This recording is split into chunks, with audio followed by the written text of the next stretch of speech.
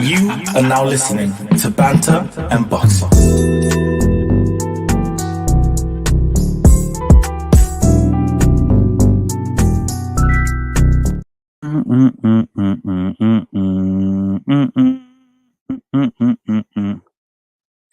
I don't know how I'm in this little cube thing. I don't know if it's like that, but actually, I kind of really like this. This is all right. Okay, cool. Thank you everybody, one and all, to uh the Banter and Boxing show. Um, Interesting weekend. Is there inter? You know what? Me and English, you lot, man, serious business. I'm usually quite articulate. 'Cause I always like do this very posh English accent when I'm trying to get away with the most bullshit, which I do a lot. I hope my enemies don't hear this. Anyway, welcome one and all. This is the Beterbiev Bivol Beterbiev. Beterbiev. How do you spell Beterbiev? Yeah, I know. Beterbiev Bivol. Should be the other way around. Fight week. Fight week. Yay! Yeah. Um, I mean, we're finally here, aren't we? We're finally here to Shangri-La. I just want to give up big up a very, very special person out here, man. Um, will it let me? Yeah, it'll let me. One second. Let me just I'll big up Mr. Jams Boxing. Jams, it's really good to see you back, mate. I know that you didn't have the best of health and things like that, but we love you, bro. Okay, so thank you so much for joining in, man. Really appreciate you, your support that you give me, and I appreciate everybody's support, man. So guys, don't ever forget to put your YouTube channels, your disses, if you want me to include them in the show. Don't forget also, I need to get this clip. I'm looking for sponsors. So if you would like your brand or your this or whatever, I'll put it in a lovely little neat video and I will be playing it throughout streams because I'm streaming every day because I'm a bum, but I'm trying not to be. So again, thank you so much. Let's put up our brother Jams in the building right now. Very interesting week that we're having. We will have the very first light heavyweight champion crowned since 1999, since Roy Jones Jr. made and did the unthinkable, which I guess the last fight kind of was, and uh, defended his won the light heavyweight undisputed title, and then went up to heavyweight, beat Ruiz, and then came back down and defended it. Um, so I think he's the only person to do that since somebody in the 19 something or the others. I'm not smart enough for this type of thing. So, but yeah, guys, like I said, thank you so much. Thank you so much for always supporting, always giving it up, always helping me, as it were. I usually big up VSO in the building, big up everybody in the building. One person that I do want to big up who I was actually on the 505 draft. In this interview, Shy, I don't know if you're on yet. You get a massive shout out from a Mr. Wait one second. Oh, you think I'll be good at this shit now? Wrong thing again. One second. There we go. There we go. Oh, bollocks again. Oh, mate. Oh, fuck's sake. All right. So, thank you, Denzel Bentley. Two of my favorite things ever. Denzel Washington and cars that I can't drive. So thank you so much to Mr. Denzel Bentley. His YouTube channel is on YouTube, guys. The interview will probably be out tomorrow, so please subscribe to iBoxing Hub. We are literally almost 50 something away from 1,000 subscribers. So honestly, if you support me, if you support anything that I do, please, please, please go subscribe to that channel. Obviously, subscribe to this one because um, it is gangster. But it's taken 3 or 4 years of work to develop everything on that, and we have so many amazing shows, so many amazing things for you all. I just want to big up my guy who's also been supporting me. Big up to Viso in the building. True story. I actually gave Viso his nickname. All right, so copyright that shit. Beterbiev versus Bivol fight week. Here we go, ladies and gentlemen, boys and girls of all ages. It is time for the realest, the illest, which might be the best. It might be the best fight ever if it's how I think it's going to go. Big up Eric in the building. Big up my guy Eric. Like I said, part of the banter and boxing family. Allegedly, there might be a group chat. I just want to thank everybody, obviously, in that group chat. Also, guys, please follow the YouTube. My Twitter handle, my backup Twitter handle, which is at banter and boxing. Elon Musk is a massive, massive fucking hater. So all of my I can't get into my main account for the minute, but I can see the positivity and love. So please, guys, follow me on Twitter. Let's try and get that one back up to 1,000 something, or God knows.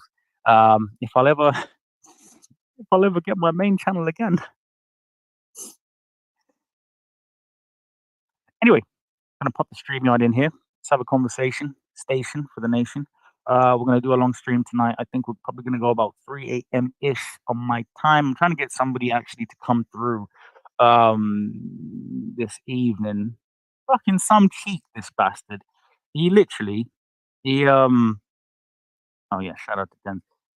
This guy, I'm not gonna name who he is, right? But he pisses me off, and I'm gonna tell you why he pisses me off. He's a boxer, and you all know who he is. He will ignore messages, bruv. Yeah. And I hate that. And he'll ignore messages, ignore messages. Oh, hey, bro. Ah, what are you doing? Maybe we can chop it up. Are you for real? You literally are. And the next thing was, yo, I need a favor, bruv. I've been building shit for 3 years. Of course, I'm going to do you the favor. But it's nice to know that I'm appreciated for it. Okay. Anyway, StreamYard is in the thing. Guys, please join me when and whenever. Yes, I am in my vest. We don't call it anything associated with domestic anything. So,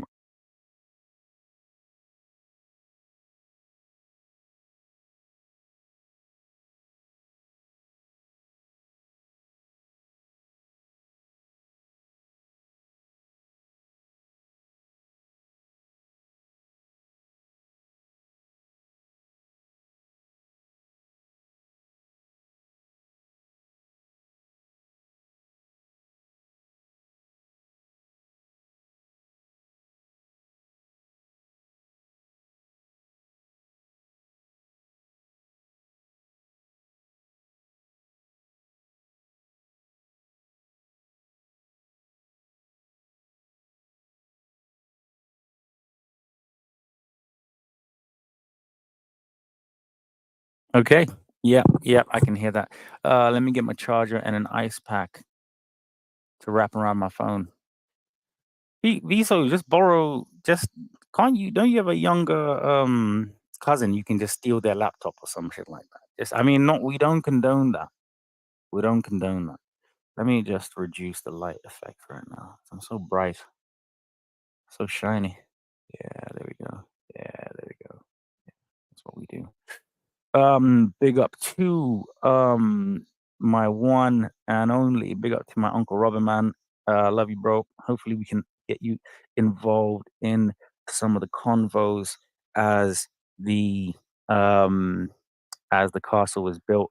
But I hope you're having a great day. I don't even know if you're at work right now. Let us know. Let the people know if you're at work. Let us know if you're at a quinceañera. You're probably not at a quinceañera. People wonder why I like that word, quinceañera. I fucking love it. I fucking love it. It's so quinceañ. It's got everything that you need in a word in it, really.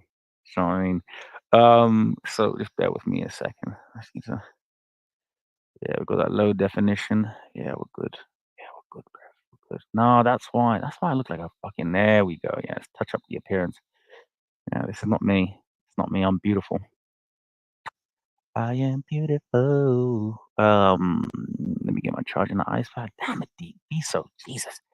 It is hot in Mexico, so he cannot be excused. I just want to thank obviously everybody. Please retweet, share, like. I want to see the likes, retweets, and all types of things. I mean, I can't actually see it. I can now on X, as it were. But we're gonna get into something really interesting. So we're gonna wait for the guys to come through. As I said, guys, it's gonna be a long stream tonight. We're going till 3 a.m., possibly 4, if um if need be. Okay, if need be. But yeah, like I said, thank you guys so much for supporting, man. You don't even understand how much this has it's very rare when you get the type of views and the type of things and just the subs every single day that we've been getting over here at the channel. Well, for banter and boxing, obviously. So yeah, thank you again. All right, it's not enough of that nice puppy love shit. All right, so we're gonna say uh, like, subscribe, and share.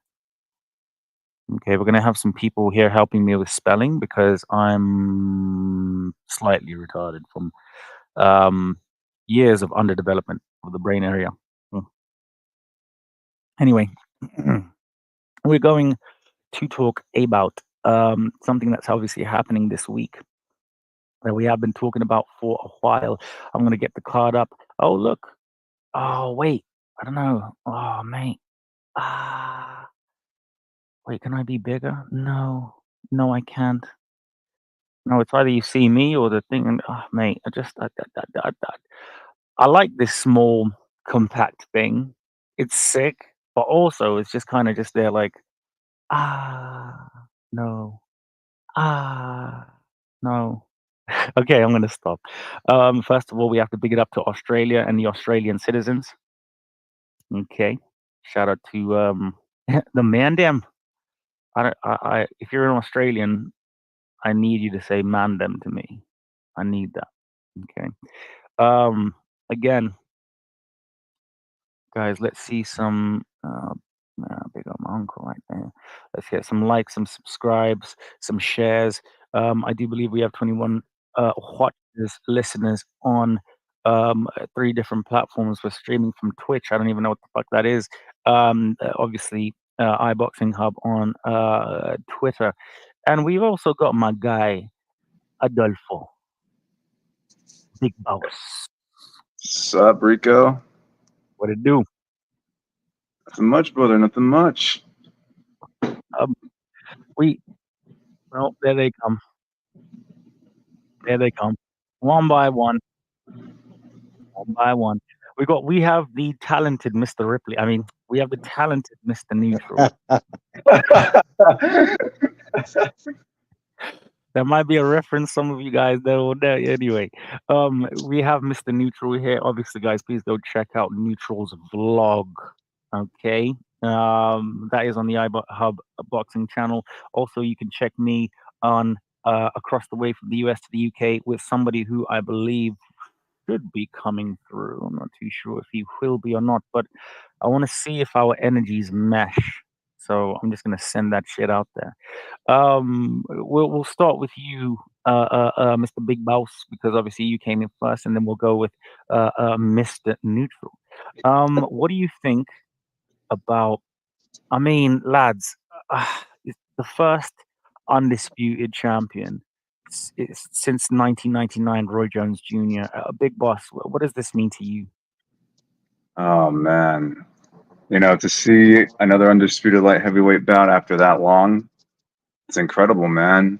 And especially with 2 guys, Bivol and Beterbiev, 2 of the best light heavyweights right now in the game. And it's just this is one for the history books. A lot of build up, and they've done especially, and Turkey Ali Sheik's done especially well, and hyping up with that video that video they've done for Riyadh season. That So promo is fucking elite, innit? it is, man. It absolutely is. And I can go into detail by detail on how this fight can actually play out. And I look at it this way, as I've been saying, that you know, this is going to be a massive fight for both men because, you know, Beterbiev, he's just coming off an injury, and that will be for me the turning point because, you know, you got Dmitry Bivol, who's got amazing footwork. You know, he's going to probably run rings around Beterbiev as long as he avoids those massive power punches that Beterbiev will give him, because that's going to be the thing. You don't want to go toe to toe with that man because he's gonna throw all night against you. And age for me will not be a factor here. You know, you look at what he did to Callum Smith, and Smith was never been knocked down until that point in his career. So the thing with Beterbiev is, can he handle Bivol's footwork? Because I know he's going to run. I know he's going to be moving around the ring and try to throw and back off constantly. Because I think Bivol and his trainers know what's going to be expected of him. So as I see it, this is definitely a 50-50 fight. The question for Bivol is, once he gets inside the pocket and Beterbiev starts throwing, can he withstand those many powerful blows that Beterbiev will give him? See, that's going to be the big question here. So Bivol is just going to have to focus moving around the ring, not go toe to toe like what Anthony Yarde did, because that was a great fight between Beterbiev and Yarde. But we knew who came out at the end. You know, Yarde, he threw his best shots, but Beterbiev was just too much for him. So that's going to be key here. And Bivol's, considering he doesn't have a lot of power punching on him, he can throw volumes, just does not have that power. That will also be key as well.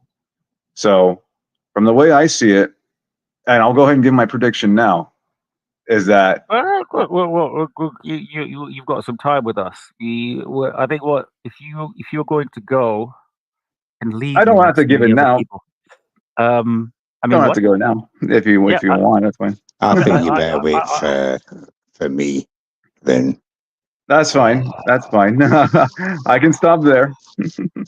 Like a fucking lion just waiting to rip something up. Okay, go on, Mr. Neutral, as you're known on the streets. See, you remember the Canelo fight? Oh yeah, a wonderful performance.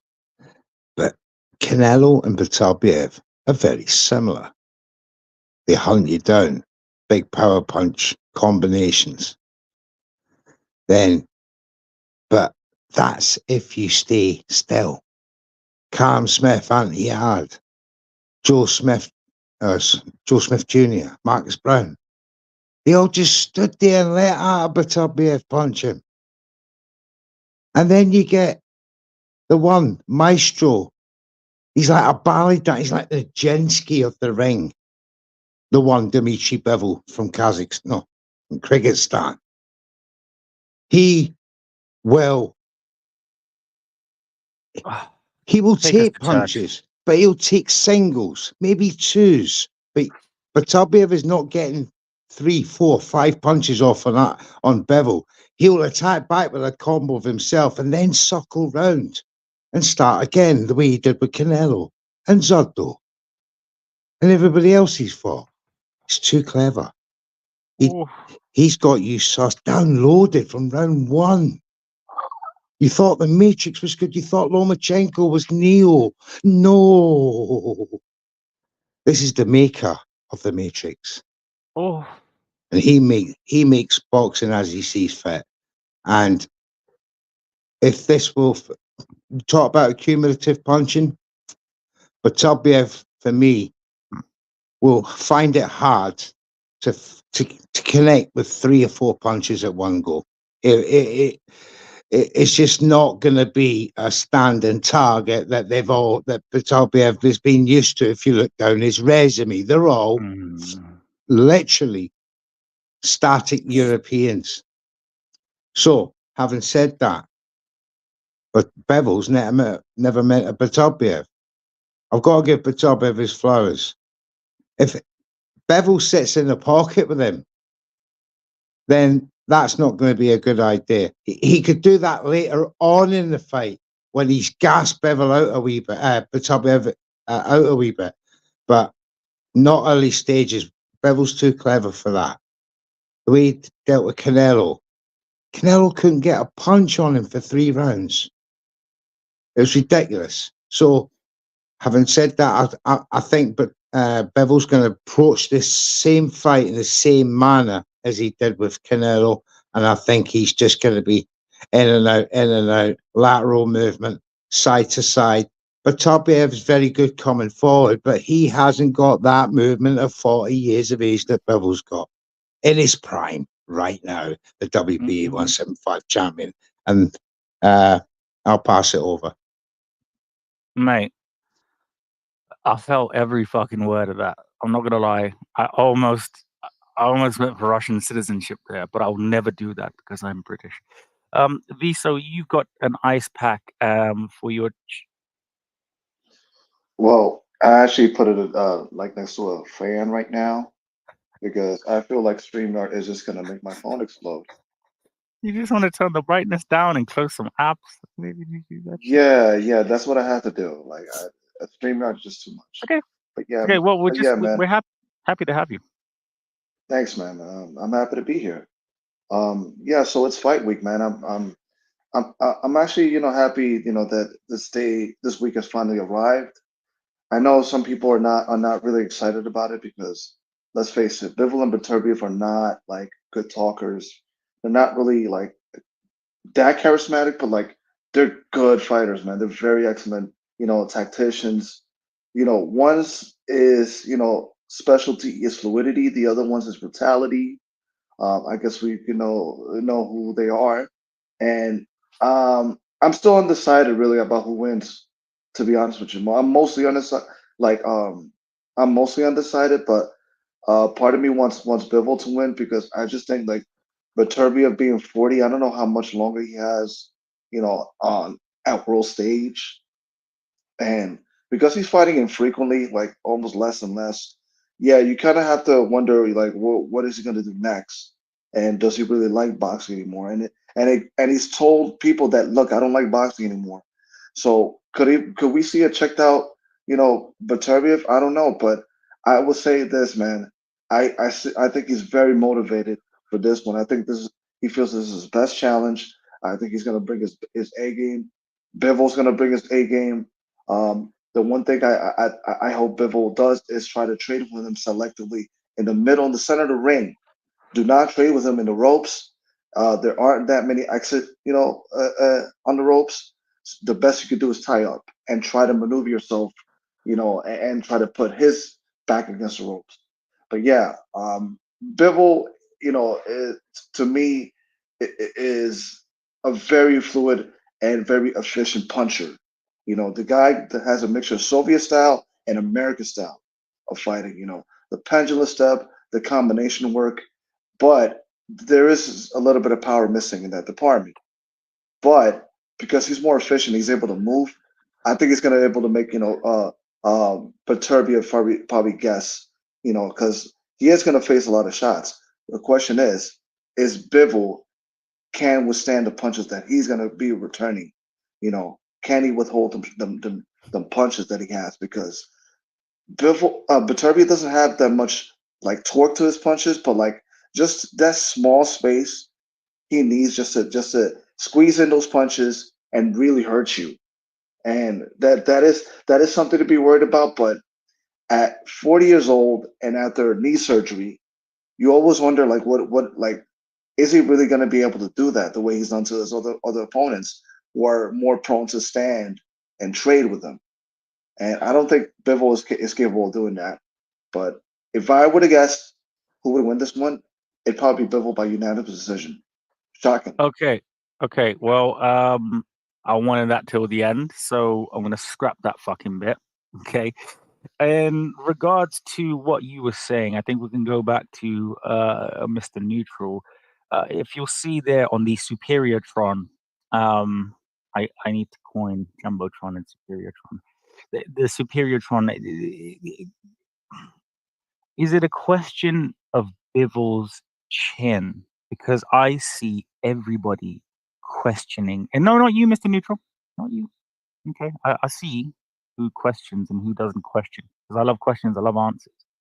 Not me. But in terms of what I've been hearing, He doesn't stand there. Once he just gets the 1-2, do you not think that that man is just going to be skipping to my loo? Just, hey, Beterbs, let me just trade with you right now. What I think even can happen is that Bivol might just be that extra Russian, right? Where he might decide to trade with Beterbs, and then will the chin muscle of a Bivol hold up, gentlemen? Mr. Neutral, I want to start with you, and then we can just go through. Remember, this is an open chat. Guys, please like, retweet, share. Thank you to all the people watching on Twitch, X. Mr. Neutral. Hashtag Bevil's chin. Let me tell you something about Bevil's chin. Tell me. First and foremost, you'd be lucky to touch it. He's so good defensively. Second of all, nobody, maybe one person has actually stunned Bivol a wee bit. Was that Lyndon Arthur? Don't. Yes, it was my guy Lyndon. It was Lyndon. It was great shot, cracking shot, right on the button. But hitting Bivol just makes him angry, Rico. Malik Zinard, Riyadh season, last time out. We were there. We watched it. End of the fifth. Malik Zinard, he had a good round.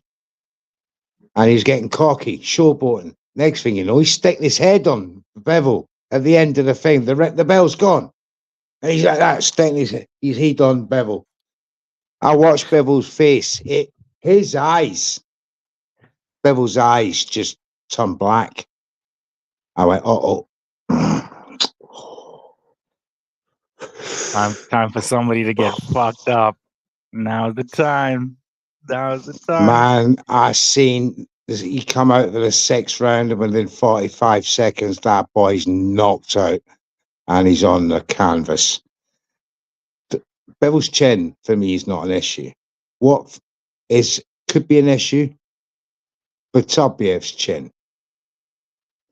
Bivol is the most accurate puncher in the world for me. Really loses rounds, card by card. His boxing stats punch stats are insane. He will test Beterbiev's chin more than Beterbiev's going to test Bivol. And I believe with the superior boxing movement and skill set of Dmitry Bivol, that an accumulative stoppage after a very, very long 10, 11 rounds from Artur Beterbiev chasing Bivol around the ring, and Bivol's stamina is second to none. And it's going to be an accumulative combination stoppage. I see it now. I see it as the same way I saw Dubois destroy Anthony Joshua. The vision is clear. It's tranquil. It's satisfying. We don't need to add. No, don't satisfy yourself on air. Okay, let's just block that immediately. So I'm just going to read you guys some stats, statistics. Hashtag statistics, man, for unboxing. Bivol landed 244 of 778, 31% of his punches, including 146 of 378, 39 power shots compared to I don't believe those. You see, Bivol does this with his left hand. His left hand's always going out. And they count them as punches. Ridiculous. I got to be honest, mate. Even that there, against a Lyndon Arthur, like,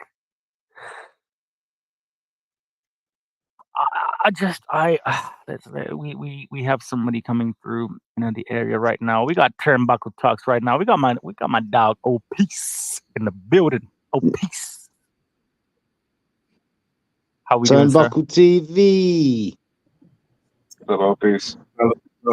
That's good. How doing today? Not too bad, mate. Not too bad. We're talking the fight of the week. Some of us didn't believe that we would get here. Not me. There's people that have been saying that with Beterbiev rupturing his meniscus or whatever the fuck it is that I have no idea about. They thought that he wouldn't be able to make it obese. Now we do have which I believe might be the greatest fight possibly of the last 20 years. It's the unstoppable force versus 25 the years. immovable object. Mate, let's go 25. Yeah, let's do OP. Don't fuck it, man. Let's just do it. Let's throw Nick balls to the air. Man, Okay. They're undisputed light heavyweight champion in 25 years. Roy Jones was the last undisputed light heavyweight champion. So this fight is man, it's massive, man. This is the biggest fight of the year, man. And I have it under understanding, OP. There's no rematch for this. No rematch clause? No. No rematch clause. I thought there was. One and done. I thought there was too. What's no rematch clause? One and done. This fight has no rematch clause. Beterbiev Bivol. Yes, sir. That is incredible. It's confirmed as well. It's actually out there. This is carry on, B. So this could only mean one thing. Either that's cash out. Yep. It's either Canelo's coming to 175 for the winner, or if they delay those plans somehow, Benavidez, gets Benavidez. It's gotta be. Let me ask y'all a question. If this was a fighter, who is it a must win for? Wow, that's a great question. No, there's only one answer. It's a Bivol. It's a must-win for Bivol. Because I tell you why. Because if Beterbiev wins and retires, Bivol will never get a rematch. He'll never get the chance to reclaim what was his or go for an undisputed. Beterbiev, he could win or lose this fight. He'll still retire, because I can't. For me, this is what he wanted. His legacy was undisputed. He wanted that. As soon as he gets it, for me, he's off ski. Padre, the only reason why I will question you, and I don't like to do that, is because no, you question all you want. It's my daddy. He said, Beterbiev has said, are you going to cruiserweight? I am going to cruiserweight. Now, when somebody says that shit so cold, I think he's going to cruiserweight. I think regardless of who, what, or when, I think he's not big enough. Well, Beterbiev, he not big enough. I mean, they're like what, 200 and something, 300 pounds. Yeah, he's 5'11". If I'm wrestling a bear, he'll have to go 185 plus pound. He'll look not as good as he does now. You're talking another 25 pound you're putting on for cruiserweight. That's pound for pound, Padre. What, nearly 2 stone. Cruiserweight's with respect, 199. Hit just as hard, if not harder, than Beterbiev. So I think that's a step too far for him personally. But he's been a light heavyweight all his career. It's all he's ever made. Only if you see the current cruiserweight division. Amateur at 205. Amateur's different though, mate. Well, yes, he did. He fought in his Alexander professional Usyk. career. He did, and he beat Alexander Usyk. I think him and Sean Porter were the only two. Some of the only. It was 108. Yeah, that was already 185 pound on the dot in the amateurs. But this is the thing, though, Padre. Like weight. The keys is discipline, and it all depends on how you see the current crop of cruiserweights. I reckon right now, both of them, as small as they are, I reckon they could tear through a good amount of cruiserweights right now. Because really and truly, we're only looking at 5 in the world. We're looking at Jai Bhatia. He smokes both of them. We're looking at Chris Billum-Smith. We're looking at the Zordos of the world, the Gulamarians of the world. We're looking at I even want to say Badu Jack, man. Is Badu Jack retired? Has he retired? I hope so. Really good question. Man, I haven't heard. I I really want. I want to. I'm going to reach out to Buddy Jack. Buddy Jack has been a hero of mine. Ever since he Chris fought, Bellum Smith would give Beterbiev a fight at cruiserweight. I think Chris Bellum Smith will give anybody a fight. I hate that people underrate him as much as they do. I just want to big up people in the chat, man. Obviously, big up yourself, you guys, man. Again, I just want to say Turnbuckle Talks will be on here this week, come hell or high water, with the gentleman O-Piece right now. So you will see Turnbuckle Talks on air. I'm very, very excited. I'm not gonna lie, and it's not even my fucking show, by the way. Thank you, Turnsy. Well, we're gonna go and speak about that obviously a little bit throughout the show. As I said, it's gonna be a long stream tonight. We're gonna go to 3 a.m. UK time, possibly 4 a.m. This is an incredible subject. This is an incredible card. Before we sort of dive into the main event too much, guys, I do want us to go to throughout the card. Obviously, O-Piece's favorite fighter in the world, Shakur Stevenson. He was supposed to come on and headline against Cordina. I do understand Cordina might have a possible fight. Big up to O-Piece right now. Shakur's watching. We again, we talk about the cruiserweight division.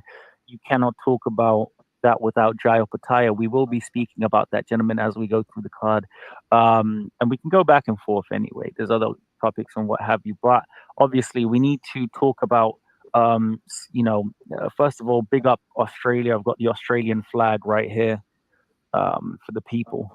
Let's just show that Australian flag. Oh, fuck's sake, man. I'm sure I deleted it. I always think, like, when I have the Australian flag, wait, hold on. I got it here. One more time. Fuck. Okay. We're going to leave it. So we have Sky Nicholson on the card, representing Australia, obviously WBC. Super feather? Super light. Super light, sorry. She's super light. No. She can't be super light. She's super feather, definitely. Super feather.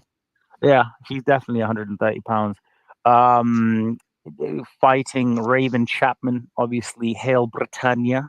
Okay, I don't know if you two gentlemen would like to sort of speak about that fight in particular. O-Piece, you love the women's division. You talk about it all the time. You say Clarissa Shields is one of your favorite. You love Gwotness. You've seen the movie. When you see, this type of fight against the British fighter and an Australian like this, O-Piece, what does it not make you warm and fuzzy inside, or what do you reckon? I mean, I'm probably one of the few guys that gets excited for women's boxing, but there's a couple. I see Sky Nicholson winning that fight for sure. I don't think it's going to be close. I think she's going to win that fight. But I don't think it's accurate to say that Clarissa Shields is my favorite women's boxer. You called her by her legal government name. I think I can say whatever the fuck I want to just there. Sorry, O-Piece. Respect of Wolf though. You give yourself away there, O-Piece, when you uttered the words quote. I don't think, and he says it so that he said it with such conviction as well. Yes, it flowed over his tongue. If he started going, no, I'm joking. Oh my god, I need to delete that. It's alive, Stevie. The O-Piece has no idea about Raven Chapman. Can you educate this? I have no idea about Raven Chapman. Don't talk to me about Raven Chapman. All I know is a woman. Okay, well, I need the misogynist to get out the fucking thing. I just know that she's decent. That's all, through various other people. And she's decent. Viso, you save us, man. Listen, I don't know much about this fight. With who's Sky Nicholson fighting again? There you go. Exactly. I'm trying my darndest to try to get involved. I've got an excuse. I'm Scottish. Everyone has Oh. Google, by the way. I've not said don't use Google or anything. I just want to chuck that out there. You can lie if you want. That's cool. Well, And but I let's didn't say just say you that can't do Sky that. Nicholson's very odds-on favourite for that. She Yeah. seems She was more shit like hot in Raven the is last British. fight. I'm a fan. She Right, like Raven. Yeah, but British people sky's are the riding limit, though, more. isn't it? Oh, mate, no. Let's just. We got Sky's the AJ in the limit, building. baby. We got the technical genius that is AJ. AJ, how are you doing, my brother? What up? What up? How y'all doing? What's going on? Good. It's hot ass Sunday. What's good, AJ? Monday. Excuse me. Man, I got the heating on out here, man. It's serious business. We're talking about women's boxing. You're an advocate for women's boxing. I've Absolutely, seen a lot yes, sir. Yes, sir. well, I've seen what the great work you've done on OnlyFans. I didn't want to, but I had to. What do you think about this fight between Raven Chapman and Sky Nicholson? A great matchup between two unbeaten, young women. I believe they got the potential to be a major forces in the sport. If not right now, definitely in some time. Coming in at the perfect time, the same amount of experience, same amount of fights. It's just that one is the champion, and the others are pretty much the mandatory. I think honestly it could have went either way. Believe it or not, I think if the fortunes were reversed, the Raven was on Matchroom and Sky was on Queensbury, I think it could have been Raven who could have been champion instead of Sky. But be that as it may, Sky's got the belt. Raven's the challenger. Let's get it on. Can't wait for it. I mean, who would you rather have the illustrious turkey bag than two of these ladies right now? Sky she's built her fan base over here. I think she's only fought in Australia once because we didn't know if they had an arena there that it wasn't infested with creatures. She's done so well, Sky Nicholson, and that's something that it has to be highlighted. The only knockout I believe she's had is against Lucy Lionheart. Okay, shout out to Lucy Liu. No, I remember that fight. It's funny, because Sky stopped her while Michaela Mayer didn't. I remember that.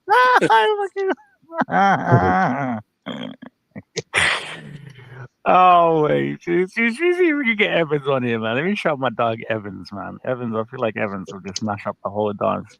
But I'll be seeing Evans 26 in Manchester at the Co-op Arena for Jack Carroll versus Regis Prograis. I think Regis is going to win this. Come on, Regis. You're going for Regis? I know. I said something about the American boxer that only messaged me when he wants something. I take all that shit back. Shout out to you, bro. Big up to you. I'm gonna do some business, buddy. So obviously looking at the comments right now. Thank you guys. Obviously, Jamsy, Shy, everybody for Lucy Wildheart, mate. Can you imagine? And then Maya now has been slowly getting it back, but obviously the GOAT Sandy Ryan mashed work to write it out there. But we are not ready for these conversations right now. Okay, not ready. I still haven't seen the fight. I gotta watch it. Sandy Ryan, nice. Bro, listen, I just want to shout out to the GOAT. I have spoken to her. She's okay, and she is going to deliver justice to the next poor unsuspecting woman that's going to be in that ring O piece. They might leave in O pieces from that bout. Now we're going to go obviously through the card right now. Somebody who has been, some people say that we're twins. Some people say that we fight exactly alike. We look alike. We definitely don't sound alike because the accent is mashup. Ben Whitaker is going to be fighting. I just want to hear from our American compatriots right now. We'll go with you, Viso. Viso, you have been a massive fan of, Ben Whitaker, crouching style hidden dragon, just like Ice Cube's son. You're a fan of his.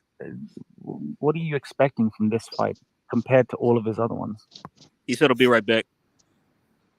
Yeah, he's just gone for a break. Okay. that beautiful lead up, and he's not even here to I hear this a lot, and And it you didn't fucking hear a word of annoys it. the shit out of me, bro. Because these man, they like Anyway, moving on. AJ, Yep. you're here and just not fucking in and out like some Wi-Fi signal. What do you think about Ben Whitaker? I think he's got a lot of potential. I really enjoy him. He's really entertaining. Don't mind the showboating at all. He gives the crowd a good show going out there. Just lets the shred his stuff. Thing is, yeah, he I mean, but I people seem to not like it very much, but I don't mind it. I don't mind it. I find it enjoyable. I just that's the main reason I watch him, not just to see if he's gonna get knocked out. While doing that stuff. But he's doing his thing so far. I think he's got like 10, 11 fights. How many fights he has now? I'm not sure how many. It's not a lot, but let's have a look. I think it's 12. 12. I remember his debut, mate. I just thought, and I looked at this kid and I was like, Ben Shalom, I'm surprised he didn't make him sign that shit in blood. Okay. I know, right? Mate, I remember his first fight too. It's like you put on the shoulder and it's like, who is this cat? Like, yeah, this dude is funny. Bro was like, what? And I was just like, I saw him on his debut. Yeah. I watched him fight 3-4 times. I think I've seen most of his fights. I've seen every fight except probably 2. I saw his debut fight, but I've seen every fight after that. But maybe 1 or 2. But I've seen most of his fights. So he's 8 fights in, 5 knockouts. He's obviously fighting my guy. Big up to Liam Cameron, man. You don't well know him, all this type of stuff. But I just want to say big up to Liam Cameron. If you watch the fight with Lyndon Arthur, he gave an incredible showing of himself, where a lot of people expected him to get that work mashed on him. But I just want to big up Liam Cameron and great opportunity for him and his family. Saying that though, again, like I said, 8 fights, 5 KOs. He fought the African King Ezra. That's where I watched him last at Crystal Palace, on the Chris Billerman record. Fuck's sake.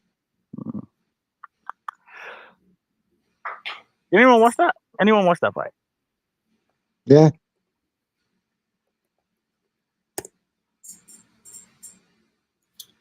Ben Whitaker. Ben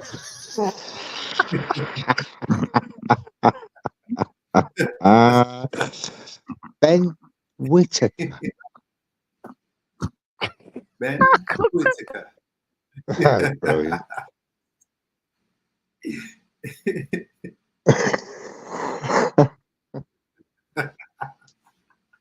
You're a bunch of assholes. ETL's in the building. Big up ETL. What's up, I love OPs. This is why I ordered OPs to have his own show. Bro is British, bro. What the fuck? I got a certificate hanging on my rotted right now. I'm gonna print it, take my name off, and send it to you, you bad boy. But back to serious fucking business right now. OP, stop laughing.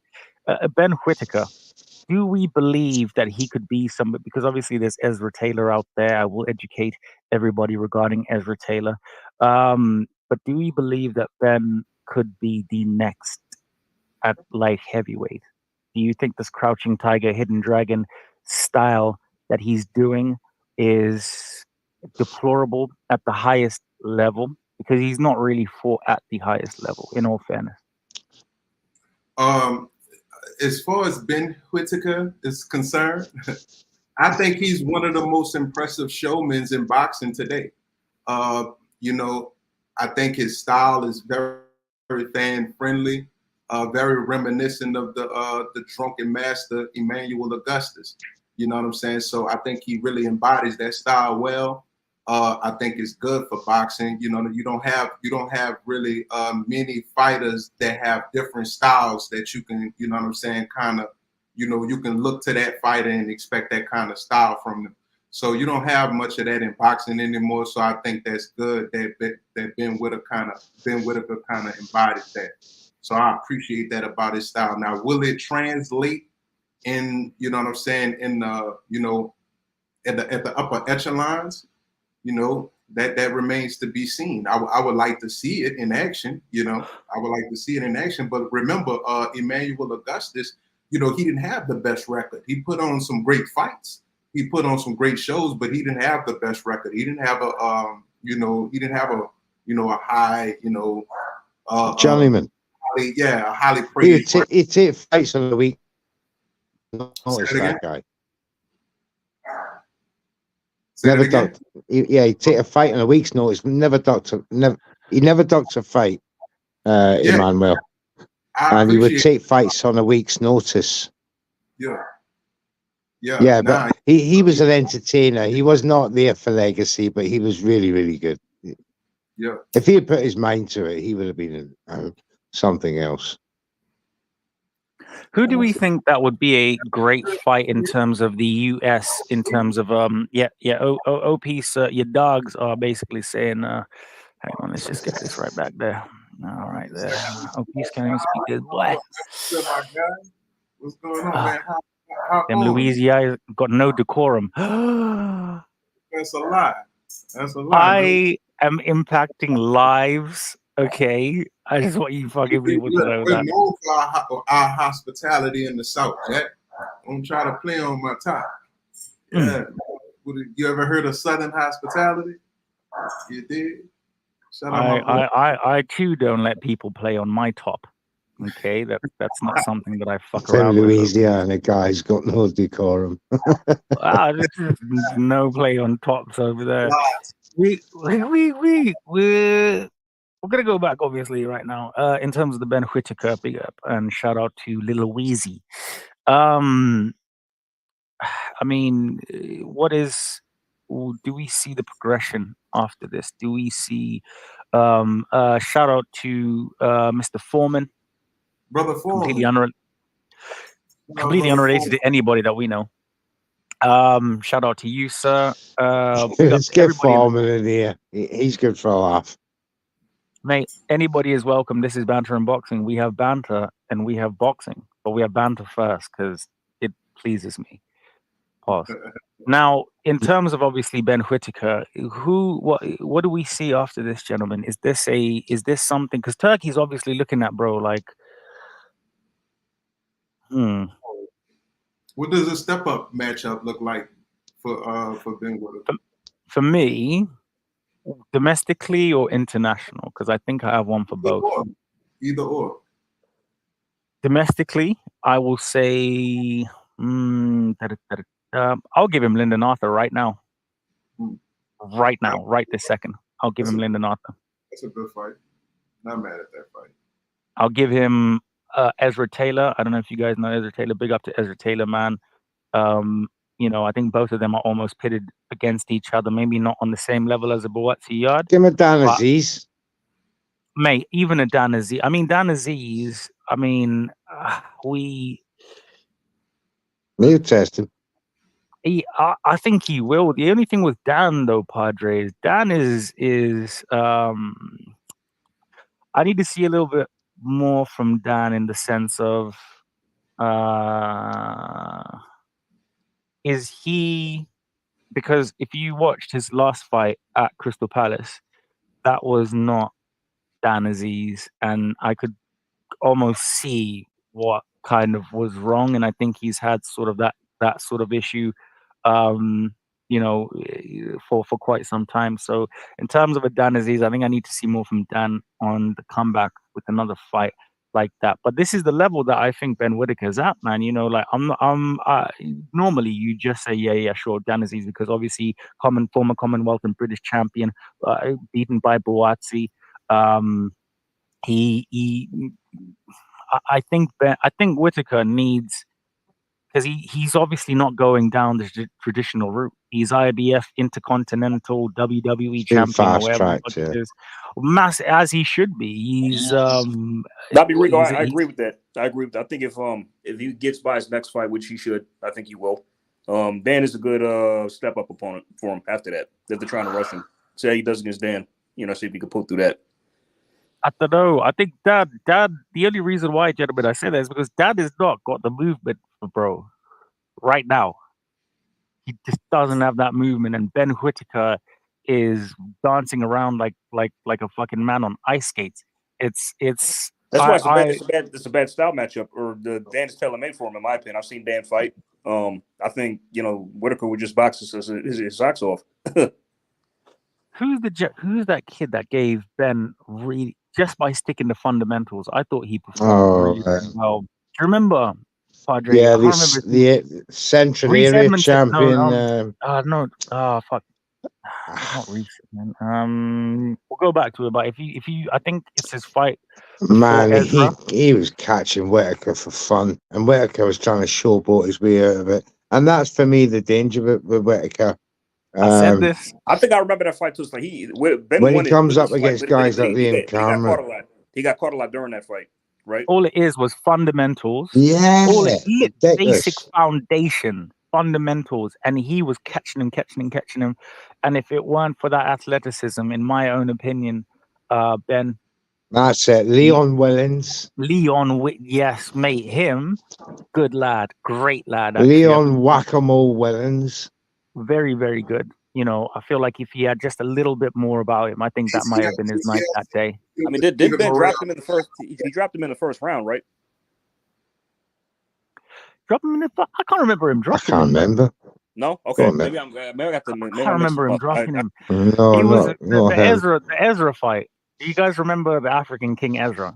Oh, the guy that was just rolling through Shannon Briggs in every press conference. Fuck you, Ben. Like, fight me now. Yep. I remember I saw him at the I can't remember which fight. There was 6 security guys taking him the fuck out of there, bro. It must have been the Crystal Palace fight. No, I mean, he run his mouth and he got the fight, so at least they led to that. But he sure as hell didn't win it though. So mate, the elbows and the headbutt. He started fouling Ben. And like it's funny, like, I remember before the fight, I saw an interview with the guy. He was like, "Oh, I'm gonna stay controlled and composed. He's not gonna get in my head." Oh yeah, you sure did. Yeah, we saw that. All right. Big up Jam's Boxing Chat. Boxing Media Hub spotted Dan the other day in London, and he has said he's ready to get back to the top of the British rankings. Oh, thank you, Jams. Yeah. Let's put that one there back. He's got his boxing head back on. That's what we love to hear. I really like Dan. Honestly, I really have so much respect for Dan. ETL, he just wants to see a body in the ring. He says, why don't you just feed him to David Morrell?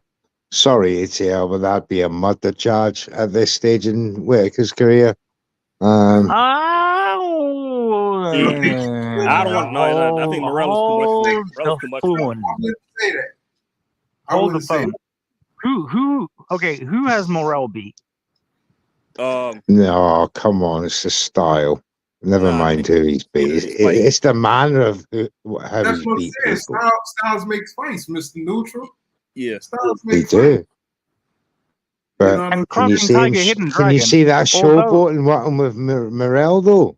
I want to see that. That's what I said. I've said this to coaching stuff, everything. Oh, peace. This is what I want to see him do the exact same shit that he's been doing with a Morale, with an Ezra, I want that there. Yes, I do. No, fuck that. No, because Prince Nazeem. That'd be like, Prince Nazeem Hamid fucking Floyd all over again. Amateurs as a 7-year-old baby, doing all the shit that he was doing. And he carried it all the way up until he lost, obviously, and et cetera. But, all right, I'm going to put you guys on game. Hamza Uddin. He is Crouching Tiger, Hidden Dragon. Hamza Uddin. I'm going to put that shit right there. Shout out to my dog right now. Hamza Uddin is the next up. Please, guys, go watch his fights, because I'm telling you one thing. You really want to see a Nas 2.0 polished like anything. Watch that kid. That kid is sensational, dynamite. I'm putting it out there right now. You don't know how it backfires, but with Hamza, Hamza.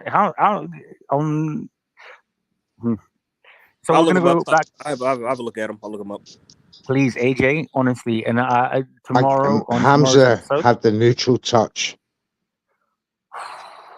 He's so good though, Padre. He's so fucking good, that kid, man. I want to get some permission I'm gonna ask he's brand new. Yeah, I met him in Liverpool. mate. He was a in great Liverpool lad. for the McGreal fight. Sorry, carry on, Opie. Okay, yes. Okay, this is a brand new guy. He Yes, only got 2 Hamza bouts. He got a Uddin. fight coming up on 30th of November. Let me against put it Ben this Norman. way: he could have been Okay. right. The only reason that he's not on a Riyadh season card is because he has said that no, and I'm only going to say that, and that's it. Okay, but let me tell you something. So he's from Turkey, Edwards that off is under. the good, bro. Like not under. Nah, I'm gonna get him on sometime this week, and we're gonna actually chop it up with this kid. And I'm gonna ask Matchroom for permission if I can play just some clips and stuff like that, because there's no money for suing and there's no money for getting my shit taken down. So I'm pretty sure that they'll be cool just with that one. Shout out to Matchroom team over there. Now, just obviously going back to this Whittaker fight, I think we all expect. Well, what do we expect? Actually, we're gonna go with you, AJ, then Mr. Neutral, and then go with the piece. What are you expecting in this fight, AJ, from Crouching Tiger, Hidden Dragon, Whittaker? Same old, man. He's gonna show Boat do his thing. I'm hoping for a KO to get the crowd riled up, but I'm probably because I really don't know much about his opponent. Never really seen too much of him. Not sure who that is, but either way, Ben's gonna put on a show. Kid. Yeah, he's gonna go out, put on the show, do his thing, and hopefully the crowd likes it.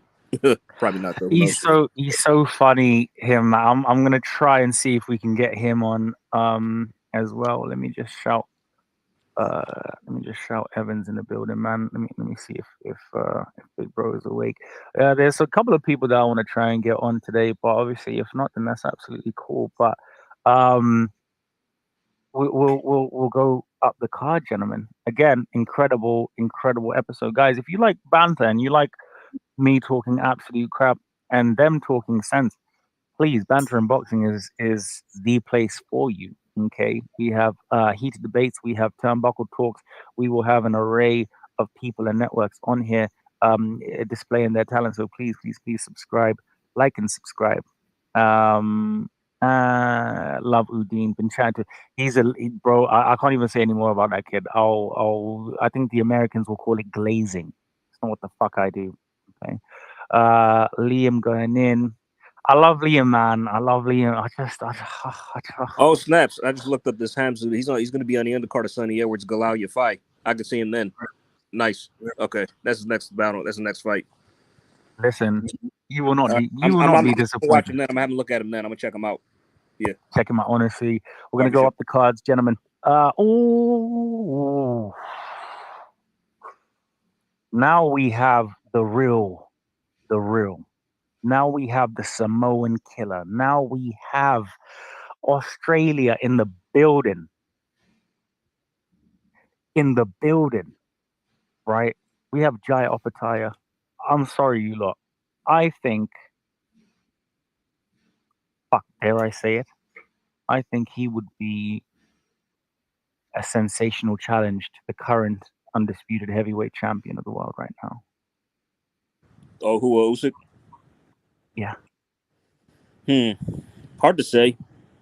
It's just that, like, I think Usyk can still beat him at this stage, to be honest. Because you know why I say that? Because he still struggled with Breedis when he was coming off a 2-year layoff in that rematch. Breedis is a freak of fucking nature, though. I know that, but Usyk struggled against him too. But I'm just because of that, Jai's good, but I think he's got stamina problems. He might have a gas tank issue, and I think that's the only reason why. Yeah, he's fresh, younger, but that's why I think I take Usyk. If let's just say Jai was to go up to heavyweight and fight Usyk, I still pick Usyk, just only slightly. I give him a slight edge though. So this is the thing. I mean, I know it's Maris Breedis. Because I thought Jai was going to stop him in the rematch, but bro, like he started off good, and then Breedis came back and started like giving it to him. It's like, what the fuck, bro? Like, there's a picture of Jai in the hospital after that fight, and he won, and Breedis is there in the back, like, yeah. Oh shit! He's a fucking assassin, Breedis, bro. The rematch or the first fight? Which one? In the fucking rematch, Jai is in the back I can see big up to everybody at Tasman Fighters, man. I love you guys, man. Big up Mick, big up Jai, big up everybody. Jai is there, hospital bed. Yo, red to the tear. Breeders, just a jumper, couple black eyes, red to the tear. Hey, Oh, in the first fight, he broke Jai's jaw. fucking gangster, bro. Fucking gangster, bro. Like no one can tell me that shit is not Bronx. No one can tell me that is not just mad, bro. Literally, you lost the fight, but your guy who won is in the bed, and you were just out here taking selfies with bro. Like, nah, that's mate. Breeders. I'm not sure if Breeders has retired now. Yes, he he retired. has a happy Fortunately retirement, for mate. him. Oh, Yeah. mate, you gave me. Like, bro, based off that performance in the rematch, it's like, bro, I think he can still give a lot of cruiserweights today serious issues and probably beat these guys. Breeders is top 3 right now. Right now.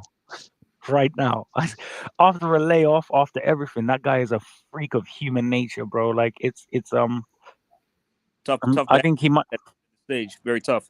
He's a tough bastard, man. My God. If you watch the Usyk Breeders fight, Breeders was walking Usyk down. Bro, I saw it. I know.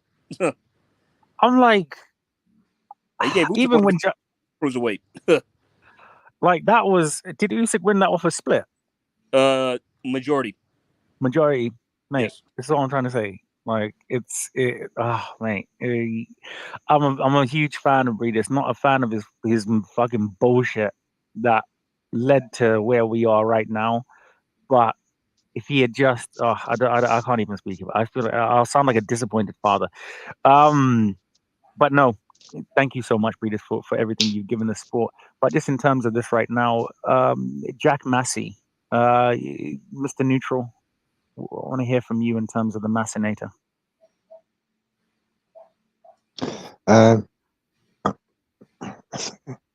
Just an easy win for Jai. This should be over in 3 rounds. What do you reckon? It's just him with British fighters. He's just like, nah, he's just annihilates them, mate. I saw the Jordan Thompson fight again. I wish I didn't.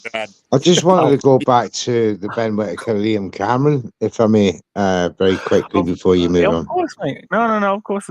It's Liam Cameron was Commonwealth champion at super middleweight 2017 when he won it. 2018 he got busted for cocaine and suffered a 5-year ban. Some would say that was very harsh. Some would say, it was just, but 5 years to me in a boxer's life is like making him start again. When Jams interviewed them, 5 years for blow, and Ryan's gonna probably fight next year. Sorry, my bad. There you go. So he had a couple of tune-ups on his comeback. And he went straight up to 175 and challenged Lyndon Arthur for the WBA in a continental belt. So Ben Whittaker is going to find levels here that, he fought an central area guy 2 fights ago, and now he's fighting at world level with Liam Cameron. And he is world level in my eyes. Anyone that can take Lyndon Arthur to a split decision is, he's breaking on world level, and he's 33 years of age and he's got hunger. This guy's angry that he suffered a 5-year ban. And I pity Ben Whittaker if he lands on him. That's all I'm going to say. Well, what are we saying about Whittaker's chin? My chin is made of vibranium, but his, like, is it a case of it's not been tested? Yeah, I mean, it's a case he's been tested. Question mark still, I think. Not really. Yeah. Peace, what? I mean, at elite level, it hasn't been tested yet. It hasn't. Not even elite. We're not going to even say elite. We'll go. He's not even been tested at European level yet. No, never mind this level. Yeah, domestic level it just hasn't been tested at all. If we're questioning, does Ben Whittaker have a battle tested chin? We would have to say yes. His style, you know what I'm saying. His style causes for him to get caught. he has his hands down a lot. You know what I'm saying? He just, you know, he kind of rolls shots off his chin a little bit. He knows how to do that. But like, will he be able to do that at a high level? That remains to be seen. That's my question. That's my question. I mean, he's got the reflexes and athleticism to, you know, get out the way and move well. But it's like, could you do that at the higher level? That's kind of what I want to see.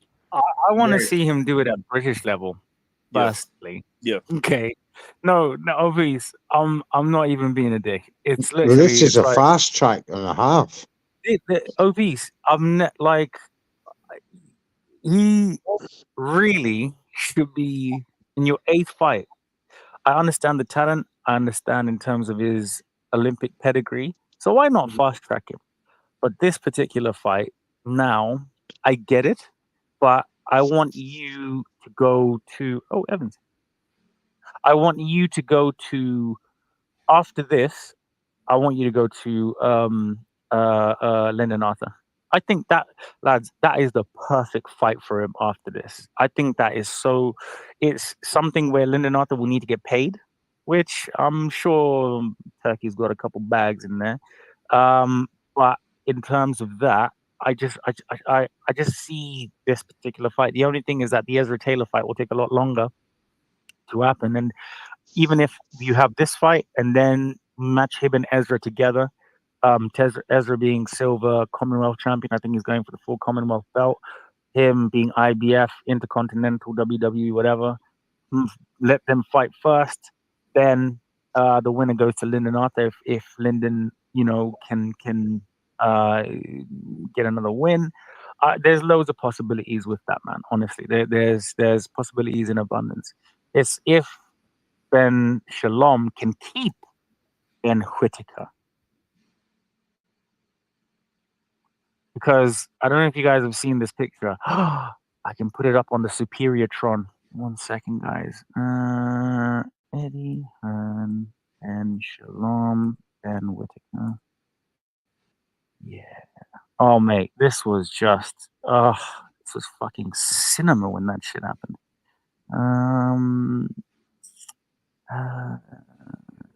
Ben Whitaker presser. Oh, don't do that to me, guys. Yeah, he should definitely go straight to fight Lyndon Arthur. Eddie. Oh, peace. Eddie and Ben locked hands or thing, and then Ben was there like. That's the natural step. If he beats Liam Cameron, it's got to be Lyndon, and it'd be an easy fight to make. I agree with that. I have an issue with that. He can fight Lyndon after this guy. That's yeah. I think Lyndon is the most perfect fight in this whole scenario, mate, to be honest with you. Oh, this is what I need to type. I need to take away Ben Shalom. Oh, none of haters, bro. Eddie Hearn, Whitaker, presser. There we go. I'm gonna upload it in a bit. This thing. So let's obviously go back into the card, gentlemen. Let's not get fucking distracted right now. Obviously, people, thank you so much, ladies and gentlemen, boys and girls. Please like, subscribe, share, retweet, all that type of good stuff. I don't know what Twitch is, but Twitch it out if you can. Which I believe could be one of the best, if you know, fights on this card is Fabio Wardley and Fraser Clerk. Dos. Now, OP, so we'll start with you, and we're going to go with Mr. Neutral, then we're going to go with AJ. What do you think about this fight, bro? I don't know if you watched the first one. Yeah, I didn't watch the first fight. I still need to do some due diligence, some study on that fight. Well, okay, he's 17 fights, 16 knockouts. Okay. For Fabio. 6'5". Yeah, for Fabio. Fabio has had 10 white collar fights, by the way. No amateur experience. So that was Frazier Clark is the only guy he did knock out, basically. Pretty much. Fabio is, Clark is 33. He is a bronze medalist. He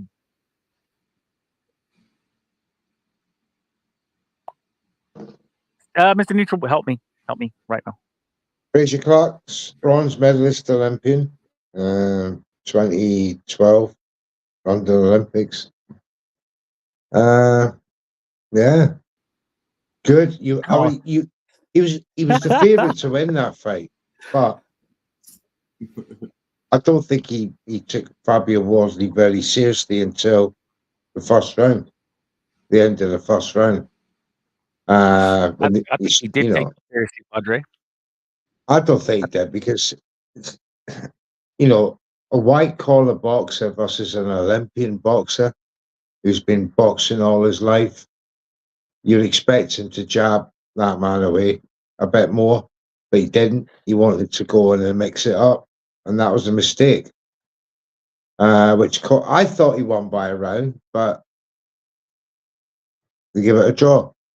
I think Wardley was the benefactor of a hometown decision at a draw, but Fraser didn't do enough in the early rounds to make it convincing. I think he was conserving his energy, and the reason why I'll tell you that he took it seriously, AJ, I want to hear from you on this one, is because of the counterpunching, the preservation of the energy. Even the shape phrase came in for that fight. That's the best shape I've ever seen him in. Yeah, he looked good.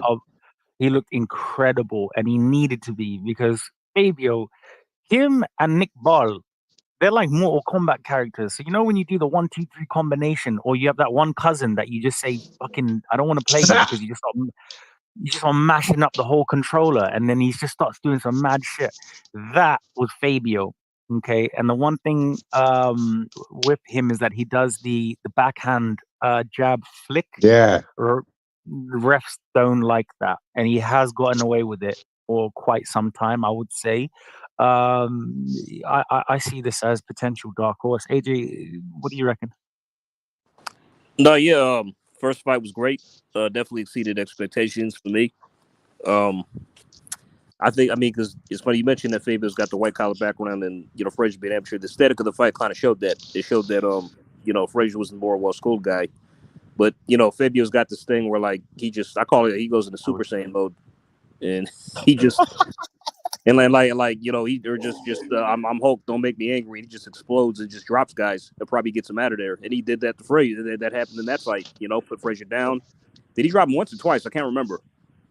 Twice. Okay. Yeah. Okay. Yeah. Thanks for sure. Please appreciate that. And I think, and Neutral, that's why I think Wardley won, because of those 2 knockdowns. Those were clutch, because I saw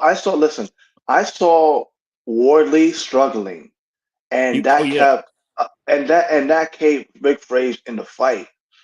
Now, if I see more of the same from Wardley, like I did in the first one, he's gonna go down. Because look, that fight, I'm like, yo, look, I know you're trying to prove you're tough and all that, but I need you to be more defensively responsible. More responsible, more defensively responsible. Don't exert so much energy to try and knock the guy out. Just be patient there. But he ended up, getting his nose busted and trying to labor through that, because when you nosebleed, and it's like you're gonna have trouble breathing, and that's gonna exert more energy into it. And mouth open. That thing was mouth open. Yeah, mouth open. Your nose is dripping like a faucet. It's not a good recipe for you, especially if you're taking punches to the head. And I think Frazier's might win this one, in my opinion. I think Yeah. Yeah. Yeah, but obviously you're right. It's because until he got the knockdowns, the fight was not going Fabio's way, at all. It wasn't. It was not. I mean, the tide shifted. I think the fight was. I mean, from what without I could the knockdowns, that was a Frazier Clark win. That's not true. So. I think so. That's definitely not true. That's 4 points. Padre, in terms of yes, it's 4 points. But in terms of the combination, I know that Fabio did take rounds off. I believe, and I still believe it to this day. One, in terms of his nose, he needs to get Dr. Miami on that thing. He needs That nose Dr. is still Miami. not fixed right. I saw that interview, and it looks like he's It's still cut, if but he it's a scar. it's because it's fucking indented, and because obviously because of That like the goes scar again. tissue. Go on, Padre. I'll say if it goes again, who knows? Well, this is the thing. So, a normal person would, well, I say a normal person, a normal training team would, they would prepare for these type of things in the sense of the movement, the head movement coming in, the footwork. You know that phrase.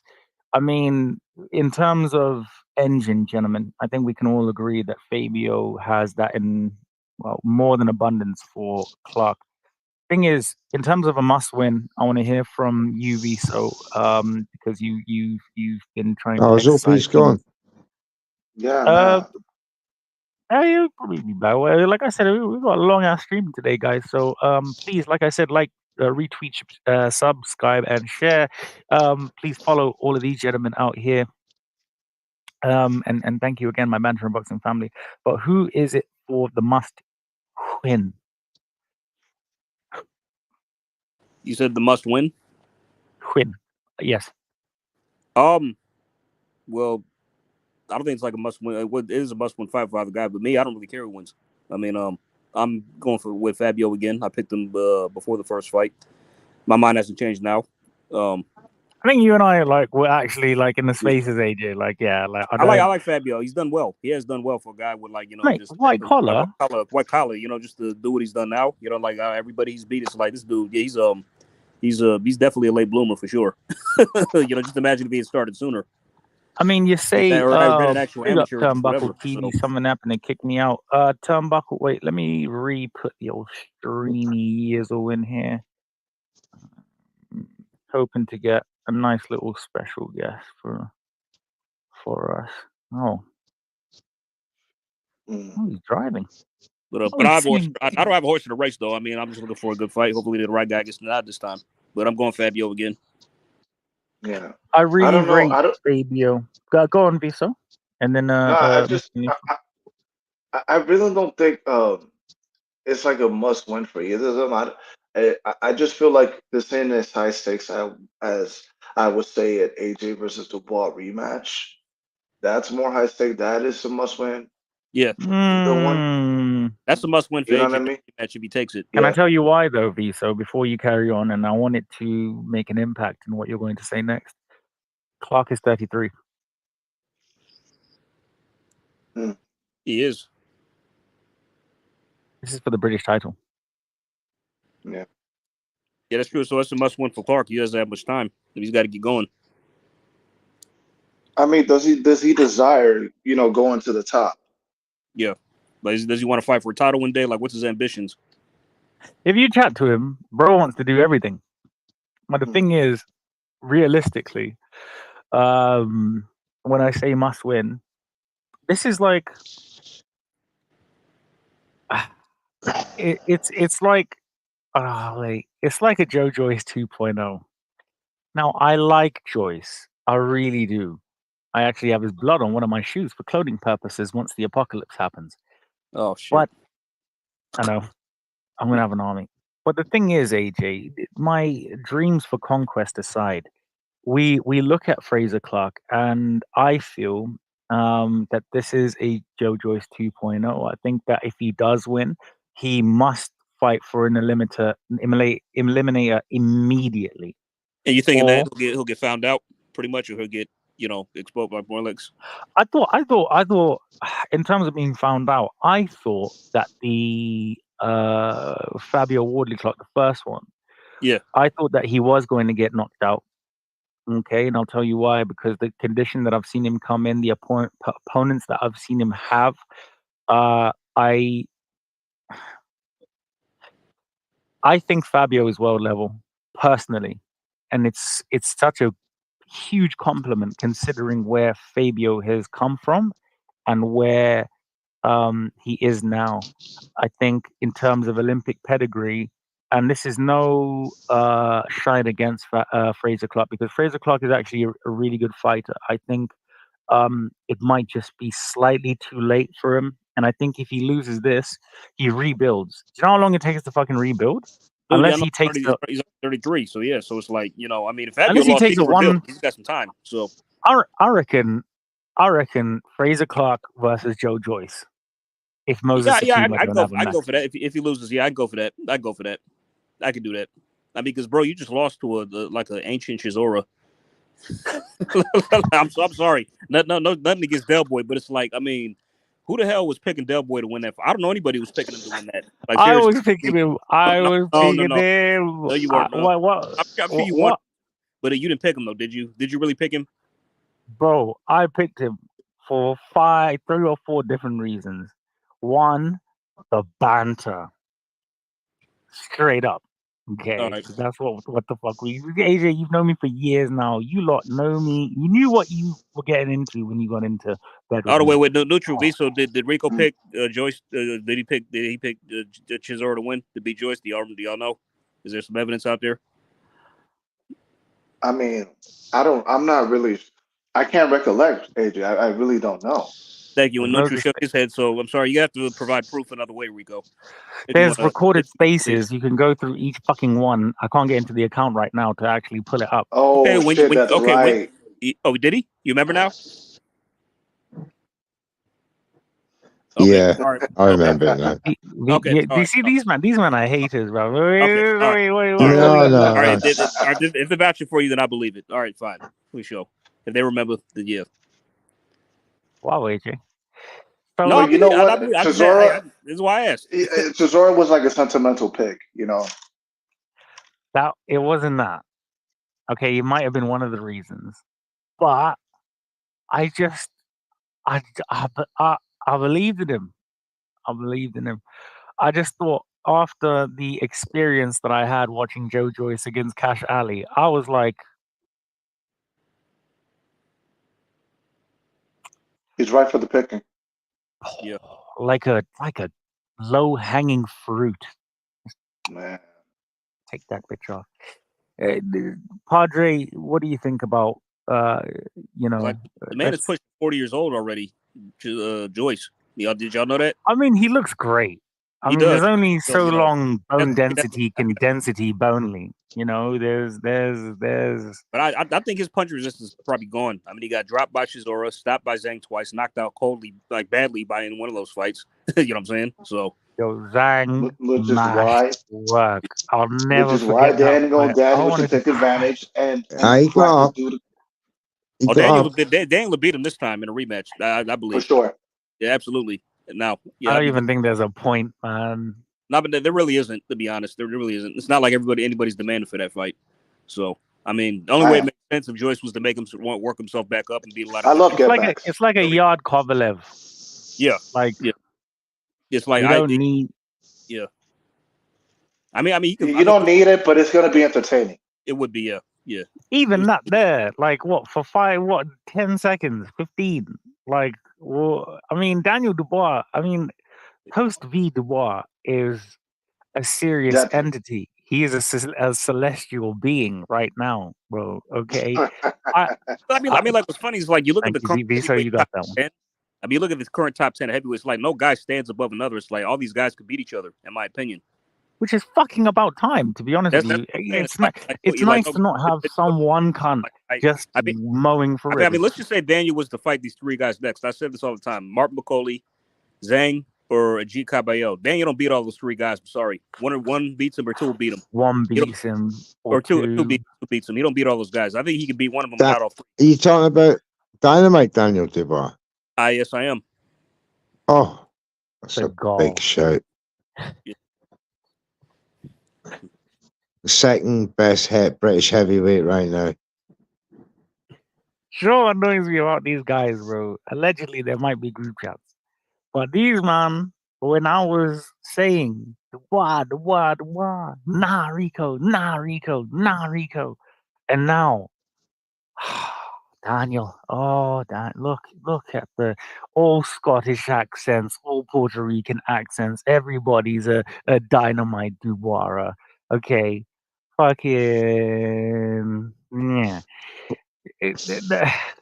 Me being absolutely annoyed aside, AJ, you said something really cool there. You said there's Yeah, but you three did the heavyweight. reverse. Yeah, Zhang, Bacoli, and Caballero. I was loyal.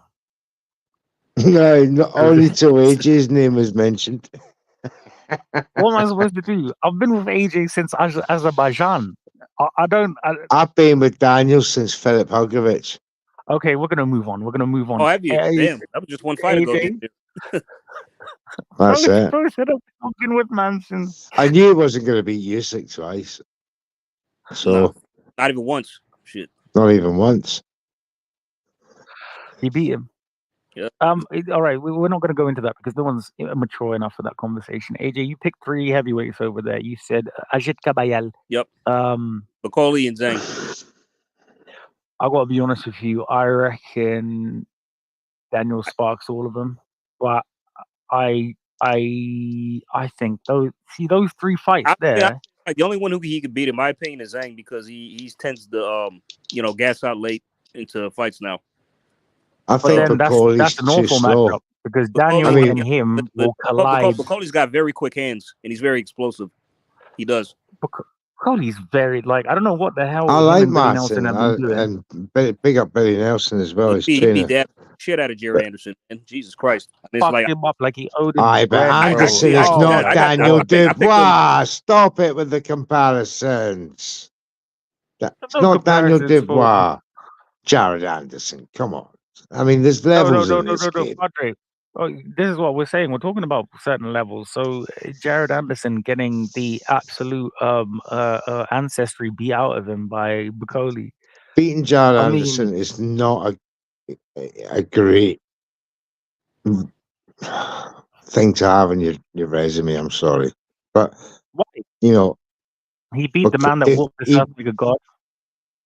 Jared Anderson's just a stepping stone at this moment in time for heavyweight boxing. He's proved that he's not got the he hasn't got the minerals, he hasn't got the skill set, he hasn't got the patience, he hasn't got the IQ. He's just a big boy with a big punch. No, do you know what, Padre? I will contest you on that one. I think that he's got all of that. He just doesn't have a good trainer to show it. Who's training him? Who's Jared Anderson? Yeah. Sugar Stewart trained him for the Bacoli fight last time. I'm not Kronk sure. Gym. Sorry. I'm not sure if he's still with him now, but the Kronk Gym can't make you. But that's not the style that he needs. Now, this is the problem. Oh, come on! How many excuses are you going to give him? All right, you're going to go through every trainer till he gets that right one. No. Well, to be honest with you, this is what he should have done. He should have meshed with the trainer, had a decent fight. These lot looked at Bacoli like he was a fucking twerker. And then look what happened. Well, it probably overlooked him. I mean, I think that's detrimental to Sugar Hill's I was completely aware of the threat Bacoli possessed. I mean, it's like I actually got that one right. I picked Bacoli to stop him. And, yeah, and that's what happened in 5. I picked Bacoli to stop him for a couple of reasons. But scientifically, Bacoli said he'd get him out in like rounds 5 or 6, stopped him in 5. And you said it, Rico, scientifically. Scientifically, Bacoli. I mean. Okay, Padre, God damn it. Let's look at it from the mental aspect, okay, because we rarely do that with fighters. This young man, I mean, he's not really, and you say minerals. I just think he's at a crossroads now. Does he want to, I mean, I saw his Instagram post and he said, what did he say? He said, man, I should have had that guy out here, there, and this and this. Yeah, I can't believe I lost to this guy. When you're really good, you can only be delusional when you're really good. You can't be delusional now. I think he clearly overlooked him. He overlooked Bacoli. I think that's what happened. Yeah, that IG story exposed him.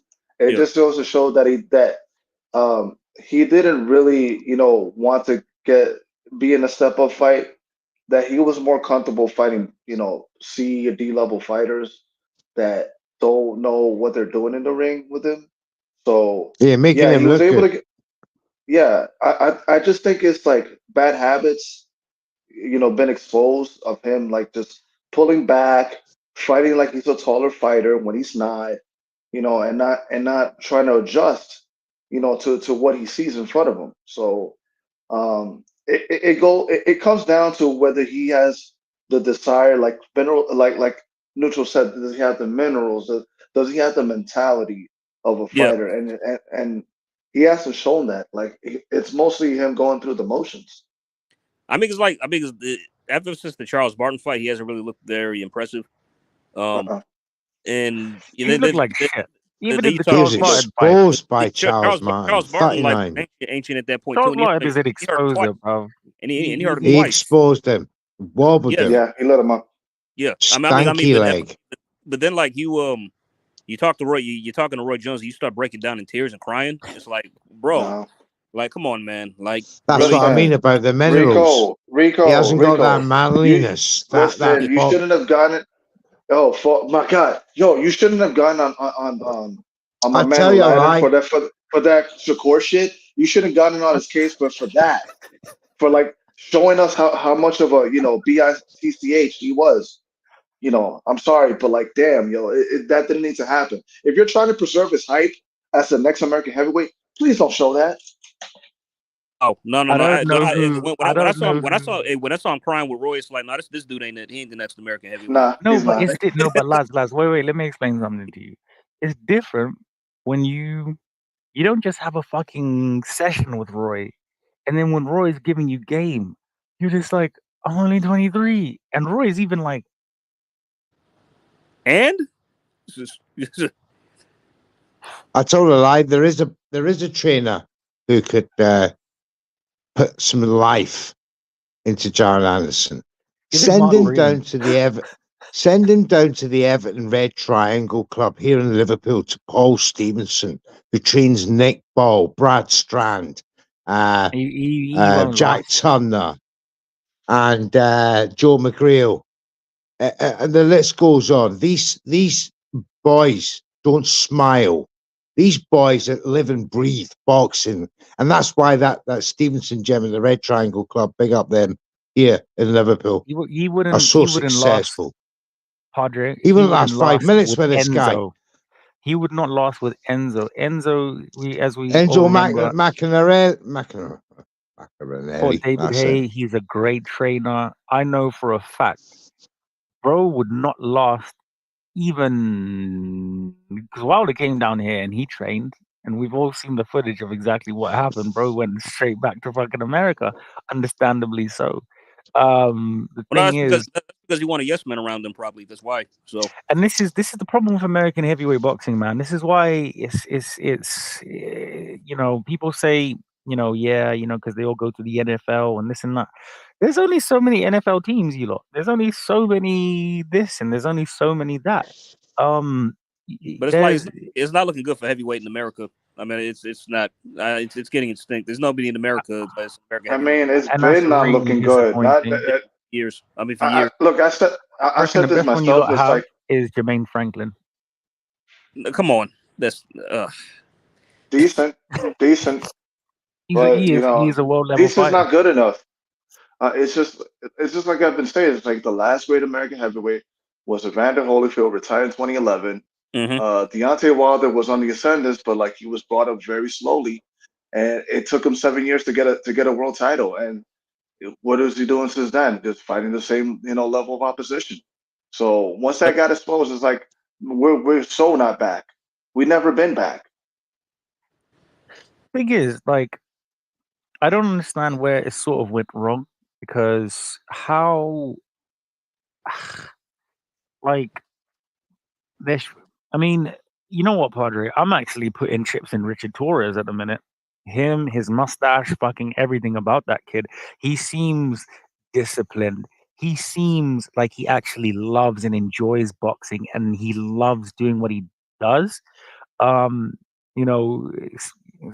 example, just speaking to, you interview boxers, you can tell the ones that enjoy what they do, and you can tell the ones that are just kind of there. And with Richard Torres, from what I've seen about him and everything like that, it's just that ilk, man. I'll be honest with you, Richard. I didn't really rate you like that, but actually being familiar with your game, I shall watch out. Absolutely. I saw something in him 18 months ago, and he's had quite a number of fights since then. He keeps improving. He's 11 wins, 10 by way of big knockout. Richard Torres, for me, is America's next number one, possibly America's next world champion heavyweight boxer, but he's on the right track. And I saw something in him way back last year, February. James Bryant in Arizona there. Great fight. I'm with you, of neutral. course, Like, one round. I'm with you. I'm with you, neutral. It's like I thought that. I think Torres is pretty good. I really enjoy him. Good fight. He kind of comes across to me as like a heavyweight Sean Porter who boxes a little bit. I love Sean Porter, man. A little bit, you know. Honestly, Sean Porter is one of my favorite fighters. You lot, seriously. Yes, he has to continue to make an impact domestically. Yeah, that way he can garner, attention. Before. Well, Top Rank are the only ones actually fucking doing anything, so. Yeah, I know, but again, they got to put him against some serious opposition here in the United States. Yeah, like you're not gonna find one that are like in the top level, but like someone that is more like journeyman level. I don't know if he's retired. He's only been a pro 2 years. Yeah, I don't know if he's retired. You might have another Moses, but you won't, because Moses is the greatest. Yeah, he is. I'm just saying. That's it, Rico. He's the U.S. Moses Atuma. I think he is, Padre, and he needs to win like a domestic title, probably NABO, NEBF. Just don't skip steps. Correct, Rico. Correct, and he will. Yeah. He will. That's very soon. And look, I don't know if he's retired or not, but I was thinking more if he could fight like a Johnny Rice, that's a good idea. That's a good idea. That's a good step up. Jonathan Rice. You have to forgive me. Who would have been great for him would have been like a Johnny Rice, Jerry Forrest, or something like that, maybe. Mate, Jerry Forrest. Big up to Jerry Forrest, but shout out to you, bro. Trevor Bryan, former heavyweight champion. Regular. Mate, give him absolutely. Give him hunting season. Give him Michael Hunter. Give him Jared Anderson. I don't know if you want. Give him Jared Anderson. That might not be a bad idea. No, give Richard Torres. Jared Anderson right now, he beats him. Go on, AJ. I'm saying, that's not a bad idea. Michael Hunter, he hasn't looked good in such a long time. It's just shockingly, he's looked shockingly He bad. lost to Jerry Forrest. He did. I watched that fight. It wasn't a draw. That's why I'd rather him than Jerry Forrest, because Jerry's actually. which is funny because he beat him comfortably in the first fight years ago. That was actually the rematch. No, Michael Hunter fought. Yeah, that was the second time fighting Jerry Forrest. He fought him early in his pro career. He beat him comfortably the first time, like an easy UD over 8 rounds. Jerry Forrest draw over Zhang. I'll never ever forget that as long as I live. Like Zhang had that fight in the bag, but we know he started having his medical problems. Organ problems, bro. There's 2 organs that failed. Yeah, and that's still crazy, drew. bro. And then Jerry came out. He was alive after that. Jerry came out and he was like, Anthony Joshua, I want you next. I was like, oh my God, bro. Give it to him. Nah, but like a healthy Zhang, like that, and that Zhang was on it, he would have got him out of there because he's got new organs now.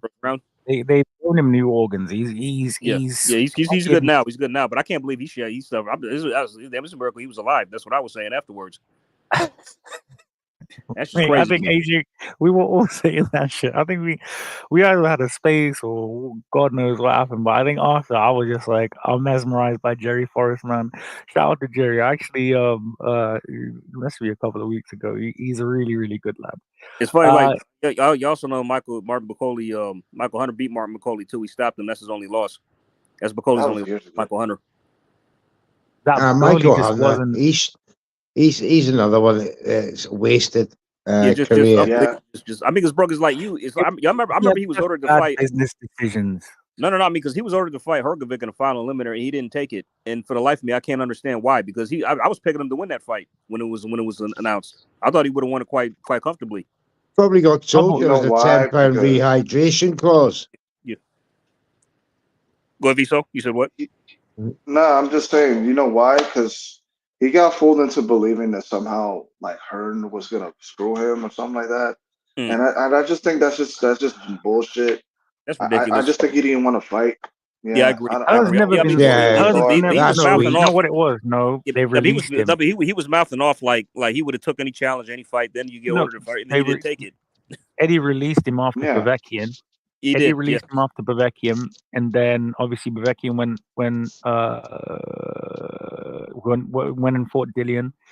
He then was called as the IBF, then the final eliminator, Hrgovic, yeah. fight Hrgovic. He said, "I wanted to take it to Triller, but and I remember him and I were going back and forth. This was before the clout. And I said to him, and I was like, I just don't understand. And I tried to ask a lot of people and their management and things and stuff because I'm transparent, you lot, man. All I want to know is why do you do stupid things, Because in hindsight, has this worked out for Paul Michael? No. Has it been hunting season? No. I mean, it's I like mean, Triller.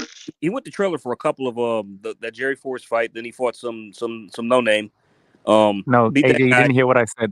He offered Triller and said, "Give me main event, me Hrgovic."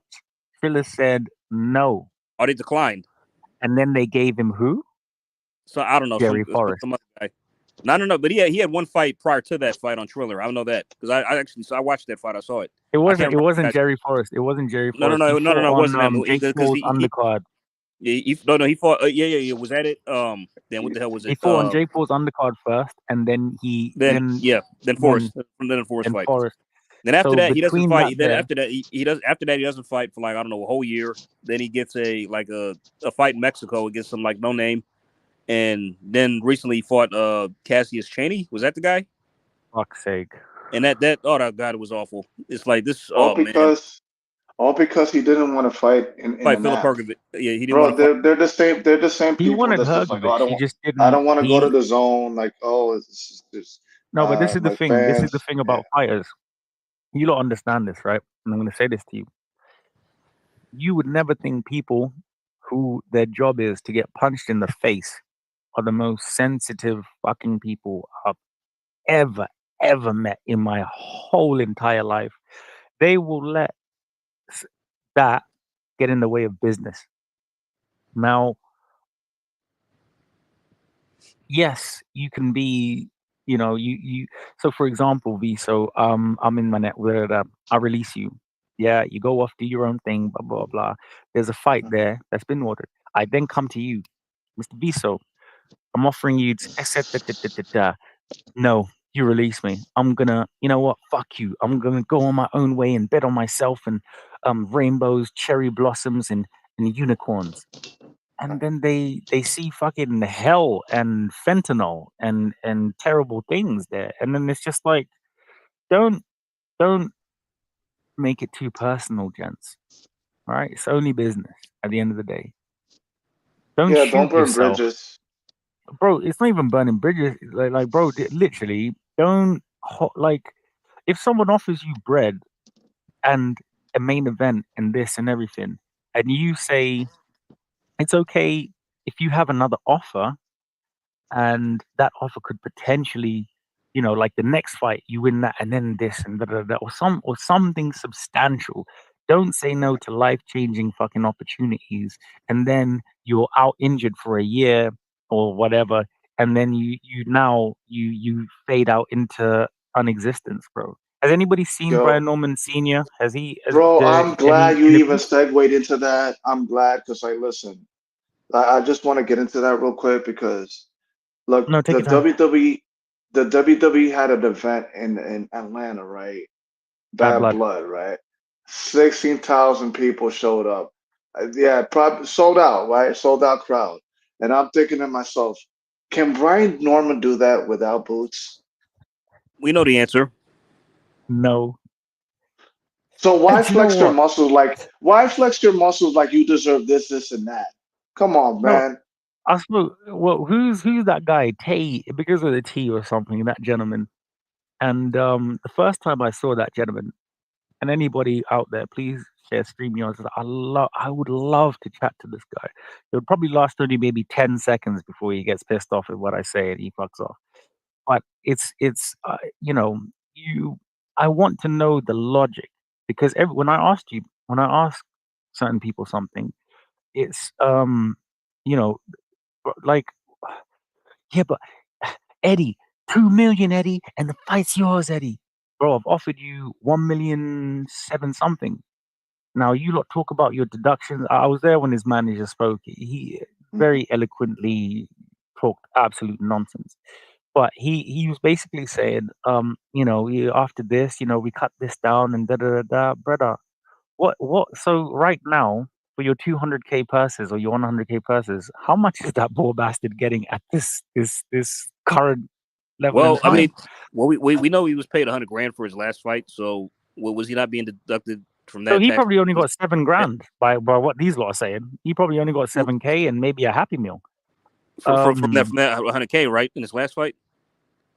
I mean, If there's that, deductions. like, The yeah. AJ, there's deductions. You can't just No, fuck I around mean, with but he said, oh, we want more because of deductions, right? Well, like, you're still being deducted from the 100K you made in your last fight, are you not? and you have to be deducted to cross the street apparently also, which is fine. They talk about deductions, but without the proportions of it.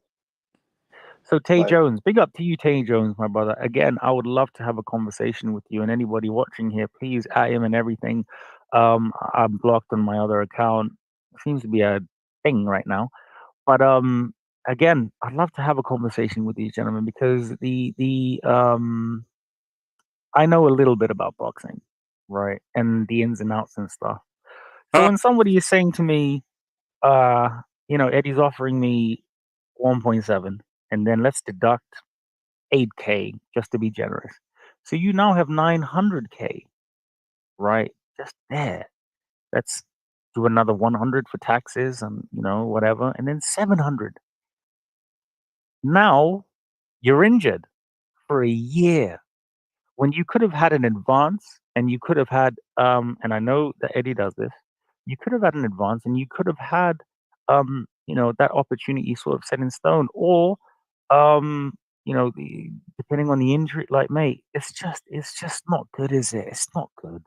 And then we have Teofimo Lopez saying no to Devin Haney and Turki Al Sheikh for fuck knows why. And then we have people just saying no, no, no, no. Oh, but at least we have Gervonta Tank Davis saving boxing for people like me and all of you guys. Fighting Lamont Roach, decorated champion in the lower division. Thank God for Gervonta Tank Davis. Yeah, no, I don't agree with that. I mean, look, it's unfortunate that he got injured. Yeah, he should have taken the opportunity, when it was What the granted. fuck do you mean by that, Lisa? What the fuck do you mean? Sorry. Fuck, I mean, I don't want to fucking pay for Tank. I'm not kissing his ass. Like, what the fuck? Think I want to pay $90 for Lamont Roach? The hell out of here! I'd rather see him fight a fucking spray can of Roach. Right? Yeah. What if you had a bottle of baby oil with each purchase? Pause. No, hell no. No Diddy. No Diddy. No, I don't. I don't care if that money's second. going to the Diddy fund. No is no. I'm not paying for that. Yeah, sure. I'm not hyping up that fight. You got to tell him no. So thank you, Dan, on the record boxing, for joining us today. Big up to you, my guy. No doubt, man. No doubt. What up, Dan? You're in Jamaica? Nah, I'm in Miami right now. Passport bro, man. Passport bro. Oh, mate, who's in Miami? We have fighters in Miami.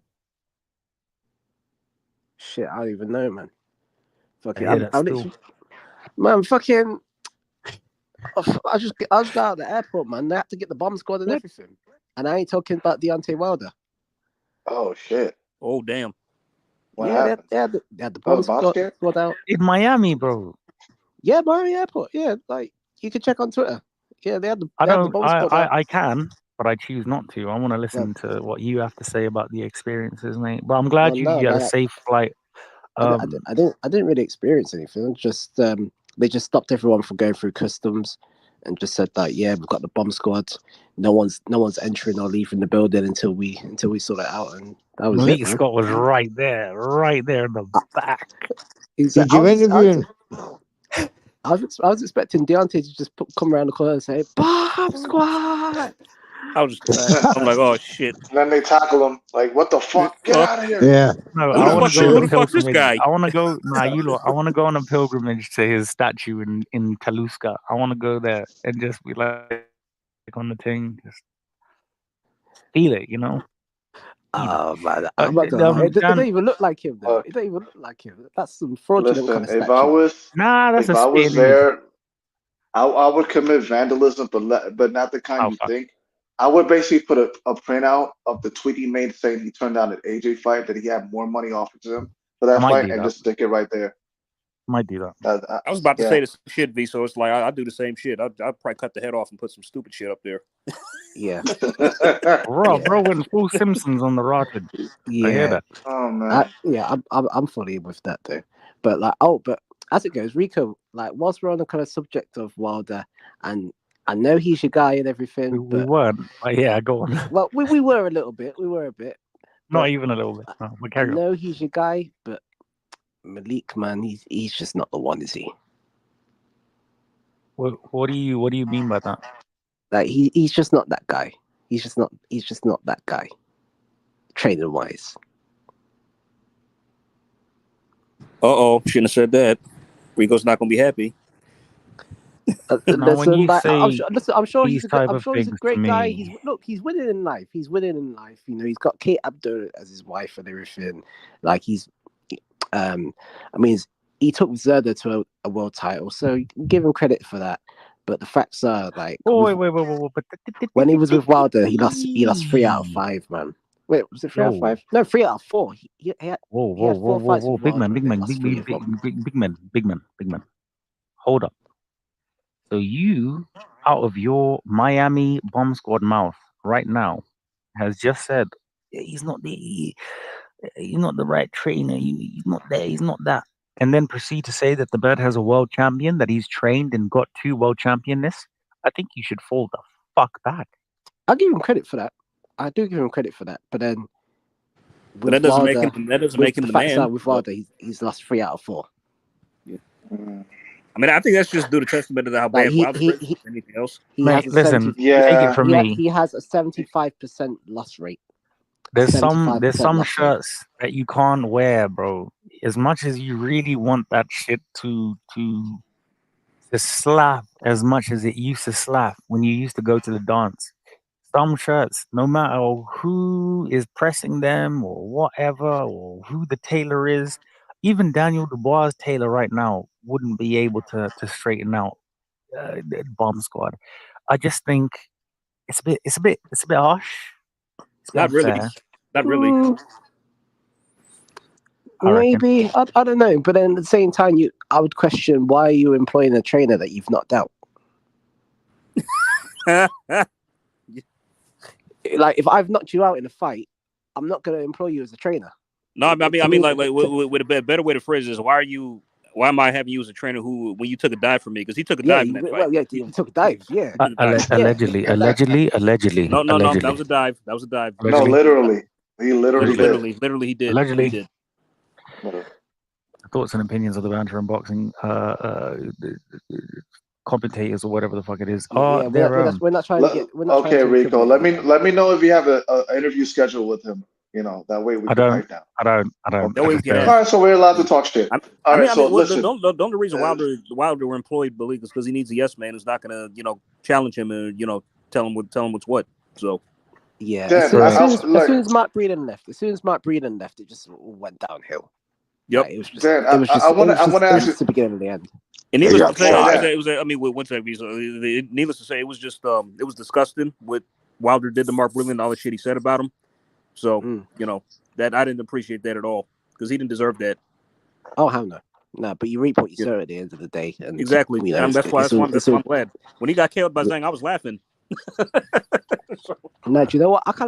I did feel bad for him. I did feel bad with the Zhang kill, like because he did show a lot of heart and he got off and stuff. But it was kind of sad to see. It was sad to see him go out like that. Yeah, I mean, it's funny because like now he decides to step up at this latter stage in his career. And now he's losing left and right. You know what I'm saying? I mean, Parker pretty much dominated and schooled him.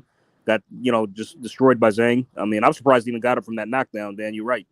that And was it's funny. bad. I even had somebody had the nerve to tell me, talking like, "Oh, the fight could have continued." I'm like, "Are you out of your fucking What? mind?" What? Somebody said, "I'm not joking." Somebody said that. I To me. reckon they were So, right. I reckon he had a little bit left in him. I reckon. Okay, you're insane, bro. Like Zhang would have sent him to he would have put him in a coma, for good. Had he. Zhang would have put him in the morgue.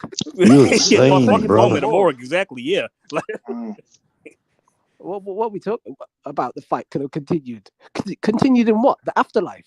Like, what are we talking about? Oh shit! Oh, that's a good one. Oh shit! Like, Yeah. like, what are we talking about, man? Nah. Like, Jesus Christ! Like anyone who's saying that fight could have continued does That's not like have Wilder's best interests at heart. No. It's like they want to see him get murdered. Like literally, they want to see him fucking die. Listen, I've got there's certain fighters that I don't really like, but I would never like say anything like that. Like, if a guy gets knocked out cold, I'm not going to suggest that. The fight could have continued. Like, bro, I mean, when Crawford fought Spence, right? When he put Spence down in the 7th round 2 times, I was begging his corner to pull him out right then and there. It's like, stop the fight, man. He's had enough. Like seriously. Yeah. To be fair, you know what? Spence did show a lot of dog in him that fight as well, man. He did. That was sad to see. Like, I picked good, but it was sad to see. It was sad to see. Same. I mean, because after that was nice. He was just in survival mode. It was only a matter of time. Yeah. Why are we talking about welterweights? Yeah, man. I want to get back to the cruiserweight discussion because I was gonna ask Dan a question. I was like, look, man, I had a conversation about Rico about like CBS, potentially maybe unifying, and I was thinking, Undisputed CBS. Could he beat Zerto? Like, what say you? Can he beat Zerto? I mean, I don't know. I mean, Zerto's not a full-fledged cruiserweight, I'm not even ready for this. Wait, give me that. CBS will send Zerto back to Pacho, Minju, wherever it is in Mexico, and he'll be. I'll be true. Brooke said the afterlife for you lot, man. Are we just gonna? All right. I'll be brutally honest. I'm not. Nah, be brutally honest. Please, God, please. Hold on. Dan, be brutally honest. You probably. I'm not the biggest CBS fan at all. Truth be told, I thought. Like, don't get me wrong. He's had some good. You're just the biggest Conor Ben fan. I hate Conor Ben, but anyway, allegedly. And like, don't get me wrong. Like, CBS has had some good wins. Like, he beat a Cody, and that was a horrible fight. He kind of stunk, but that wasn't his fault. To be fair, that wasn't his fault. You were not entertained. Like, I mean, Dan, I told Rico yesterday. Like, I can never finish watching the CBS fight. I only get to the 4th round. I have to shut it off after that. It was disorderly. No, do you know what? I was in the car. I was in the car watching it on the Sky Go, because I don't do any streaming activities or anything like that. I pay for my things. So I was watching it. I was watching it in the car, and like the first 2 rounds, I'm thinking like, Akali looks all right, and then boom, he just got dropped, and it just turned into a wrestling match. I just thought like, get this shit the fuck off, man. Yeah, it was horrible. Here we go. I mean, dude, he was hugging so much. I'm like, dude, Coley, with Lawrence, you trying to like, he's even hugging Rico. You try to fuck him in the middle of the ring or something? What's going on, bro? Like, you know what the worst thing was? He had that was when Cody had Sugar Hill in the corner as well. Oh yeah, yeah. Right. He overrated Sugar Hill in the corner. Yeah, that overrated one. Really do. I just goes to show you, it's like, he couldn't get that. He couldn't train Coley out of hugging so much. He just reverted back to type immediately. But now, do you know where I think the whole hugging thing's come from with Cody? If you go back and watch some of his amateur fights. Oh, he got knocked out by that Savan guy, right? Savan. Yes. Yeah, I'm not gonna lie, Dan. I thought you were gonna say if you go back to his childhood, you'll see. No, carry on. Sorry. No. But my point is that I think that Arizona Savan fight. If you go back and watch that on YouTube, ever since then, because he got knocked out bad, it was like real bad. It was. Yeah, because ever since then, I just think he's just somewhat afraid to get hit. He's got PTSD from that, I think. It's probably Yeah, what it is. So but no, but given how bad it was, I can excuse it. To be fair, well, not excuse it, but I can see it. But anyway, back to the CBS thing. Yeah, I'm not really the biggest CBS fan, truth be told. I think he's had some good wins, but I think he's really limited. Who's training him, by the way? Shane McGuigan. Yeah, Shane McGuigan. Thing is, though, Shane people, McGuigan. people say See, that I trust Shane McGuigan's training acumen than this guy. You know. Yeah, Malik. yeah, Shane McGuigan. Yeah. Sorry. Oh, all day. Respectfully. Like, yeah. To be fair, like Shane McGuigan's done a great. He's done a great job with every fighter that he's worked with as well. To be fair, yes, but I just think that CBS is pretty limited. Like he looked terrible against Masternak. Terrible against Masternak. But yeah, I think all the champions in that division are just food for upper tier. So yep, yeah. So yeah. So what had me going is like how just because I know that CBS probably doesn't want to fight Opataya. I mean, I think hopefully he will. He does. I mean, no, it's just that like he could have done so, but then he comes up, we says like, oh yeah, well, Rico, did you allow Satan in the panel? What? Did you give a streamer link to Satan? Like, who the fuck is that? Bro, whoa. Why is it always me? I was on the draft earlier, and I had that as well.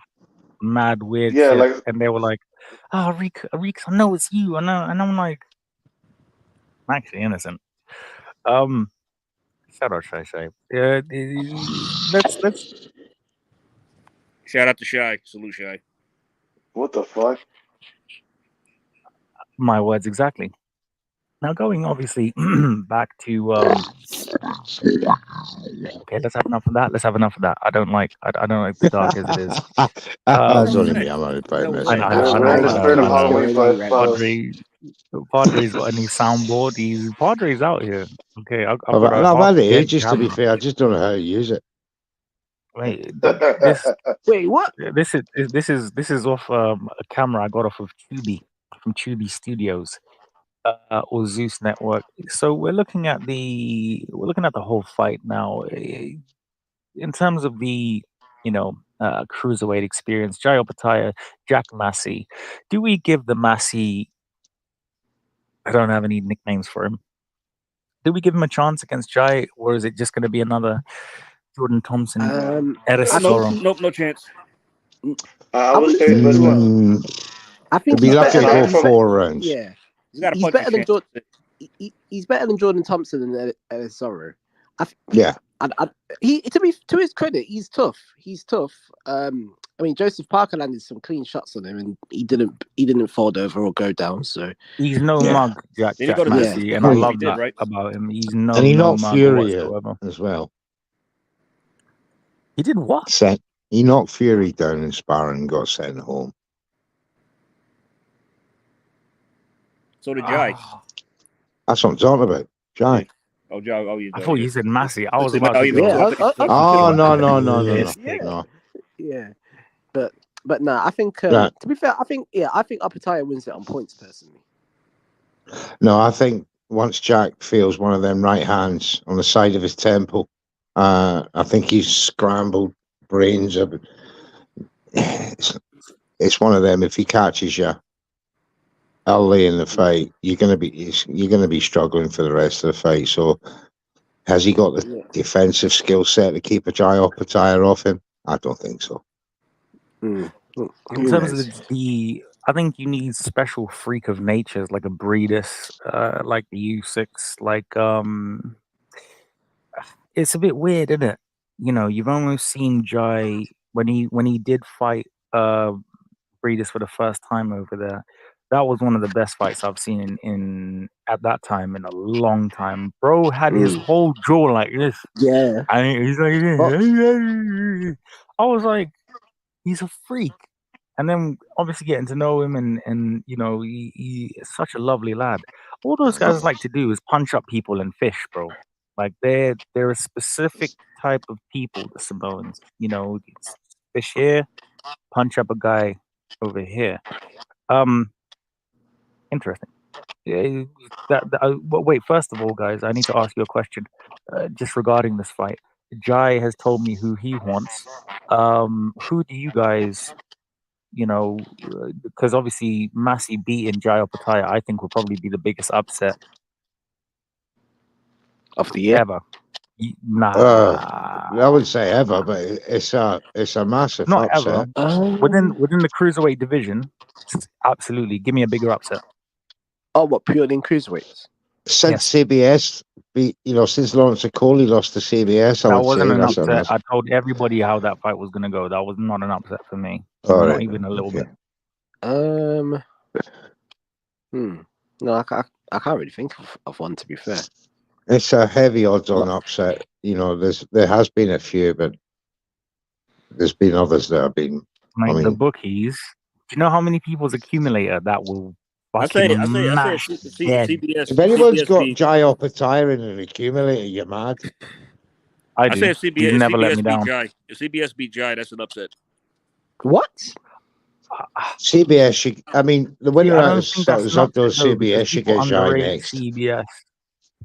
Nah, I think I honestly think that CBS will beat. I don't think he'll beat. I don't think he'll beat Jai, but if he beat him, that'd be an upset to me. I think. Oh, I thought you said you would. I thought you said no. Jai. I wouldn't pick him to, but I said if he did, he would. But I wouldn't pick him to beat Jai though. Yeah, so but no. Yeah, that would be upset. That would be upset. Thank you guys so much who are tuning in with us right now. We have 62 live watchers and listeners across 3 different platforms. A couple from Twitch. I still don't know what that shit is, but love you guys, man. Obviously, I'll wait till the US boys get here. They're only having the tea time at the moment, so. Yeah, no, like I said, no problem. It's going to be a very long stream today, guys. Like I said, I'm streaming every single day out here. This is Banter in Boxing. This is what we've been doing for so long over there on X, and now we have this incredible opportunity, and I have people who have supported me for so long here with me right now, with Dan on the Record Boxing, with AJ Viso, and Mr. Neutral, as he's now called on the streets. I think he's got more street cred than me, gentlemen. It's a bit fucking weird. But Stevie, how was the Nick Ball fight as well, by the way? Oh, it's tremendous, Dan. The whole experience from press conference to weigh in to the fight night itself. I just loved it, and we launched our new vlogging series. I can actually Mr. play Neutral. that because we own that shit. So damn straight. But no, so I'm doing it for the Catterall Prograde fight. I'm going to that as well for Punch Out Boxing. I'll be representing them, and I'll be doing the same vlog. Everything. Yeah, because I got accredited to go to the Nick Ball fight. I just couldn't make it. Oh, it's a shame. I was pissed, but I'm gonna try and get to the Catterall fight. Yeah, I'll hook up with you, Dan, if you do, because iBoxing Hub will be there with Abbas, so there'll be a few of us there. That'll be a good one. Yeah, because I did see that Abbas at the GBM show. Yeah. Did you see him? Great guy. Yeah. I mean, funny as fuck, that boy. Yeah, like he was dressed head to toe in the iBoxing Hub tracksuit. So I was guessing it was him, to be fair. So yeah, that's him. Yeah, so he'll be there. I'm actually excited to hook up with Evans Tobler. Said he's going to take me for a drink afterwards. Yeah. And a cheeseburger. I think you guys can actually see. Have you not seen what Prograde said about the whole drug testing situation? Yeah, we're going to go into that in a second. However, we do, like I said, have Mr. Neutral over here, guys. Please. That's me ringside. 100K. I've actually snuck past the where I should be. See, in this game, you got to take chances, boys. I was taking chances. Hold on man. Second. Yo, was that you in the corner? Like, I'm filming it. You were right there filming. Oh, you're filming. That's me filming it. Yeah. Okay, all right. This is your film. Oh shit. There's me. That's Ronnie before the fight. Gracious as well. Great for. The only thing is, he speaks very low, so the microphone was hardly picking him up. There's Robert. You Diaz. We'll work on that. I interviewed him as well. He was, again, great guy. But the co-main event, did you see that, Dan? Jack Rafferty and Henry Turner. Great. What a fight! And I got some tremendous. I actually got on the ring. I was hoping to see myself on telly, but I actually got ringside. Oh mate, I took a chance. Just acted all important, sat next to Adam Smith, and the security guards would see me sat next to Adam Smith, and I was like, give them the wink and the nudge, you know. Of active YouTube stuff for that. So I'm not going to risk it for a chocolate biscuit, but I will be, once I actually get permission from Queensberry and Matchroom and things like that and stuff to at least get about 15 seconds and stuff, then I will actually be paying. Just don't call Frank, cool, right? Rico. Just don't call Frank Uncle Frank. Just don't call him Uncle. I already have. Oh, he doesn't mind. Yeah, when we took that picture, where were we? I don't remember what pressure it was. Frank's coming heavy with the lawsuits. You better be careful out here, man. Nah, he's cool. I was like, I actually said, Uncle, do you mind if I take a picture? He was just like, do you want the backdrop? What we doing? And we shoulder rolled it together. Like, that's cool. Got to finish shell together. Okay. I've got a question. Where has this whole Frank Warren shoulder roll thing come from? Rico. Okay, so all right, so he does these interviews and he's like, fucking Anthony Yard, I'm a little bit fucking pissed about things, and I just that's the shoulder roll, baby. Okay, I'm gonna have to start paying attention to that. But I hear. I can show it. All right, gentlemen, I got to be going now. I got a game to catch, but listen, it's been good talking to you guys, man. Yo, take care, bro. Catch you later, man. Yo, let's do this again, man. Let's do this again, man. Peace. Yeah, tomorrow, 10 p.m. Tomorrow, 4 p.m. or 5 p.m. Eastern Standard Time. Oh, mate, Eastern, Central. These are things that I didn't have to care about back in the day. But that's why now I have the stream so long and now I do them every day. Like I said, guys, it's so important for you to follow the iBoxing Hub channel, especially now. But it's important for you to obviously follow Banter and Boxing. It's been many years in the making, man. So thank you guys again, obviously, for your support. We're gonna go back to the card. Dan, I want to get your opinion on this one. We were speaking about Fabio and Fraser Clark. Didn't really hear what you have to say. What do you think about the fight? Who wins? I mean, it's a great fight nonetheless. Funny enough, last time I seem to recall being one of the early people that picked Fraser Clark, and I remember getting absolutely roasted by yourself, Rico, by Stevie. By Shy. I was the only one backing Fraser Clark. And I mean, some people had him winning the fight. But in terms of this time, I had him winning the fight, yeah. I had him winning. We were saying earlier on about Fraser. Yeah, it was close. I'm pretty sure that I would have picked an Olympian over a white collar heavyweight, so I might have to go back and check that. But that's what makes it so I quite funny. agree with you.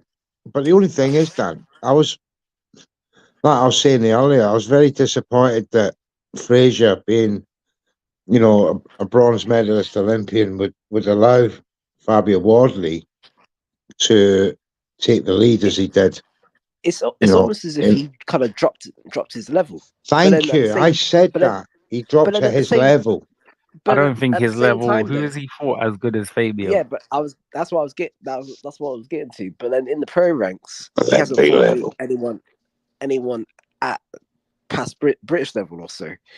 So it kind of plays itself out. But then within that as well, Fabio's tough as well because he did eat a lot of shots. Yeah, his nose was gone. At no real point was he ever did you ever think wow, he's out on his feet or he's wobbly or anything If anything, Fraser, he was hurt badly after the knockdown. Fraser was tired as fuck. He was like, bro, the thing is, you say, big up Jams, big up Shy, big up everybody still listening out here. You talk about heart.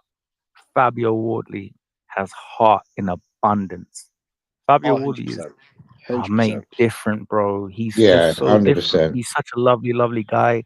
Both of them are. Don't get me wrong. But the thing is with Fabio is that he, I think being from the white collar, being from that background, Dan and Stevie, I'll obviously hear from you guys. But do you think that he has more to prove, or he thinks he has more to prove? Because I've asked him this question, and I'll tell you what he said to me after. Yeah. Because I mean, that's all that people ever really label him. To be fair, like, you know, all people kind of label him as the guy who was white collar. He didn't have much amateur pedigree. Proper unfair This to and be that. fair. It is. But then, having said that, if you kind of like strip it all down and take that away from him, like, you'd never really think that he came from white collar fighting. You just think like, wow, this guy's got like a pretty solid fighting background. Like, don't get me wrong, technically, like, he does kind of leave himself kind of exploited at times. The flick jab, Dan. The flick, yeah, that's a bit. He will not get away with that. The reverse backhand. At the I love same it though, time, though, Stevie. I the do love flick it. right hand with he did a flick right hand, and that's what dropped Fraser Clark as well. So then I'm thinking to myself like. So I'm thinking to myself like, okay, if it's not broke, don't fix it, type of thing. No, but fix it. But you know what? Make it look better. Put it this way, like, I think like each fighter's got their own little thing. Like, you know, Roy Jones used to not comparing comparing Fabio to Roy Jones, but Roy Jones used to like drop his hands all the times and just rely solely on his reflexes. Technically, it's wrong, but if you can get away with it, then cool. Roy Jones skipped over somebody's leg, went behind Not him, many Roy skipped over the Jones other one, Juniors, by the way. and then came back and knocked bro out. There's nobody has ever done slick, bro. I mean, Roy Jones. He grabbed James Toney doing that shit. That was hilarious in the James Toney. Oh yeah, that shit was cold. That was cold. It's like he did a cock feint, and then like James did that shit. He just caught his ass and put him down. I'm like, that was hilarious. Bro, I'm gonna agree with Dan. Fucking cunt of a referee that did that DQ. Roy Jones would have went down as the greatest fighter ever. Nah. Rico. That was in the Montauk referee fights. Like, bro, he went in that rematch with vengeance in his eyes, and he got it. He took that motherfucker out in the first round. He'd already lost last days before that fight with the drugs. If he retired after John Ruiz, when he won the heavyweight, he would have been one of the greatest. Bro, man, I wish he did. It's not even a conversation. Like, we wouldn't even be talking about who's better, him or Floyd. Like, no, it goes on. That would have been the pinnacle right there. Just him, like, I saw before, like in 2019, when I saw him fight, because I think he was getting Russian citizenship at this time. When I saw him fight against this other Don in like mate, I was so sad. The one for me was when he fought Enzo Macronelli, and I like Enzo, but damn, like, I just think like prime for prime, like it's not even a contest. Did he lose? It's because they had that fucking. You know what it is? It's because they had that stupid fucking gloves are off, and then that's why. Did he lose like, Enzo beat him, right? He knocked him out. Did he knock him out? Yeah, cold. Like, fuck this shit up. Yeah. I remember was that in the corner, like where Enzo was like welling, and he just yelled. He went woo, and like something like that. Something like that. I'm like, oh, gave him a Ric Flair, man. What you doing, bro? God, but it was just like I just think to myself, because I remember when he went on the gloves are rough, and then, you know, I think Johnny Nelson was asking him like, you know, you've got nothing left to prove, like, why are you still fighting? Enzo was like, nah, fuck that, I want this. Like, I've still got the fire in me, you know. I'm still burning. He offered all of them. Yeah, I mean, Roy's problem. He was like one of those fighters who still thinks they have like one good one left. You know what I mean? Like always, and when it never went well. It never went well. I mean, did you not see who's the UFC guy that he lost? He lost to Anthony Pettis, like the UFC fighter. Like, come on, man. Pettis. Yeah. Anthony Pettis. Like, no, but he said if you watch what Roy says when I got that DQ, I didn't care about my record. Yeah, that's why I hate after that fucking dickhead referee. No. But then he said like, okay, now that he lost the record, that was the motivation for him to go to heavyweight though. Yeah, no, that was the motivation for him to not give a fuck. Not because like in that fight, like personally, I believe that in the first Montel Griffin fight, like it was tricky at first. Like Roy was having a hard time figuring him out, but then like he eventually got to him, and I think that Montel thought he was going to lose. So I think like even though like Roy did hit him when he was down, I think Montel personally really milked that it made it much worse than it was and helped him get disqualified. Oh yeah, 100%. Because like the shots that Roy hit him with, those weren't like landed fully flush. I think there was some like sting, like that like those didn't sting as much. Like there wasn't as much like ump on them. You know what I mean? Or much. You know what I mean? Then like of course then Montel, like he should have won an Oscar for that performance, like or be nominated. Like the way he went down. You know what the funniest thing is as well? It's like that's the only way. That's the only time that Montel Griffin won a world title as well. By the way, what by DQ? Yeah, by DQ. Like what a way to win a world title. Like what a way. But it's like but in that rematch, Roy was not playing. Like he wanted his ass out of there, and he smoked him in the first round. That was it. Like that was probably one of the most authoritative performances he ever had, because like that how he fought that whole fight is like he just wanted to fuck this guy up and knock him out, and he did. He got him. Yeah, exactly. Just wanted to show the golfing class, just show levels. Like it wasn't even a debate. Like the last time was an off night, and then the whole DQ stuff happened. Like this time, I'm not even gonna let you get the chance. Like it is what it is. But like damn. But that's what I mean. This is why it's frustrating. If he had called it a day after John Ruiz, or even the first Tarver fight, we're talking about easily top three. Easily top three of all time. And don't get me wrong, he's still a legend. He's still a legend. He's still a GOAT. I mean, but like all them losses didn't have to happen to him afterwards. I'm just saying, like like all the times he got beat afterwards. Yeah, all those losses just kind of like just damaged his legacy, and it is sad. It is genuinely really sad. It's kind of like how like I don't think they damaged his legacy. I mean, but it's like sometimes I hear like how Prince Nas, like a lot of like casual saying Prince Nassim was never any good. It's like I think that's because they only watched the Barrera fight. That's the only fight. That's the craziest shit I've ever heard in my life. Prince Nassim was a fucking demon. No, the only fight they watched is the Barrera fight. They haven't seen any of his other fights. What? No, that's only fucking. I only found out that Barrera wasn't Mexican like today. So, huh? It's probably. What? We only just found out he was Mexican today. He's fucking around. He's playing. He's trolling. Yeah, I'm playing. I'm trolling. First. But no, I mean, do you know what it is? I think it is for certain people of a certain age. It's like if you weren't there, well, obviously I weren't there, but like just go back and do the research. But like to the average fan, if you go through Naz's record, like you think like, oh, who's this guy? Oh, and then you get Marco Antonio Barrera. Like really and truly, like Naz has some decent names. Like he had Kevin Kelly, Campbell. He beat some good. Oh yeah, the Kevin Kelly was an excellent fight, bro. That was a great fight. I love that. That was a great fight. That was a slugfest from start to fucking finish, man. I mean, because but won me over and made me a diehard Prince Nas fan when he came out during that Kevin Kelly fight and danced to the Men in Black in the ring walk. That shit was cold. Hell yeah. That's what I'm talking about right there.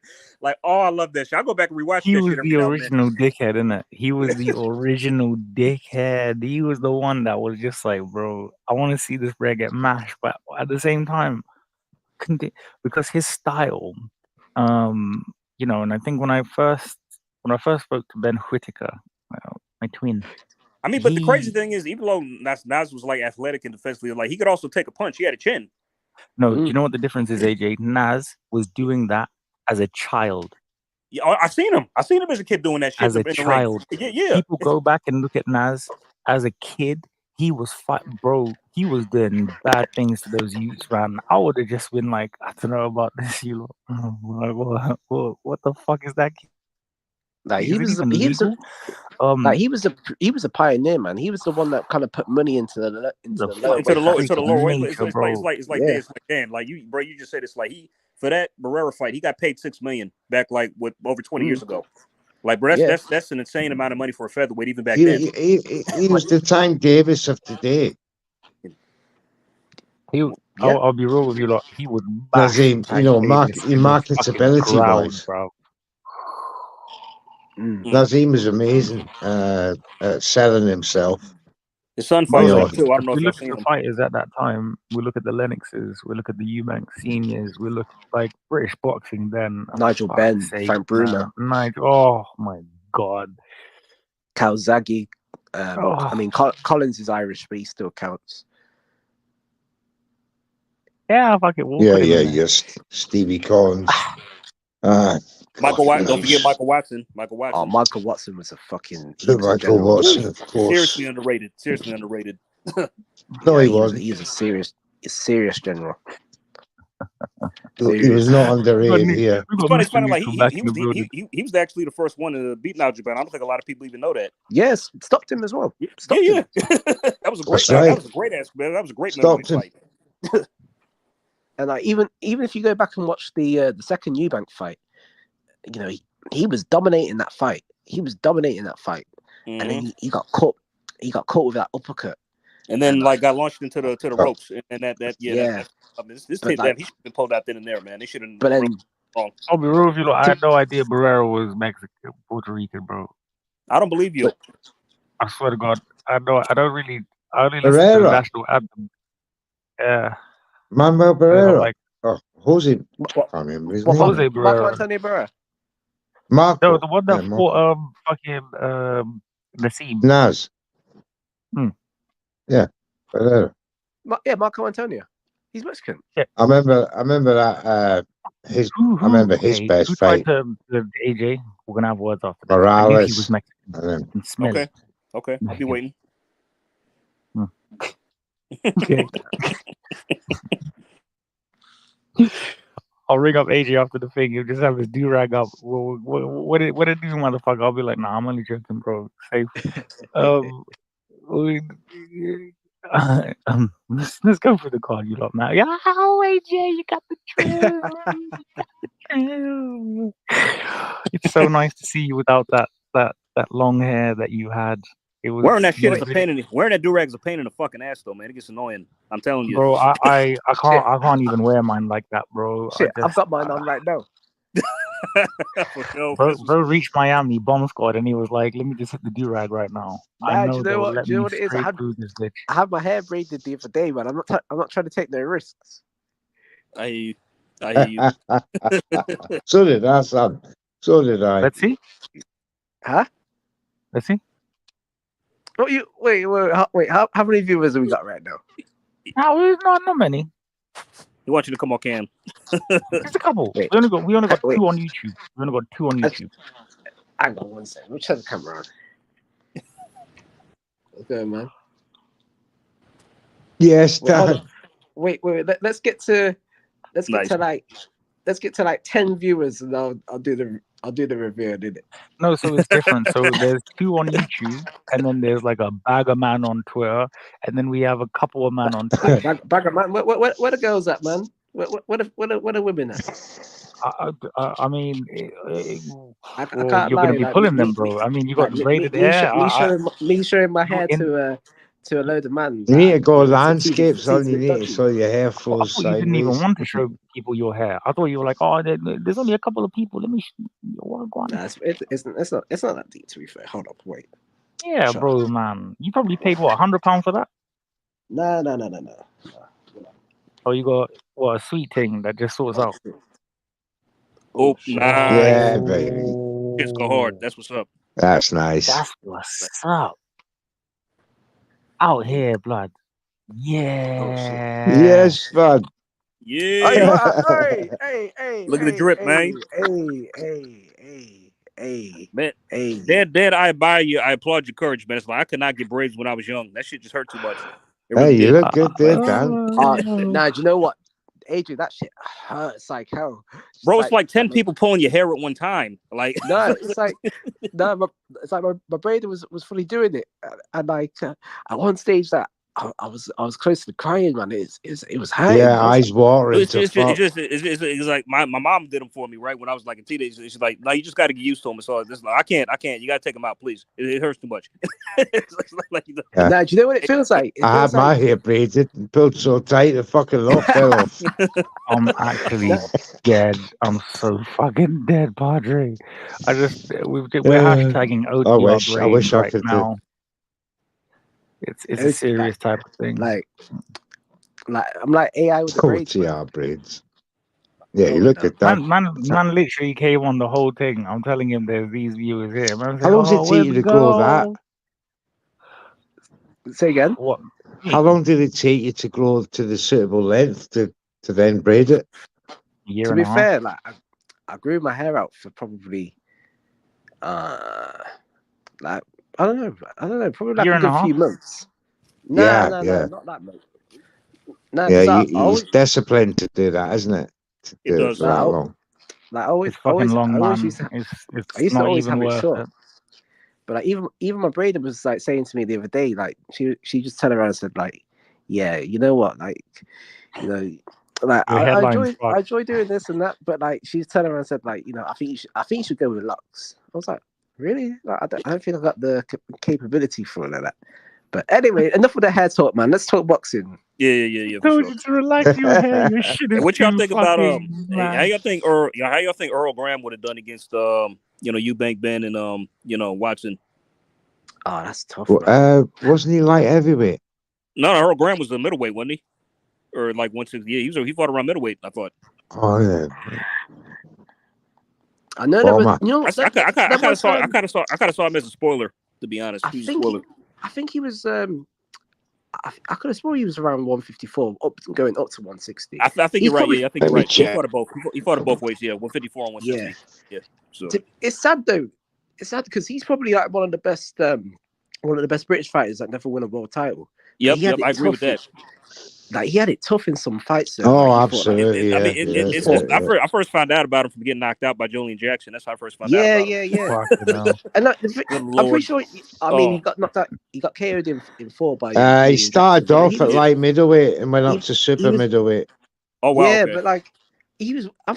From what I recall, like it's been a minute since I've seen the Jackson fight, but he was doing pretty good in that fight as well. Oh no, he was beating Jackson, man. He really was. I mean, Jackson just landed that money punch like that. That was crazy. And then he had a tough fight with Mike McCallum as well. And Mike McCallum's a legend as well. You know, in hindsight, he just had. Let me see. I think he beat who beat. He had two fights with Did he fight McCallum and Colin Bay? I think. Callum Bay for I think just the once. Once, okay. Who won that one? Did he beat Colin Bay or? No, Colin Bay won that by unanimous decision that year. Got it. The Mike McCallum loss was only a split decision. It was a close fight for that WBA middleweight title. Yeah, that's right. Because I think he fought Cal. No, you're right. He did fight Colin Bay twice. Oh, sorry, I beg your pardon. He did. Yeah. It was years apart. Colin Bay beat him twice. Yeah, he lost to him 2 times. Yeah, that's right. But nonetheless, he's got some. I mean, he's got some good fighters on his record as well. I mean, he's got Vinny Paz as well, but Vinny Paz was kind of past it around. Oh yeah, that was late stages. Yeah, that was late stages. Rod Douglas, but it's a recognizable name. James Cook.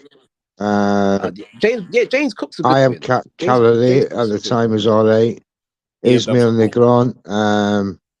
So as Dan says, he was one of them. You would have thought in his 54 fights, 48 wins, 28 by way of big knockout. No, only 6 losses to his resume. He never won a title. It's incredible. It's crazy. Oh, but do you know there's two other guys who were unlucky not to win world titles as well. One's Kevin Mitchell. Like it broke my heart when he lost to Linares, and then he lost to he lost to Barroso as well actually. But it broke my heart when Kevin Mitchell lost to Linares, and then Luke Campbell as well. Oh yeah, Luke Campbell. He just wasn't. Yeah, whenever he stepped up, man, he just seemed to lose. Unfortunately, I mean, it's funny. Like I actually picked him. Isabel Moroso was only 42 when he fought Kevin Mitchell. Wow. that was like 9 years ago. Wow, yeah. but yeah, I mean, but no, because if you go back and watch that fight with Linares, like Kevin Mitchell was having a lot of success. I think he dropped him pretty early as well. Yeah. Do you remember the Ricky Bonds fight? Oh, that was a great fight. Wasn't it just? Mm. That was the best fight I think Ricky Bonds had ever. For me, that was his best ever fight. Was Kevin Mitchell. Although Ricky, yeah, in the grand scheme of things, like Ricky Burns doesn't get the credit he deserves. When we kind of you're absolutely correct. Free-weight world champion. Obviously lost to Crawford. Went the distance with Crawford as well. So that's pretty. Exactly. He's never been. Ricky Burns has never been stopped. He's never been knocked out. Yeah. Exactly. Yeah, he's like all his losses are by on points. Did he not get stopped by Omar Figueroa? Nope, never been stopped. No. Before. Did he not? I thought Figueroa. No, yeah, that was the UD. Yeah, UD lost to Omar. Oh, mad. But like even if you look, gentlemen, we need to bring it into the nook. Okay. All right. So you've been coming outside of the nook. Okay, which fight we go through next on this card? Yeah. I think you'll like this one. We're going for the one above Fabio. It's gone off now. I can't see it no more. Okay. If you just want to. Oh, the Eubank fight. Oh, fuck that fight. Yeah. Like, did you hear what he said? In the ground, look, like you do know I'm trolling him most of the time with this Eubank stuff, No. Okay, but 3-time IBO world champion pending. Yeah, can we get a free? Can we get a free time? Can we get a free time? But no, to be honest, it is what it is. It's just really and truly, it's just a tune-up fight. He's had a year out after the whole Liam Smith debacle. The one thing that I'm not He'd been the Hall of Fame at this rate. Like the one thing that I'm not really sure about, like I think he's training with Jonathan Banks, and stylistically, I just think that's quite bizarre, really. If you look at everything that dude does is fucking bizarre. No, but like if you look at like Jonathan Banks, go back and look at some of his fighters. You had Klitschko recently, Triple G, and Eubank he fights nothing even remotely similar to that. So it's just a strange partnership. Well, I think he said on Twitter why he chose Jonathan Banks, because I guess he was in his corner when he fought Zeremeta, the same guy he's fighting now. So yeah. I don't really see how that has anything to do. And Hamza Shiraz called him out for that on Twitter, saying he's an idiot for saying that, more or less. Yeah, but I mean, don't get me wrong. There's a couple of men that are calling Eubank that there. Not me, because I love everything he does. Questionable. It's disorderly. I genuinely love his life. That's so disorderly. I mean, like Eubank Jr. comes across as one of these guys who will like scream behind the fence, but when it's really comes time to like, he'll just apologize, because Frank did that to him. I'll threaten to sue. Nah. And, I'm so sorry. I didn't mean it. AJ, did you not see the video of his street fight?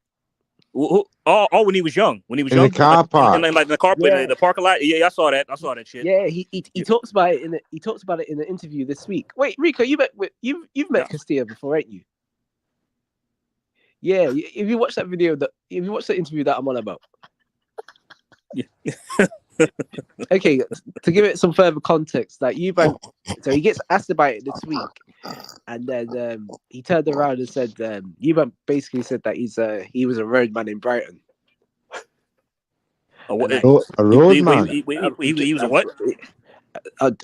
American translation. So a roadman, street vendor.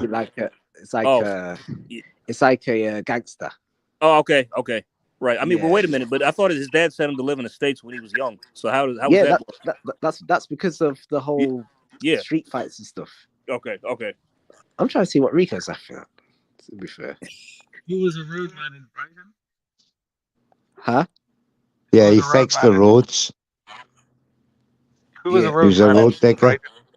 Oh Sorry, wait, Mr. Neutral. Can I just no, ask wait, Jamie's Allegedly. question? hold on. Wait, do you remember in the Yard versus Lyndon Arthur I'd rematch like press to remember conference? what you said, just adjacent to the sentences that you said perpendicularly. Who's a roadman in Brighton? Yeah, that's what fucking Castillo said. That Eubank was. And Eubank said I was a roadman. Yeah, that's literally what he said, like word for word. He drove on the roads. No. You know what roadman means. Oh, Stop but it. no. Wait, do you remember when the Yard fought Lyndon Arthur in the rematch, and Tunde And Ajayi was Tunde going said, off in the don't press make me conference? go back to the roads. Yeah. I'm one word away from going back onto the road. Oh my gosh, that was the funny. Hang on, wait, let me. Wait, is there a jumbotron in there? It's called the Superior Tron. And yes, wait, let me email wait. it to I would send it. Rico. I can play press certain conference thing. things. Yeah, Yeah. the presses and stuff is cool. So Okay, let me try search for it. yeah. That let was me It's on YouTube. yeah. I just Parking that lot shit was fight. damn. mate, how don't make me go back to the roads. Oh mate, oh fuck, you know, I need that I need And that Chris for my Eubank text wouldn't know messages. what the roads were about if you fell on them. No, his dad was out here on the Yeah, roads his dad before was he was putting a work on the sheriff. roads when he was Yeah, young. He Brighton Nah, don't of get- all With his places. Jamaican accent. What did he That- tell me? Dreadlock? Hold my mother's tongue. See, he is who I've modeled my whole self on, Chris Eubank Jr. Because he can turn. Wait, junior or senior? I mean, fuck Senior. me, sorry, senior. Jesus Christ, that was a massive mistake. I do apologize. You see, I mean, he's also from the roads as Rico. well. You see, Well, Rico. this is the thing, Padre. It's a stupendous thing that we are doing right now. I used to This is the love the thing. way he would talk with his wee lisp. He has eloquence. You know, he Oh, has. absolutely. I Mastered love the way the that he just English grammar. Stevie, you're and sounding then more like Steven Seagal. Oh, did I? Yeah, you don't want to piss me off like that, man. You know what? That's funny you say it. It's like, Lucha, you kind of do sound like him with the Irish accent. Oh, with an Irish you don't be like fucking Steven Seagal if he was disrespectful to my Irish. Padre. I'll mash road work on all of you, man, bro. Oh, Don't dear, that's my, Oh wait, my no, acting Rico, career gone. Rico, don't go back to the roads. I'm gonna go back. Yeah. I'm gonna go outside The my road fuck right out now of here. and be angry at both of you. So don't fucking do that shit. Wait, Tunde Ajayi, the roads. I'm sure someone's made something about it. Surely, go to the road. Yeah. Ah, Oh, thank you, fucking TNT. yeah. I think Lyndon edited a picture or something and said like he was what I think he turned him into like a lollipop man or something.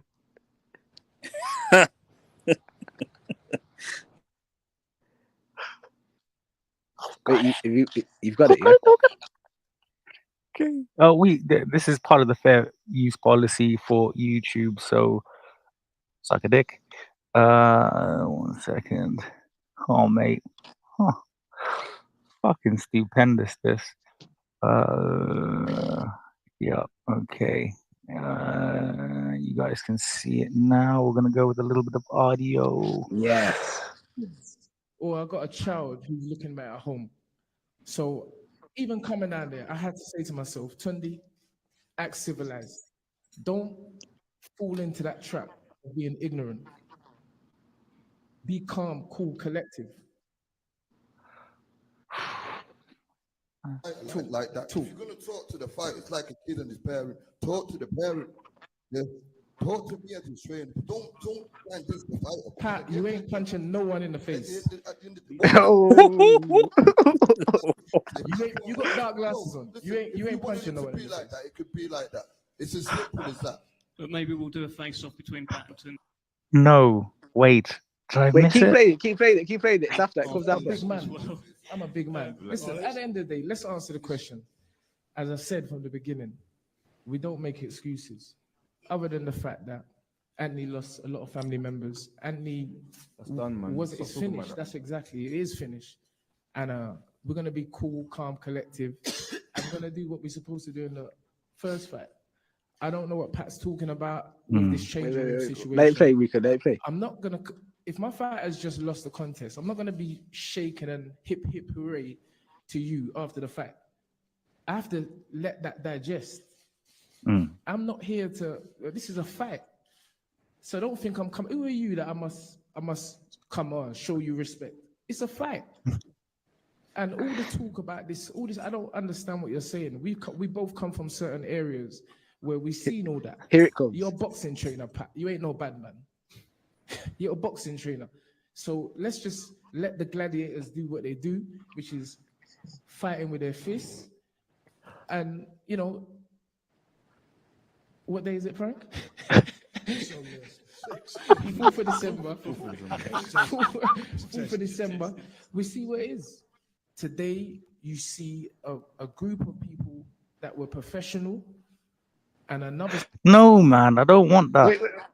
Yeah. Keep going. So say, I'm this close from going. Here it is. There it is. Rewind it. He says that with a suit on. Quiet, I'm trying to hear. Wait, rewind it a little bit. Rewind Go it. back. Try to hear. To switch into, but I've left that. Like, So he said going back to the road. All right, listen. It's finished. Wait. It's finished. Rewind it. Yeah. Rewind it. I've left it. All right, AJ listen, didn't hear it. It's Rewind finished. it. It's finished. No. I've left that Oh, moment. no. Wait. Sorry. Wait, hold on. Oh, my God. All right. I play it. Wait. Right. Wait. Ah. Go from about 6 minutes 20. Talking about punching people in the face. Yeah, we'll let it digest. See a group There you go. From there. that were From there. professional and another side who acted unprofessional. Talking about punching people in the face. It ain't, see, this is what I'm saying. I'm this close from going back to the road. From switching to, but I've left that. Like, Hear it, AJ. Yeah, I heard him. I'm this close to going back to the road. To the roads. Oh, that's funny. That's hilarious. You know, it's funny. Tunde kind of sounds like Dylan White with like less bass.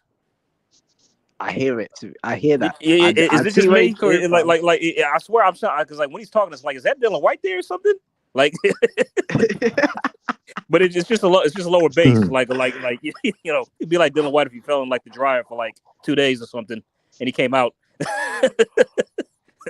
Nah, you know what? Tunde, I like Tunde though. Like, yeah. You know what? Like Tunde gets a lot of unfair hate to be honest though. Like, I'll be honest. Like, does he have any other fighters besides Yard? Is the Yard his only fighter? No, he's got another fighter on. Enzo. Joel. What's his name? Echo something. Oh, but no, to be fair, he used to have loads of fighters. Like he used to train Adam Mazin, you know. Oh shit! Okay. He used to train Adam Mazin. He used to train. I had no idea about that. Yeah. Because Adam used to be in the Peacock gym. He used to train O'Hara Davis as well, but then they fell out for some reason. I can't remember why. But then it's O'Hara, so. And anything's possible. Yeah. Well, pre now O'Hara was a different man. I mean, Jesus Lord, O'Hara and Tunde, you know, those personalities clashing, that might set off World War III. No, the thing is, Tunde will actually say to O'Hara XYZ, and O'Hara would have said to Tunde back ABCD.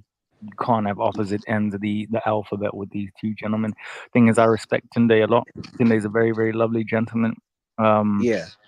I know all of that goes without saying. But the thing is that we can never be afraid to laugh, and we can never be afraid of banter. We can never be afraid of Adam Mazin. Did y'all know that? Yeah. I do know that. I'm actually going there. And hashtag Slowboy. Shout out Slow in the building. Well, this is his last chance. If he loses this, it might be the end of the road for your boy You know O'Hara. what?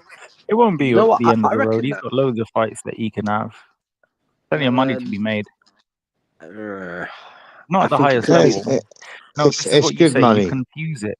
Good British Mr. Neutral. on him money. Mr. Neutral, you can understand this. This is Yeah. the problem with when he's finished. No, he's finished at a particular level. He can go to here. He can go to here.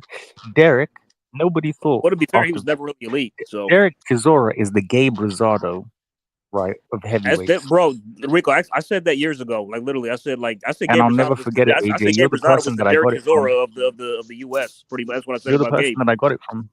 You Oh, for real? literally, you're the person that. Yeah, for real. I'll never forget it when you said it to me, because That's I what I was actually saying checked out Gabe Rosado about. because of you, and going through Appreciate his that. records and stuff. No, bro, you're banter and boxing, royalty, as it were. The guys that have been with me from the very, very beginning. Like I remember AJ, when we only had maybe 3 listeners on banter and boxing on Twitter, and it just went up It just there. blew up, And bro. AJ, Yeah. bro, you taught me a lot about boxing, and like the Gabe Rosado one was a gem. Because I've said that for the rest of the time after, and I looked into Gabe Rosado, and I really like Gabe Rosado, and I like watching him fight because he leaves it all in the ring, and he was intrigued. That's why I always appreciated about Gabe. I mean, despite the fact that despite the fact he was overmatched at times, it's like he would always bring it. You can never underestimate him. I mean, because like I think he was very overmatched in his early career, AJ. Yeah, I agree with that. Yeah, for sure, for sure. I don't think it was fair on him. I mean, but that was just his willingness to take on tough challenges, even when he wasn't ready for them. That was just him alone, Yeah, that Triple G Yeah, fight was and bad. That was real bad. Yeah, it was. But that's chasing greatness, though, isn't it? It's chasing greatness. No. Don't get me wrong. I can't fault him for that at all. Fair credit to him. That's. I think to this day that's his only world title shot. Bro, like when he knocked out Bex, that was like one of the best shit. That was one of the. My god! I was happy for him. I was so happy for him. I really fucks with Gabe Rosado, man. And I think there's one more fight. I think he's got another fight up and coming. We'll check that out in a second. He retired. No, he retired. He rematched back. He rematched back, lost that, then he retired after that. So good. He gone, baby. Because after he knocked out Beck, he got a Jaime Munguia fight, and he pushed Jaime hard in that fight. He really did. I remember the Munguia fight actually. Yeah. Ended all he I mean, it's funny because like I remember who was I talking to. I think I was talking to Jules. He was convinced that Munguia was going to knock him out or stop Gabe. I'm like, no, he's not. He'll win, but he won't stop Gabe. He's too tough for that. And with the distance. This is the thing. When you see people like a Gabe Rosado and you see people like a Derek Chisora and stuff, like I remember I watched the Ajit Caballero fight with Del Boy, mate. Like I was so fucking disappointed in Derek for a number of reasons that I've been over his illustrious career. He didn't have a corner. He applied himself. I think his problem, Derek, and Gabe is different because I feel like they almost use him as a sacrificial lamb way too early in his career. But the thing is with Derek is that obviously Derek came through. I remember when he was fighting Vitali, and remember the gloves are off with him and Vitali. That was fucking hilarious, man. No, do you remember when he spat water in Vladimir's face? Yeah. Oh, yep. I'm like, this dude. Klitschko came on Sky. He was like, I was psychologically sick for 3 days. You know why I think that was? It's like because he was supposed to fight Vladimir, but Vladimir pulled out with an injury, then turned around and fought someone else. If I'm not mistaken. Lucky, I remember him. Would you rather him kiss you or spit water at you? Neither. Yeah. Nah, man. Like, nah, the hell no. It's not a choice. It's not a choice. Yeah. When he kissed, bro, I was like, I can't. At that time, I was like, this is boxing? What? I remember I saw a clip in the first. I saw a highlight in the first Dillian White Chisora fight. It's like one of them hump somebody's head in the corner or something. Yeah, Chisora did that. Oh, okay. So it was Derek who did that. Okay, exactly. Oh yeah, he sat on his head. He started up and then Dillian White got him like, what the hell? What the hell you doing? Yeah. When Derek farted on in the second Dillian White fight, when Derek came in with the Speedos and he was like, what donkey? Dylan, suck my, and there was a donkey there, and I was just like, oh my god. Or when Derek said, you're fucking me with no Vaseline, and then he had the the picture with the mask. I was like, Nah. Remember that fucking when he started talking about the fucking laxative pills? Yeah. So you know, there's laxatives. I'm going to go through you like there's laxatives. laxatives. There's laxatives. They go through the code and they go through. I'm gonna go through this man. And the way Dillian is just looking at his ass, like that was a weird Dillian White, analogy. Dillian White, not no, the Dylan White. No, overzealous thinker. what was funny? Dylan White said that's a weird analogy. Bro, for Dillian to say that sentence, I was gone. I was out of the whole arena. I'm thinking to myself, bro, actually, I was like, this is everything with Derek is just an anomaly. Okay, like everything about him. He wants 2 more fights. Oh Lord, I think. Well, he beat Joyce, so I can't say I'm opposed to it. I mean, I say if he lost to Joyce like badly, he retired, but he beat him. So it's like, he hey, wants man, to have a fight in Zimbabwe, and there's still got something left. Young... There's still something left in the tank, man. To beat Joyce. I mean, to be fair, I heard a rumor about that tank is a fucking fight. camel at this point. Like it's holding he's holding water in both humps and food, and it's been rolling throughout the Sahara. But we're almost there. I mean, to be fair, I did hear a little rumor about who he might be fighting next. I heard that same rumor as well. Yeah, literally today. And if it's true, if it's true, but I'm not gonna. Can you type it in the chat, private chat? Yeah, nobody will see it. Nobody will see it. No, it's fine. I've heard a rumor. If it's the same one we're thinking of, then I've heard a couple. I've heard nothing at obviously the top level like that. No, but I'm still okay. These are basically like farewell fights now for him, and really and truly, if it's a guy that I'm thinking of, if it's a guy that I've heard, then I'm not really. I've heard the fights he's been offered. I've heard he's been offered pretty much. I've heard as far as being offered, obviously Moses Atuma for that type of thing. Hell no. Well, like I said, these are just rumors. This is what I've heard. This is you can be offered something and you can just like think or whatever. But I think you know what. The one fight I want to see him in, and you know what, go fucking all out on this one, and hear me out on this one. I want to see not Dylan White, fuck Dylan White. I want to see Derek Chisora versus Manuel Cha, WBA regular title, man. Manuel Cha is like this guy. Technically, no. Hear me out. All right. Go ahead. Certain people were calling it a world title when Daniel Dubois had it. So if Derek Chisora wins it, we're gonna have to start calling it. We're gonna have to start calling him. He's gonna be a world champion. A world champion. The same way that I think he deserves it. I think so as well. For his services to boxing, I think he deserves a big deal. I mean, like it's a rarity because like somebody with Chisora's record, like let's just say if he was an American, like his career would have been over like a long time ago. With all those losses. Yeah. I don't think so. The thing is with Del Boy is that he actually like this is what people don't understand. Yes, you could lose like fuck, but if you have fans who are willing to pay to see you, doesn't matter. That's why British boxing is an anomaly. It's like y'all support y'all fighters. It's like America doesn't do that. We have to. They won't support a guy with that many losses and that was lost that many times. You know what I mean? They would have. See, we don't care about losses over here. Losses mean Americans do. Americans do.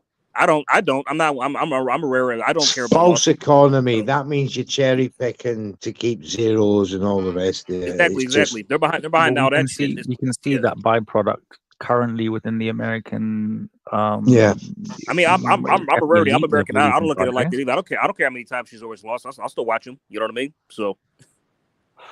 But you know, it depends on the person. Derek Chisora is a very likable guy in the UK. The same way that Wilder's lost a few fights now, and people will still like him and still watch him. I mean, well, other than his own fan base, maybe this.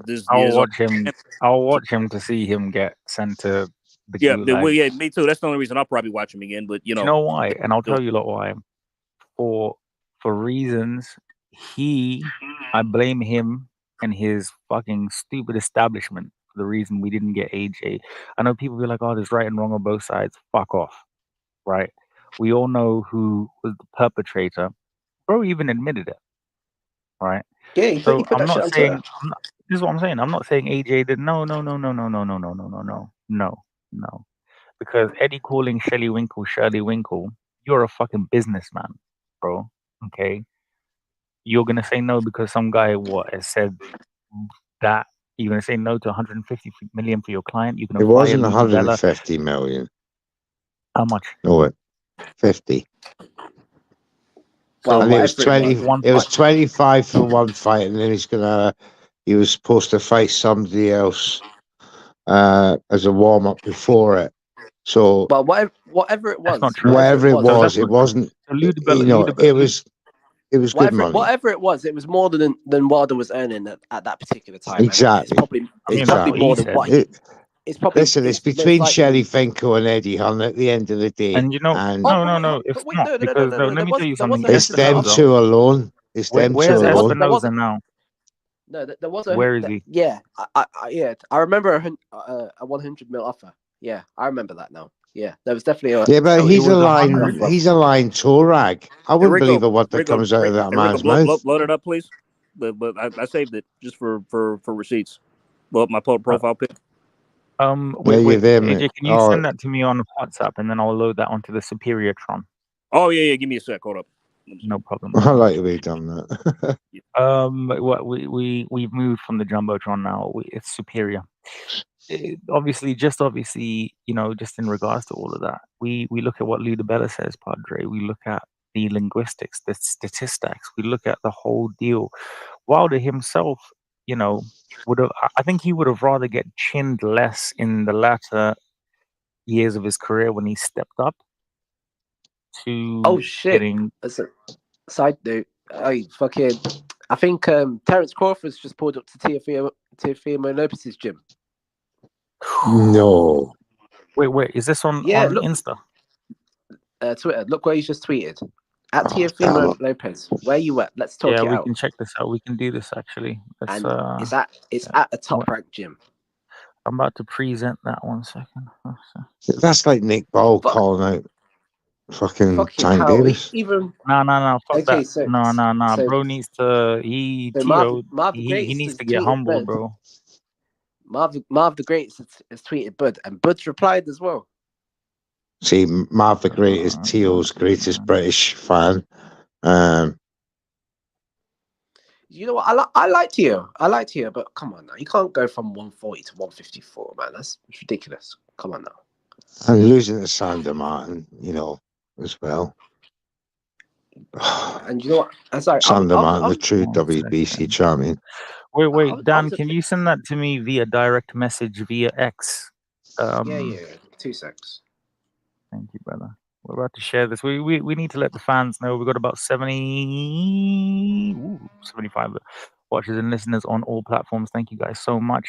We are here to provide entertainment, to provide banter, and to provide some boxing. And I believe we have all of these three things in abundance.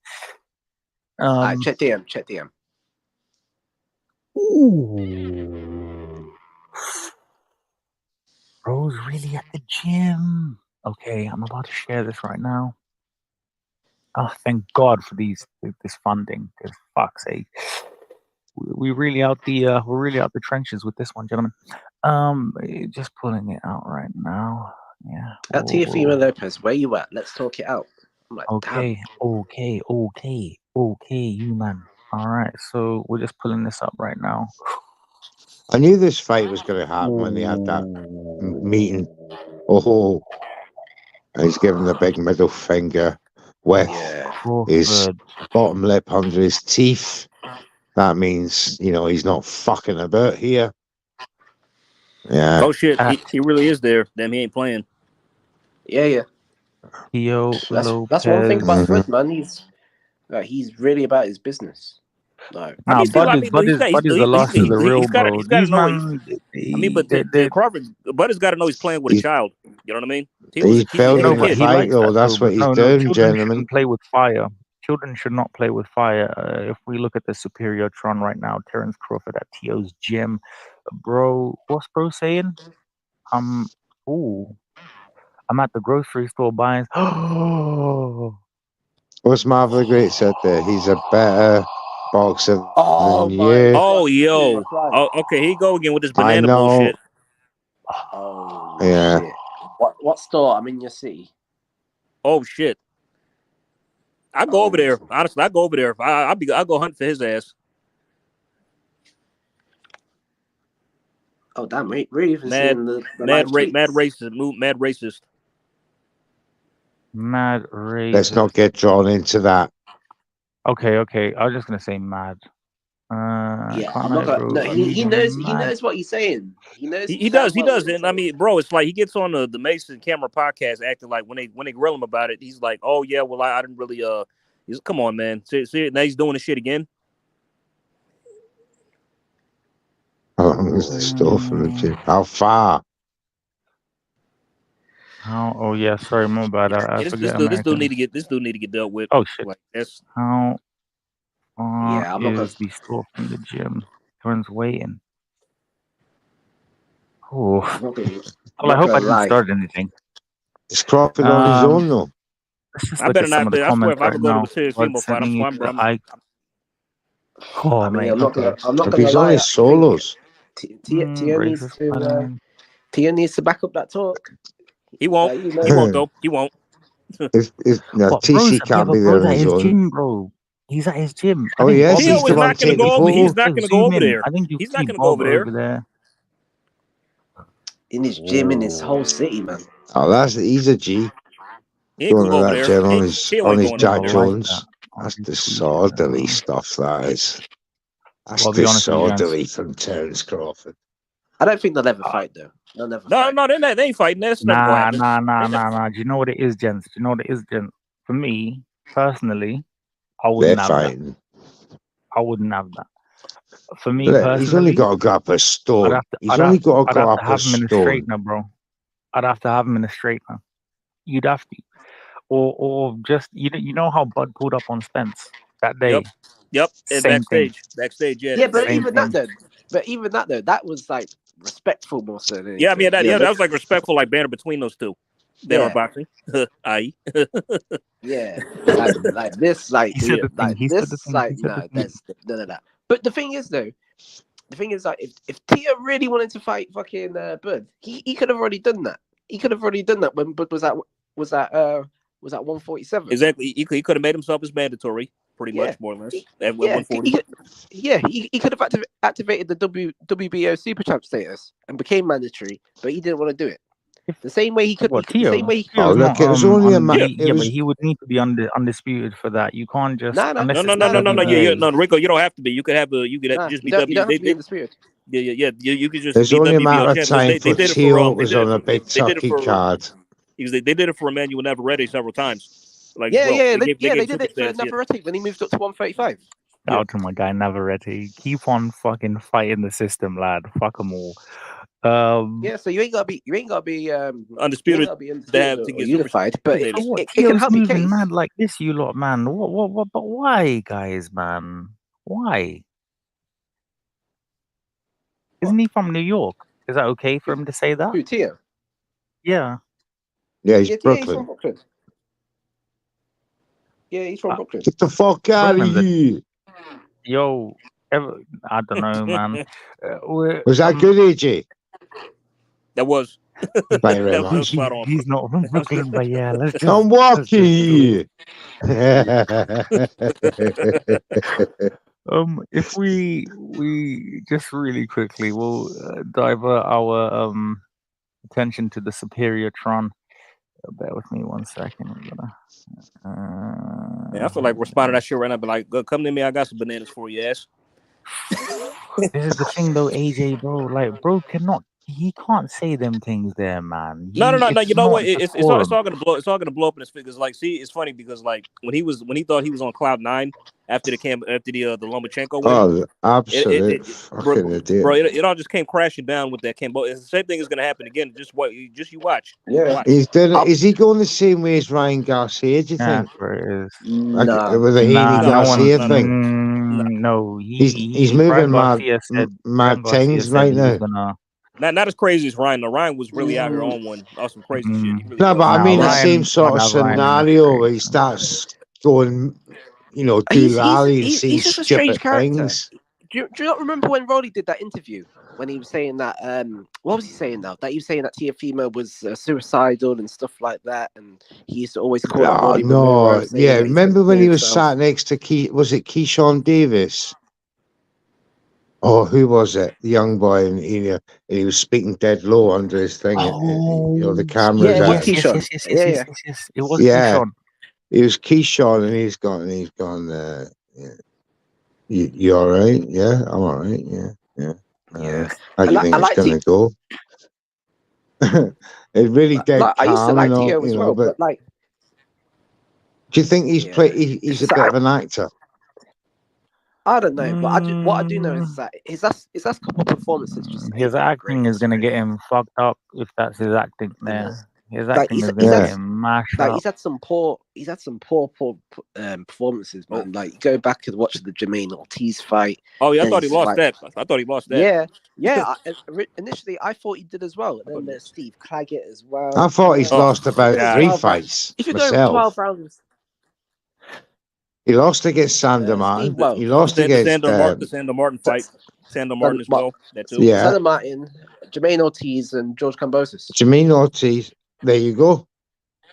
Yeah. So this record of his is not as in reality is not as strong as it should be. It was the same. There was a slight thing about the Loma Healy one. Everyone's got that fight in their resume that suggests they should have lost it rather than won it. But the illusions are in resumes sometimes. Well, let's put that back up. It's like he does have solid wins. I'll give him his credit. Like Lomachenko, when he beat Lomachenko at the time he did, that was a good win. Yeah, it was. That was. Yeah, and he completely dominated Josh Taylor. Josh Taylor. So I knew that was going to happen though. Josh, the ingredients was there. Yeah, I could go on about Josh Taylor all night long, but that was by no means a prime Josh Taylor by any stretch of imagination. Because it's funny because like he wants to rip on Crawford, talking about like how you beat a past it or broken version of Spence. Well, so did you when you beat Josh Taylor. And also, you could bring in I wasn't going to say this, but you could bring the Loma one into question too, because Loma was injured in that fight. Let's be real, he was. Yeah, he didn't throw any punches. He hasn't fought someone in his 20s since Sandor, has he? Say again. He's not fought anybody in his 20s since Sandor. I think Jermaine Ortiz. No, Jermaine Ortiz. Yeah. He's in his mid to late 20s. Oh, right. He was. Yeah. So. Yeah, I think Steve Claggett was like 35. I don't know. You couldn't get him out of there. Yeah. The thing is, like, no one even asked for that fight. No one at all. I wasn't trying to see that. And bro, you couldn't even like drop a stop. It was a top ranked fella fight. You couldn't even drop a voluntary defense, if you like. You got lit up by that dude. He was getting touched up by him. It's the same scenario as this Tank and Lamont Roach scenario. It's a fella fight for BBC. No, I think that the Teofimo Steve Claggett one was worse. Like, at least with Lamont Roach. Of course it's worse, but it's the same type of fight. A fella fight. Steve Claggett is a 35-year-old club fighter. Let's be real, with several losses. And Lamont Roach is a champion with one loss at a prior weight. So it's like the quality of the fight is better, but still, it's like nobody's asking for it. Nobody's asking for that. So nobody's asking for it. He's ranked. I think his highest rank is only 5 in his sanctioning body. He was the last person I thought was going to fight Tank, to be fair, considering after the Frank Martin fight. But my God, we would think, well, we're going to get Loma. Then we thought we were going to get Williams Zepeda. We knew we weren't going to get Blanchek. I was But, always, Shakur I always thought the Stevenson. Loma fight wouldn't happen. I just No, thought that, but there's no excuse from Gervonta Tank Davis. He has enough clout. He has enough everything to get the fights that he wants. I've heard people say Tank could fight his next door neighbor and he'll still put bombs on the sea. So why isn't he fighting Floyd Schofield, gentlemen? Okay, well, like who's going to buy it though? That's the thing. No, it doesn't matter. He puts the bombs on the seats. You're right. You're right. I mean, he fill out arenas, yes, but it's like who's going to buy? Why but we can't give the excuse. So you got to wait for Tank to. And then what you're saying there is you're waiting for Tank to wait for opponents who can fill out arenas. Is that right? No. I mean, like to buy pay-per-view because every fight is on pay-per-view. So like when people buy he sell a lot of all 300,000 of them. Or less than that. I know, it's like the Isaac Cruz numbers were never released at all. Yeah, because they were horrendous. Why do you think that is? No one knows how that is. Rick Glazer has the real numbers. I mean, it's just my point is like, he's selling out arenas or putting bums in seats, but nobody's buying his fights at home. So it's like, that's why you might as well just put them on for free. I just think in a country of over 200 million, I don't know, man. Tank secures $22 million gates in his last 3 fights. Less than 250,000 people buy his fights all the time. It's like that's the standard. It's like he did over $1 million with Ryan, but it's Ryan. That's because they're $90. If that was $20, that fight with them numbers would be over $1 million. Over $1 put them on for free. Easily. I mean, like Rolly Romero and Isaac Cruz on pay-per-view. Like, are you kidding me? Like, they got spicy boxing. Rolly's worth the pay-per-view. No, he's not. No, he's not. Oh, stop it, Rico. Come on. He's not. I'll never stop. Rico's a fan. He's a man fan of Rolly. I really love Rolly Romero. Why? Look at the way he wanks there. I was a bit. Look at the way. Look at the jaw on his face. He's got that je ne sais. Oh, fuck's sake! I almost said something gross. Je ne sais quoi. Shut up. He's got that. Fucking Bud's not letting up on Tio, Like, shit. Good. Yeah. He's fucking Teofimo Lopez. Now you said you'll fight me for free. They were your words, not mine. I'm like, God damn. Oh man. Oh, he's putting him on the spot. He is. He's making him eat his words. Nah, man, punch him up, bro. Because bro, you certain times you have to catch man. I need to make coffee. I need to stay up and make coffee because this is going to get spicy. Shit. Oh shit. Oh. Okay. So Teofimo's reply saying we're lacing them up for what? So what we do in February 2025? All right. No, I'm switching phones. Go to the gym. Rico, I'll be right back. Tag Turkey. No problem, Turkey.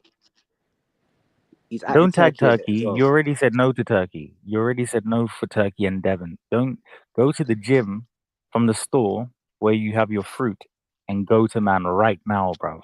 Yeah, I need to see that. Man, you got people actually supporting this nonsense. Talk about fight Tio or shut up, bud. I'm like, really? Wow. No, because he no. Do you know what it is? I'm sick of these man and they're fucking like. Rick, I already know what you're about to say. It's like I'm sick of the nonsense with these young cats calling out. They can call out and run around and run their mouth. You know what I mean? Nothing's gonna happen. It's like now someone needs to get batted up. Yes. AJ, you, me, we come from an era where. I mean, like if this was me, first I'll ignore you, but if you keep talking about me, I'm gonna get irritated and actually call you out on it. Be like, all right, man, what's the deal? Like, I'm not gonna say it anymore first, but it's like you need to catch licks, bro, because that's what I'm saying. It's like you ain't trying to fight or really do something. Shut the fuck up and be quiet. Nah, for real. No, bro came in there and he was like, what did he say? Where you at? I'm at your gym. I'm going to the store buying some bananas. You need to get work. That's what I'm saying. And like, but that's okay. What store you at? What store you at? I'm gonna head over there right now. Right now, bro. Where Macy's, same one. Maybe the baby was there. What do we call that? What's that? No, it's an Asda branch. The one where the baby licked off that guy. I can't remember what it was. Huh? But what are the stores over there that you have, AJ? What grocery stores? Yeah, it's part of the Asda branch. Walgreens. Oh, we got a lot. Your Walgreens, Safeway, Food Max. Oh, I know the one. Oh fuck, I know the one you're thinking of. Got Lucky's, Costco. No. It's like a Costco, but like It's blue. Not. It's blue. I can't remember what it's called. I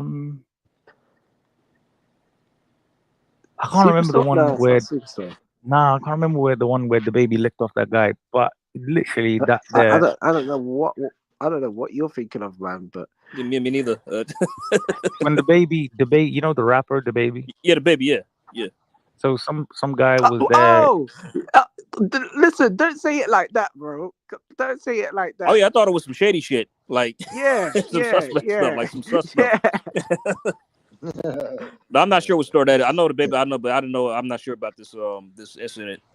Then maybe you don't, or we talk about. Yeah, I know what he's on about now. Like, Do you remember when the baby killed someone in the store? Oh, Walmart. Was that Walmart? Yeah, that's the one. Walmart. That's It's okay. That's Walmart. it. Yeah, I do know. Okay, my bad. Yeah. Walmart. My bad. Yeah. Imagine that's if he was the there one. in the Walmart right there, just picking up the bananas. Crawford's like, "Hey, buddy, can I have one?" Mortal Kombat. I want Mortal Kombat. Nah. Yeah. Nah, Because bro, no. You man, you need to understand, bro. People that chat shit get banged. You need to certain times they're selling a fight, but if you're not interested in fight, like, bro, he's a fucking mess. I think a beating from Crawford will actually do him really, really good. Really good. I mean, the probably not. I mean, as stubborn as he is, so it'll probably take a few ass whoopings for that. No, nah. Crawford won. I reckon a Crawford. Oh shit! But then, do you not remember when everyone started saying that he's training with Eddie Reynoso? Oh yeah, he was doing he was in I think it was before the Berlanga fight or during the fight. No. But like, he's fully in the camp now. Like, he is. He's okay. there. I mean, but it's not known if he's his trainer, right? Is known yet. That's what I'm saying. Like, okay. word on the road is that Reynoso's taken over, and that his dad's assistant coach now. Oh, thank God. That's what he needs, in my opinion. I don't want his dad even in the vicinity, bro. I reckon Cambosa's dad would have mashed work on Tio's that dude is dad nothing that but day. a glory. That dude is nothing but a glory hog.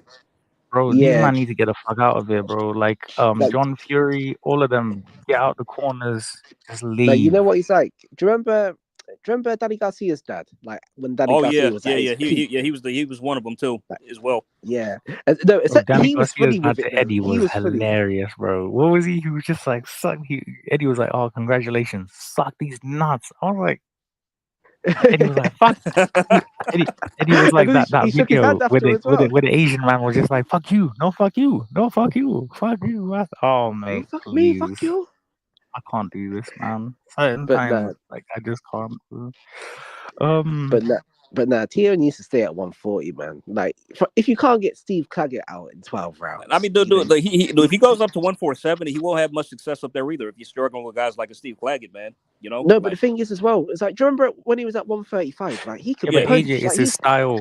AJ, I don't think you take into account his style. No, I do. He's not had a good coach which can change. No, I do. I think that with Reynoso, he could fine tune him a bit and maybe add some stuff or just maybe perfect some stuff that's not there.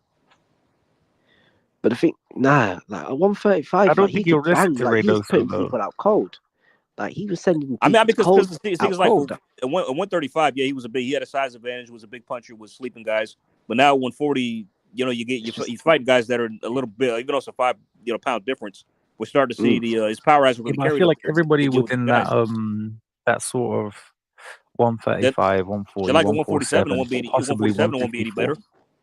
Everybody is fucking incredible at 135. Broner was an absolute beast at 130. Like, everybody has a sick debut at 135, and then when they start going up the things, going up in weight, we see they hit a ceiling. Nah, but then even when Devin went to 140 against Prograis, I thought, like, Jesus Christ, like, why didn't he do this sooner? Like, no, exactly. But the thing is, he went too late, and I understand it. That's true. He did. I understand it. Yeah, but literally, you had a one and done. Prograis, finite. Then you go into the Ryan fight, and that was a disaster. That was the worst. But okay, but then take everything ever, bro. Yeah, take everything away from it though. Like, when in how can you take everything away from it? No. But like, I'm looking at it purely from like Devin's side. Like, in the week building up to the fight, he looked horrible. He looked terrible. He looked like That's only his shit. He second looked like fight at Cambosis 140. too. Yeah, he looked bad there. Whoever released He those looked bad. pictures, I know they weren't happy about releasing them pictures, but whoever did, you were a fucking hero, lad. Nah, Oh shit! but Oh like, shit! Oh shit! Yo! Hey! Okay, Teal just put up a post. Absolutely, what I said. He said I'll fight you for free. There's a couple of votes. He said Crawford versus Lopez 2025. Crawford scared to fight. The Crawford said, "What's the location? You're doing too much talking. I'm trying to see something. Your daddy said you hit Real hard. bad man business. Real bad man I'm business. trying to Don't find fuck out. You don't about, deserve bro. to share the ring with greatness. All you deserve is a good old-fashioned ass whooping so I can teach you something your daddy didn't." Oh my God! Please, Lord Jesus, I'm superior troning this rotted right now. This might even be my display pic for a bit. Oh These shit! youths need to learn, bud. These youths need to learn. Real talk, Teal will bro. never Because take at this the end of fight. the day, He'll never take this fight, man. He won't. no. Crawford said no. Fuck the fight. Show me where you are. Let's have a straight now. This is what we need, you lot, man. We are missing life lessons for No, kids. but We are Crawford is missing tired. Bubba's tired of his straighteners. bullshit, man. He's tired of his bullshit.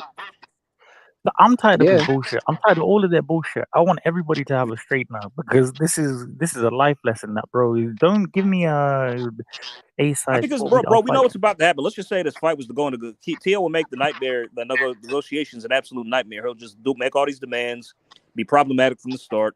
Oh, I want this, I Crawford want that. knows. Crawford Yeah, knows. so Crawford is that's why. basically saying, "Fuck this. Let's have a straight now." Wait, hold on. I need to get the whole thing with the dot. Nah, I need the whole thing, bro. Wait 1 second. All right. Nah, this is beautiful, bro. Oh, man. And we're watching this in real time, you guys. If you are not subscribed to Banter Unboxing, you need to be, okay? Because this is deep level analysis. Big up to Rico, be the... back in a sec. Be back in a minute. Yeah, no worries, my guys. No worries. This is real level analysis. This is real banter. This is real boxing. Okay. Just obviously putting this on to the superior Tron. Bear with me 1 second so all of the people can see this live as it's happening. Crawford has seemed to just had enough of this fucking punk. At the end of the day, certain times in life you do feel like that, ladies and gentlemen, boys and girls of all ages. It does happen. You do feel pissed, and you're just like, it's a bit much in it, really. Let's get this on the superior Tron. Bear with me 1 second. damn. Yeah, there we go. Yeah, we got that Theo Crawford shit. Yeah, we got that. Should you put it on? Oh yeah. There we go. I'm just dissecting this in its totality, as Mr. Neutral would say. Absolutely. What I said remains. Like I told you, in front of you, the whole world needs to watch me beat you, not just word of mouth. You are A-side, so what we doing? I'll fight you for free. Crawford's scared to fight. Crawford, what's the location? You're doing too much talking. I'm trying to see something. Your daddy said you hit hard without the gloves. I'm trying to find out. Oh my. You don't deserve to share the ring with greatness. All you deserve is a good old. Oh my Oh, God. in the name of God, what is going on with this boy? Yeah, I'm not gonna lie. That's Some boys, my old father would say. That's This is real wow. bad man business. This is what is needed. To pull A up good to the old guy's fashioned. gym as well. He's pulled up to the guy's gym. That's just Bro, that's Tio's not on disrespectful it, in bro. itself. He's not on it, bro. No. Like, It's this not is even, the wait, thing. hold up a second. Crawford's from Omaha. Tio It's a lives long in New way York. from Omaha. Do you know how far that is? We will find out. I will put it on the superior Tron. Give me 1 It's got to second. be a good 1,000 miles. I would walk It's 500 miles, and I would walk 500 more just to see Tio in New York City. That's where I would go. Tells Crawford. I don't even know He if that's walked drivable. 500 miles. Oh, New Padre. York City. You always make me feel warm and fuzzy Wait, inside. is that actually drivable? Nah, he I took a would jet. say no. Nah, he took It's a a jet. jet plane. It's got a private jet now, isn't he? Nah, he took a Yeah. jet. He said, fuck Keeps this. out in his back farm with his private runway. Nah, Omaha. bro. They got So some hang on a serious second. land out there. So he's gone all the way from Omaha to New York. He could have been there on business. You know, it could have been a number of reasons why. What business is he rolling through to Omaha? You know, could be writing a book. Play. Anything, could be anything business. I think But this is the if he's business gone that Mo is there on about. solely, if he has travelled solely to confront Teofimo Lopez in New York City in his own gym, well, Going that's to his minerals. gym. That's minerals. Going to another state for beef. That's minerals. Do you know what makes To me the laugh? man's He probably gym. met Turkey. He met Turkey before that, and Turkey was like, "Yo, look at what brother is saying." Croft was like, You want to start talking about, don't he? Hang on a second. Wait. It's only a matter of time. I mean, Bob's already working with Turkey. You know, he's obviously said he's holding hands.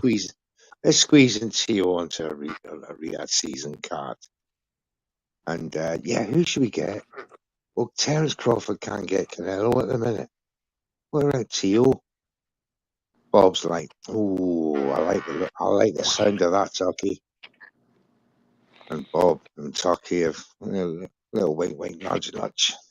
Get them two arguing on social media. That'll spice things up. These men are jokers, bro. People are like, "Oh, you're entertaining this shit, Crawford, too much." I don't care where y'all fight. Just record it. Facts. Nah, bud. Talking that shit. Alright, mate. It's way Bud's too doing American. a drive-by. Tio is not gonna fight for free. He's gonna nah.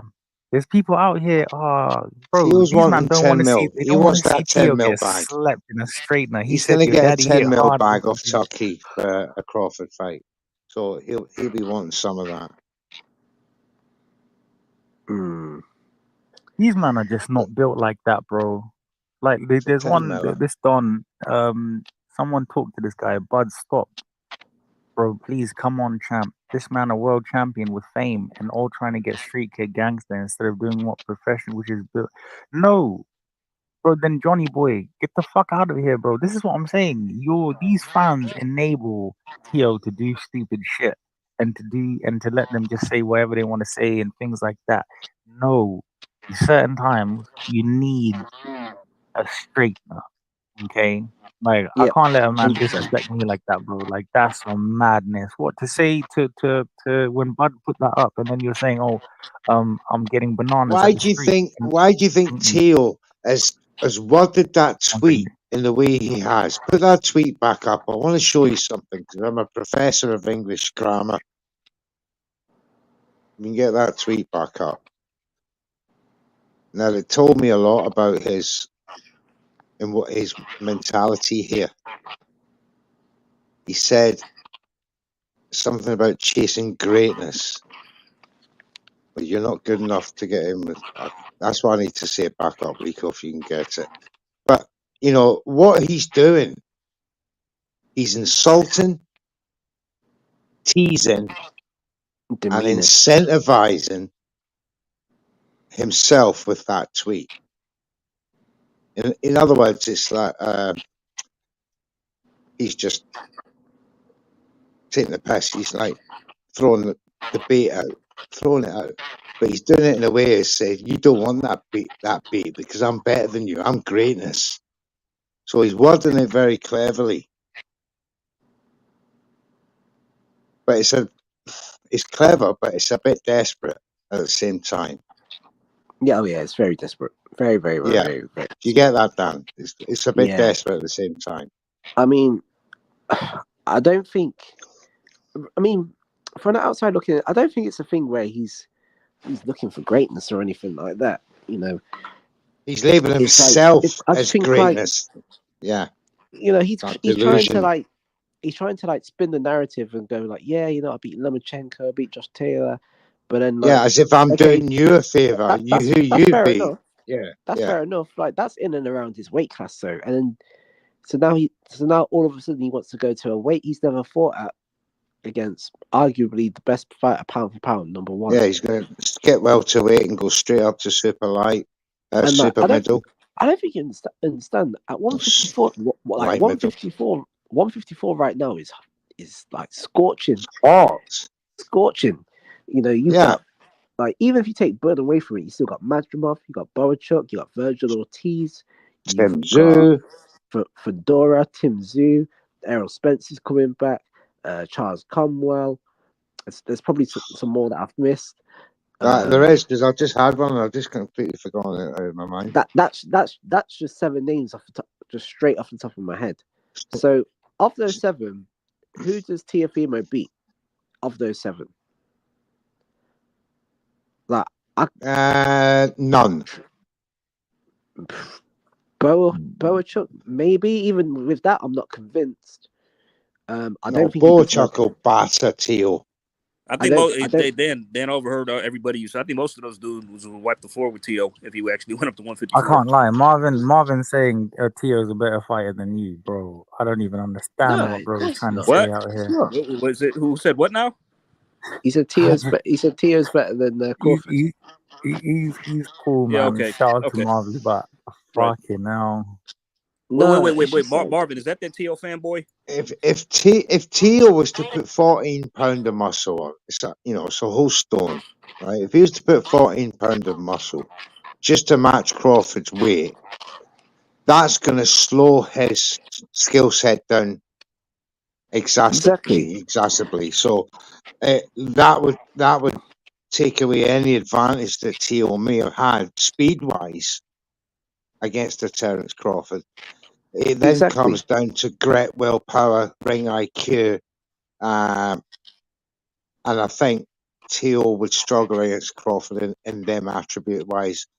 I think he's just too clever, too powerful, Crawford, for Teo. I think Crawford stops him. With respect to Teo, of course, because he is a good boxer. Don't get me wrong, like Teo has accomplished a lot for his age. Like, what's he now? He's got to be like 25, 26. Still young. He's still young. He's got like 10 years left in the game. Yeah. For me, he should be just quietly. I think a part of his delusion comes from the fact that he thinks he was undisputed, which he never was. No, he was never undisputed. Yeah. He's a fucking idiot about that as well, because he doesn't understand champion and recess, doesn't he? No, because he's a fucking idiot as well, because he said he was the first fighter to go undisputed in 2 weight divisions, and it's like, come on, mate, like, get a grip, man. Why doesn't he know boxing history? I don't understand. You know I think he does. I think he's more clever than he lets on, but he's saying this shit because he knows his fans will eat it up, or whoever does support him. Listen, if he's serious, then just go unify at 140. Go become an undisputed at 140. It's like there's plenty of champs you can fight there. He hasn't come out, or Bob Arum hasn't come out and wanted to unify against Aparo or against I need to see those DMs, man. I know them. Those DMs are popping. Or a Rayo Valenzuela. He's not even offered. Or made an offer for a Rayo fight when Rayo's come up from 135. Rayo's been calling for that fight as well. And Rayo's been caught. For me, that would be an easy unification. I wouldn't say it. Yeah, in fact, it would be for Teo fans. It would be an easy unification. Is Teo still WBO champion? Yeah. And he's got the ring belt as well. So, but what he wants to do, he wants to use his WBO super champ status to jump all the way to 154, and under the special bouts rule, you can only do it for in the interest of boxing. The WBO will make the fight. I don't think you can do it for 2. To go up to, you can only do it for 1 weight, not 2. Yeah. So them's the rules. But again, they come back to in case of exceptional special bout contest. They will overrule the rules. Yeah, he had the chance to fight Crawford at 147 using the WBO super champ status, and he didn't do it. He had the chance to use it against Crawford, and then he had the chance to do it against Brian Norman in September. And that didn't do it against Josh Taylor. I remember people were talking about either Josh Taylor versus Teo or Josh Taylor versus Crawford when they were all. Because now he's beating Josh Taylor, he's got this overinflated ego about how valuable he is now, and he's waiting for that right opponent I mean, Light that's not true tennis because court, bro I is was on, what? Is because bro I was not on in a the live courtroom stream. right I was now? on a live stream with Jules and them yesterday, and Jules said it best. He said T.O. is a Hulu theater fighter. That's what he is. He's a what? So what? A Hulu theater fighter. That's like a small, like just it's kind of like a cop. It's kind of like the copper box, pretty much. Oh, okay. That's Yeah, not more. bad. It's like that. It's That like that. is, I think for you lot, the levels are just so fucking outrageous. No, it's just like Um, I just it's I sad think because for like me, the I do like resume Theo. is keeping his stock market, his market value up. I think he's not as good as his record suggests at 140. 130, 135, I've got no problem with. But your I'll be record honest with you. I starts think again Jack at Catterall 140 for me. absolutely decimates Teofimo Lopez. I'll be real and I'll say Nah. that. No, And I Jack and I want Catterall that. doesn't decimate his cat. You're a hater because he fucked up your guy twice. No, because he's not a knockout merchant. He's not an accumulative punch stoppage. I never said He's a knockout. I classic said decimated. science. Hey, He's a I classic pugilist. I think Catterall gives Theo fits. Classic He pugilist. might give him Starting fist, to but he's see, not yeah. knocking him out. Banter and boxing teas are gonna come If he out. can't They're knock gonna out get Josh all scared. Taylor, he's not knocking out Teofimo Lopez. No, I think Just I get think that Jack will straight. knock him out. I think he'd outpoint him though. So No, he'll I think outpoint Jack him. will at Aye. least put him down Jack once. is a classic, points winning boxer. yeah, And he's good at it. Very good at it. I think it's like it's been shown. Theo struggles with boxers, guys who move in boxing. It's been shown now with Ortiz, with Sandor Martin. I would say I think fighters that are I was gonna say Claggett, but he's not. No, he's a pressure fighter. He struggled with him too. So the funny thing is that like Theo normally AJ's an is asshole. good with pressure fighters. You go back and watch the Richard Comey fight. Like pressure fighters. That's his bread and butter, man. Like you go towards Theo, like that's cool. Like he'll just walk you onto shots and stuff like that. yeah, But counter you all night. down. That's what he prefers. Yeah, but the thing is, But imagine him and Crawford, how power boring that's going to be. Because they're both the He- same. It's like he ain't got the power at 140 no more. So he can't get guys out of there like he But used to. has got more layers to his game than Theo does. Yeah, Way more. 100%. Yeah, way more. 100%. I think it's a terrible fight, to be And honest. the thing is, like Ryan Wow. Valenzuela was calling for that fight with Theo for ages because they used to spar against each other. And like they said that Ryan used to beat the fuck out of him. Oh wow. Yeah, like bad. Like yeah, there was footage. There was footage ages ago. Like and people were saying that Mario stopped Theo in sparring. Hang on, let me try find it. But Mario Yeah, try find that shit. Try find Mario, you talking about Mario Barrios? No, Ryan Valenzuela. The goat. Oh, sorry. They said you Rio. So he said Mario. My bad. No. Nah, it's okay. It's easy. Barrios is the goat. Barrios he's the man that kept So PBC on that his explains back. why Theo didn't want to unify with the IBF champion. No, it's not IBF. WBA. I mean, right now 140 is the best, man. It's like we're probably not going to get another Undisputed fight for a long, long time. I mean, we got a lot of champs that are on different sides of the street. It's a lot, a lot 140 of, for the last 5 years, AJ, maybe a little bit longer. I think it's probably been one of the best divisions, if not the best. No, it has, but that's come to an end now. There's no more of that. So, Yeah, so we got a lot of good fighters there, but it's like not, in terms of unifying and people fighting each other, we're not getting much of it. I mean, Progress Catterall is pretty good. Hitchens versus Parr, that's a good fight. But that's pretty much it for the most part. I mean, yeah, more or less.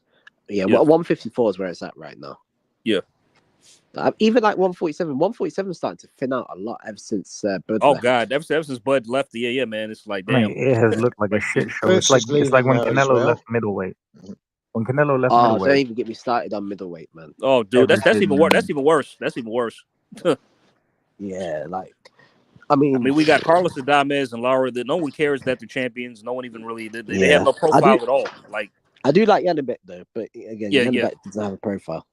Yeah, it's the same. I mean, I think he's. I wasn't impressed with Yanibek's fight. I still think that Bentley does him in the rematch. To be honest.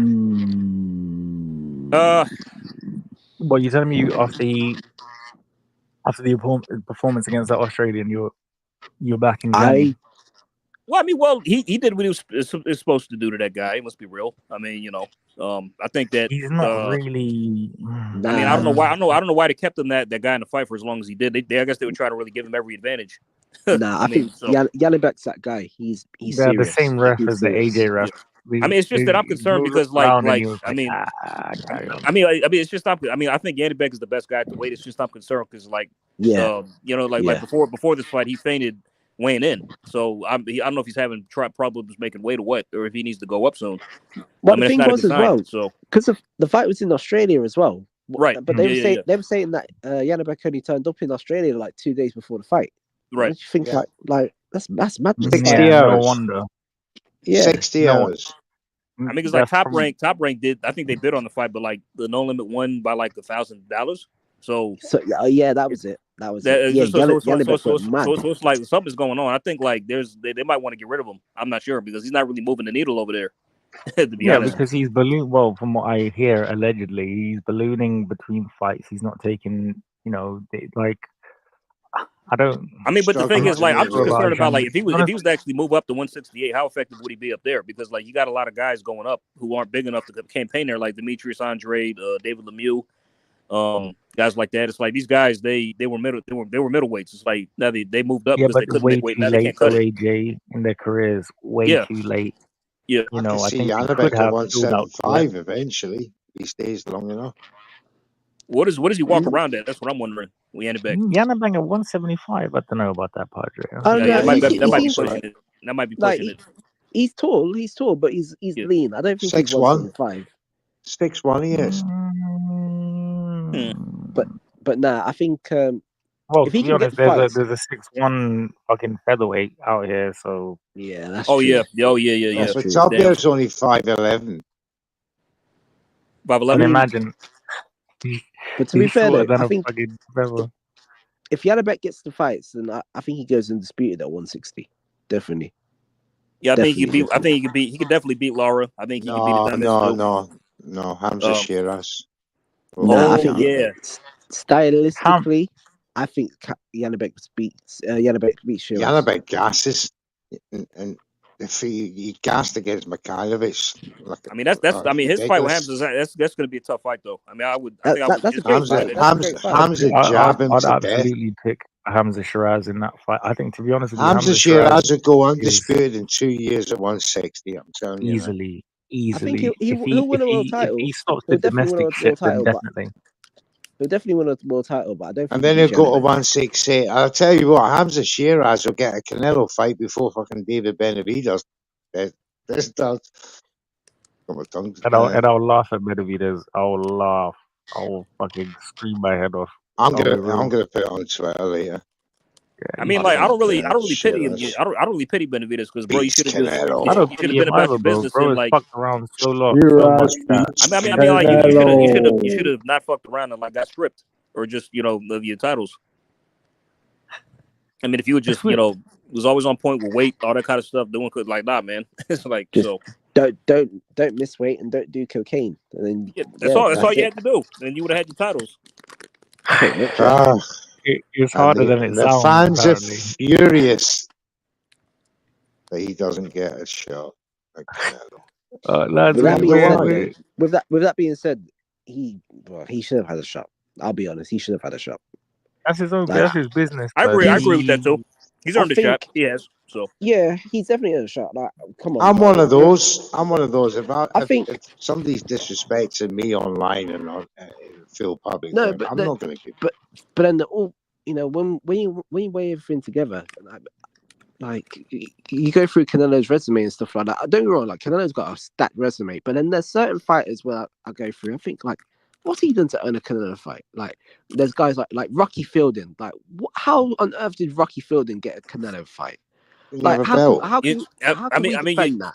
Was he regular? Didn't Canelo fight within a month and a half or something ridiculous? Yeah. He during his super middleweight when he fought Callum Smith in December, then Avni Yildirim in February the next year, then Billy Joe in May. When Caleb in November. That's right. All in the space of 13 months. All like in 10, I think 11 months. That's it. 11 months, sorry.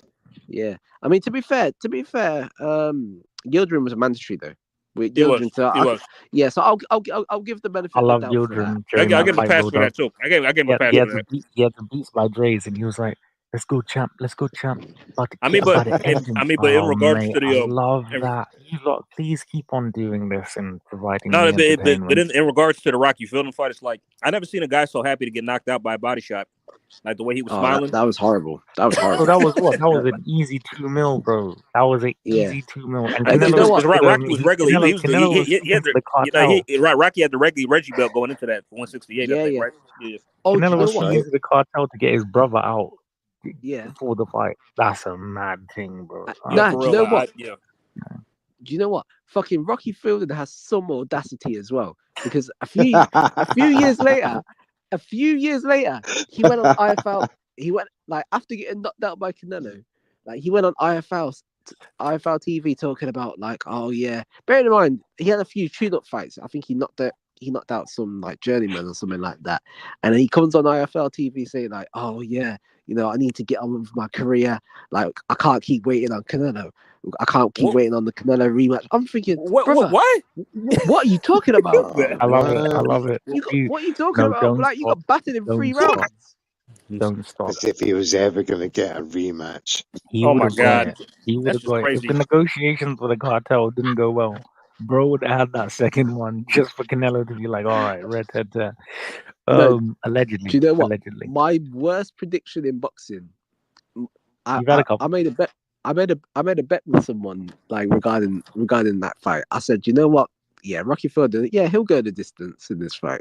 Mind you, I was like, how old was I then? How old were you? 5? I think I was like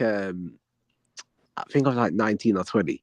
Oh, yeah, right. like I'll forgive you. You forgive me. I was like 19 or 20. I was like, yeah, because you know what? Fucking grown man. He's back in the Brett. He was back in the Brett. No, I had this thing that I don't know what it was. Like, I thought for some reason I just thought that Canelo's power was overrated. I just thought like, yeah, you know, Rocky Fielding can take this, yeah. And then you know what killed me? The documentary on the Zone where they were like showing the play-by-play up until the fight. And Rocky just had a kid, and he was like, "Oh, you know, I changed a nappy, and I have another nappy." And bro was talking about being a dad. The Canelo's just out here like, "Yeah, I'm just trying to fuck people up," and I was just like, "Who thought this was okay?" And Eddie Hearn was like, "No, Canelo has to come to Rocky. You know, he's the champion." And I was like, "Oh my god, man." I love him. Oh, that was horrendous. Well, no, do you know what? Can you imagine another 5 yees of Canelo in the game? You know what the funniest thing was as well?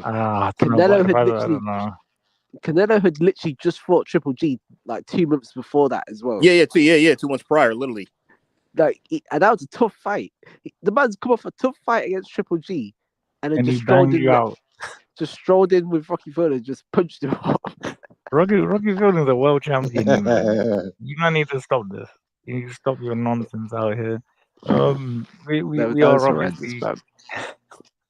No, but just to hear Eddie bigging up Rocky Fielding, like, you know, oh, he's the champ. It's like, bro, he's got a fucking Reggie belt. Nah, Eddie, keep on. I've none of this Rocky Fielding slander. He's one of Liverpool's finest. I mean, wait, who's the champion? Who had the WBA title? Callum Smith, was he champion then? Yeah, Callum Smith. Yeah, he was WBC. Why did he? Yeah. He's the WBC champ. Didn't Callum Smith knock out Rocky Fielding in a round? He did, right? Yeah, 1 round. Yeah, okay. Right. Yes, sir. I'm not going to accept mind you, to be fair, Callum Smith is a knockout merchant. Yeah. And Canelo was good enough to evade his right hand, and not only that. Well, that's because Callum Smith shelled up for that 90%. He never fucking threw that right hand. Left hook. Callum barely threw a punch in that fight. Callum was like, disabled his left hook, didn't he? Like, punching the bicep. All right, lads. Coming obviously up to the last hour. Big up to you, gentlemen, for always supporting. Always, you know, we always give a great experience to the fans. People have actually said, you know, listening to the show back, you know, going to work or this or whatever like that, and they love the banter and boxing. So keep on doing it. Please like, retweet, share, all that fucking good shit. Okay, and also at Elon Musk and tell him to stop being a hater.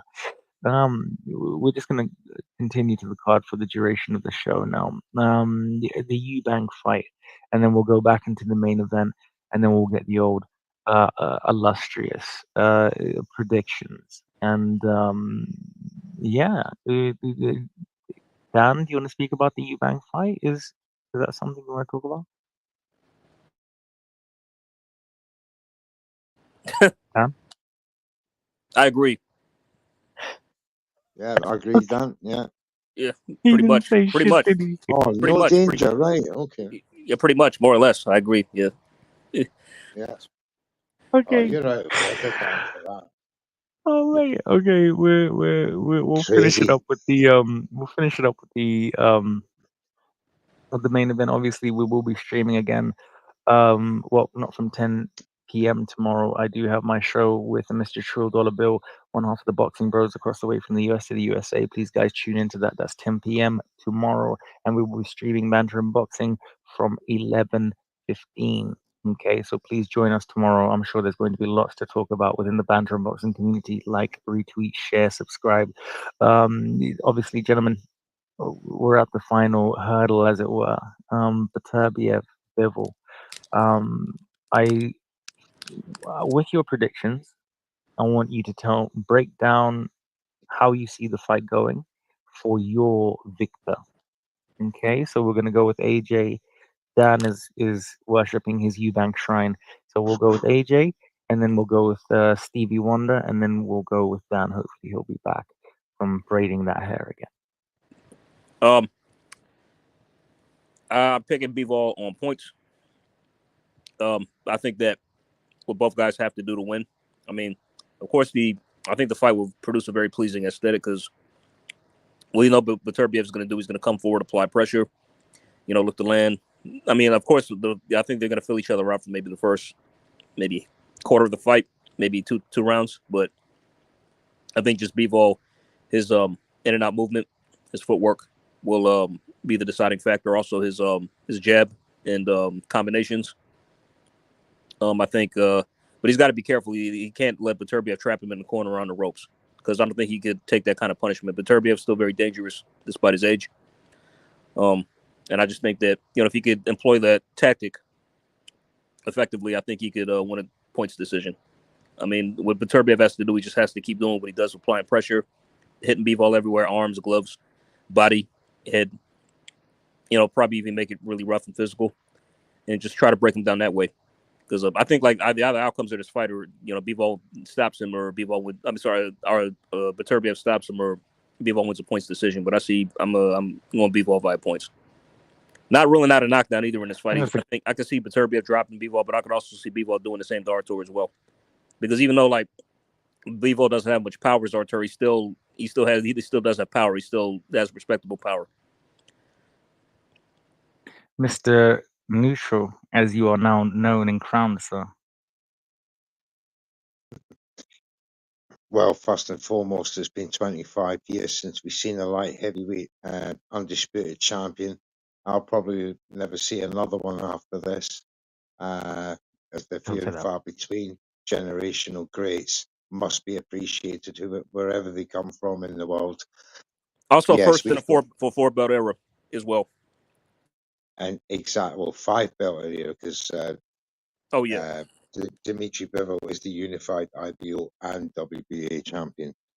So yeah, he'll be the undisputed. In the same bracket as Alexander Usyk, of course, who's the 5 belt champion undisputed as well. This fight has been a long time coming. We should have had it a few years ago, but we got it now at last.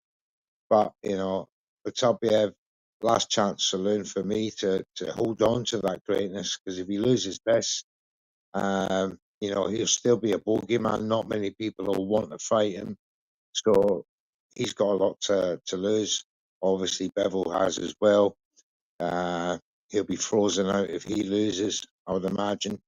And not many big fights will be coming to him, very quickly after a defeat. So, as a one fight special, no rematch, for me, this fight has extra special incentive for the winner of this fight. The riches are just on, break all bounds of what they've been used to. So let's see how it goes. Round one from the bell, I see a very tentative start for the first 2 rounds.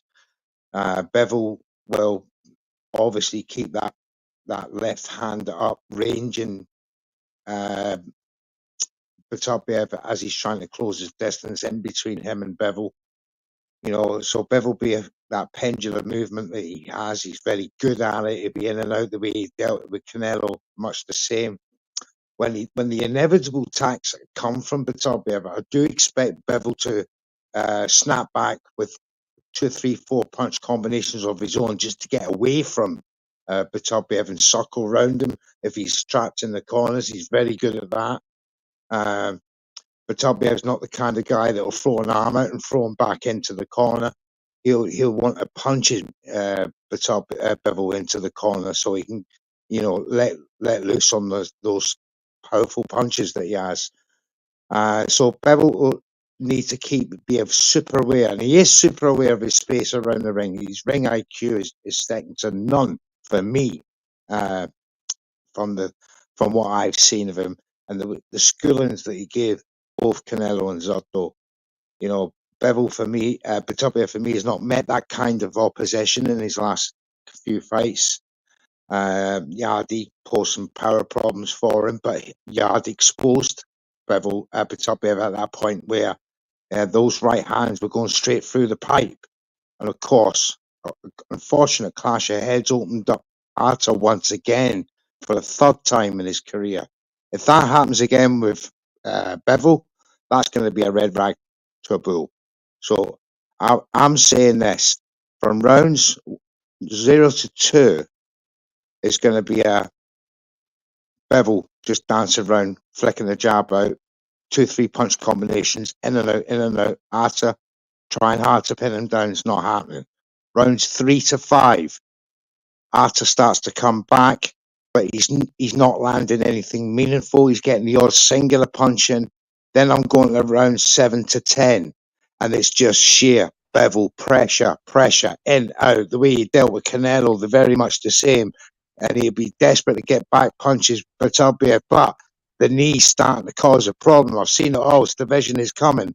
The rounds are starting to take the toll on Beterbiev with the punching that Bivol's getting. And in that moment of desperation that Beterbiev has never been taken to in the boxing match, then we'll see the true nature of the man. I'm not doubting the beast. You know, he's been wrestling bears and all the rest of it. He's going to be afraid. But I think his willpower, his sheer willpower to win will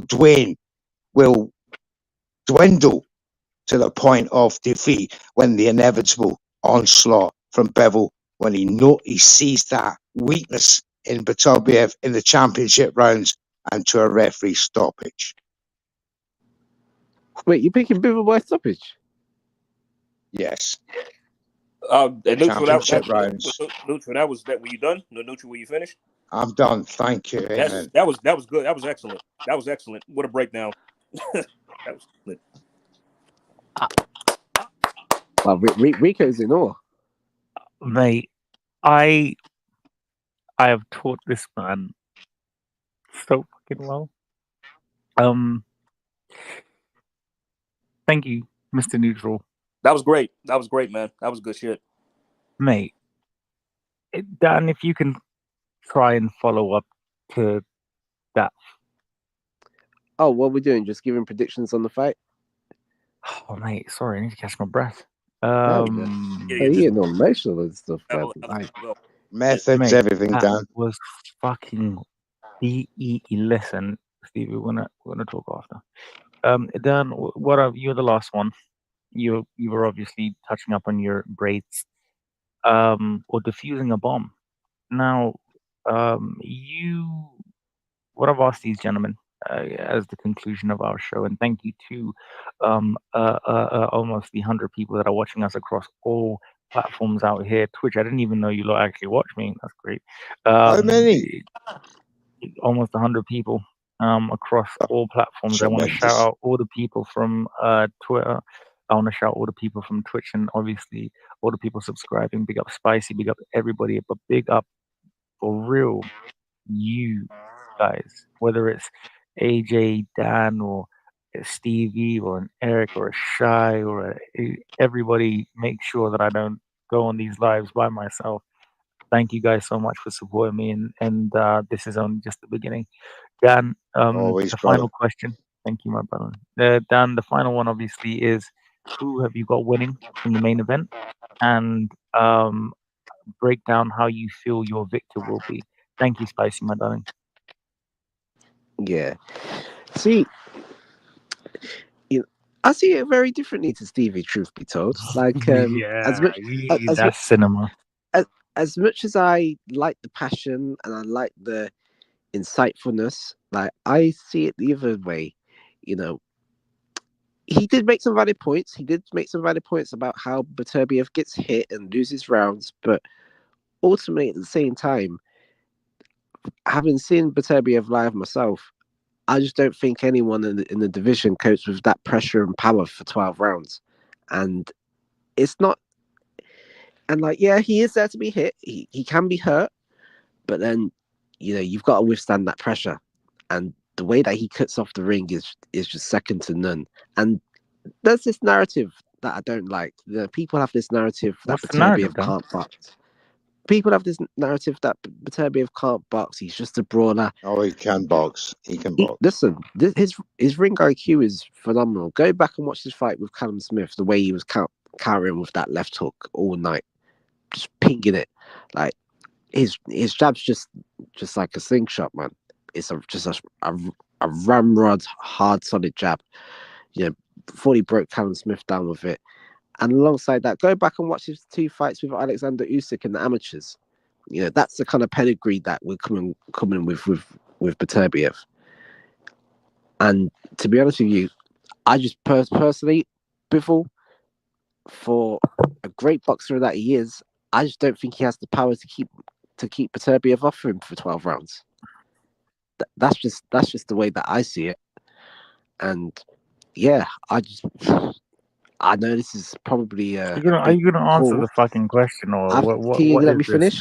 Can you let me finish? Like, I'm trying it's a bit cool, but I can only see a Beterbiev win, in my opinion. Okay, so I can break it down. Respect that. I think it's there's no wrong answer. I mean, this could go either way. It really could. That exactly. All theories are correct until proven wrong. But one thing I will disagree though. One thing I will disagree is that if we're talking about purely light heavyweights, I think Beterbiev's got the better resume. Like, don't get me wrong, like Bivol's got some decent wins over Zerdo and a couple here and there. But can we really look into the Canelo win all that much? Canelo, yes, he's a smaller guy. Significantly smaller. He's a heavyweight. He weighed more he's than a heavyweight champ. He's a light heavyweight champion, isn't he? He had one fight at light heavyweight before against Kovalev, and yeah, if we're honest about it, he was really poor. He was poor. That was, I mean, that was, I don't really count that too much because, even though he's a chick, Kovalev was kind of past it at that stage. I mean, Kovalev was washed. He was. No, you just come off a great win against Zotto is now a cruiserweight champion, so he's been a cruiserweight. Okay, but we can give him credit for that one. But I mean, Zerdo hadn't really fought anyone great. Anyway, carry on, Dan. I want to hear your method. I want to hear how you break this fight. But again, I'm just disputing one of your points. I just think. No, that's fine, mate. That's fine, and you're right. You're right to dispute. Yeah. Tell me how your guy wins. Yeah, I've just told you. I think he's too big, too strong. Sets that pressure and power from the get go, and yeah, I think he forces a late stoppage. That's what we wanted to hear. Probably, right, probably by round 9, round 8 or 9. Round 8 or 9. Oh wow! Bloody hell, Yard didn't go down till then. Or was it later? 11? That was round 8. It was round 8. Around 9. Round 8. No. Yard went. Yeah, right. Oh, was that round 9? So who's Beterbiev's last fight where he went to the final round before knocking him out? Enrico Colling. That was like a few years ago.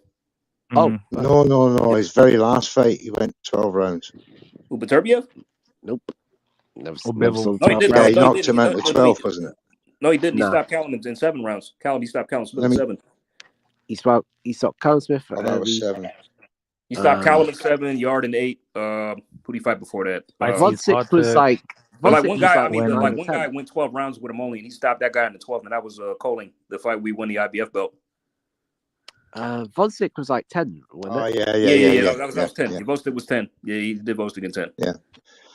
Yeah. Ladies and gentlemen, boys and girls of all ages, first of all, I'd like to thank you so much, Spicy. Thank you to everybody, Shy, everybody listening to me right now. Big up to my uncle who's on a night shift listening to me, to all of us. This is something amazing that we are building and creating all together. This is Banter and Boxing. Please go, obviously, subscribe to the channel. Before we leave, Mr. Neutral, tell them where they can find you. In Liverpool. I mean, no, Twitter, of course. Mr. Neutral, Neutral's Corner on Twitter, and neutrals.com boxing on Instagram. Thank you, Rico.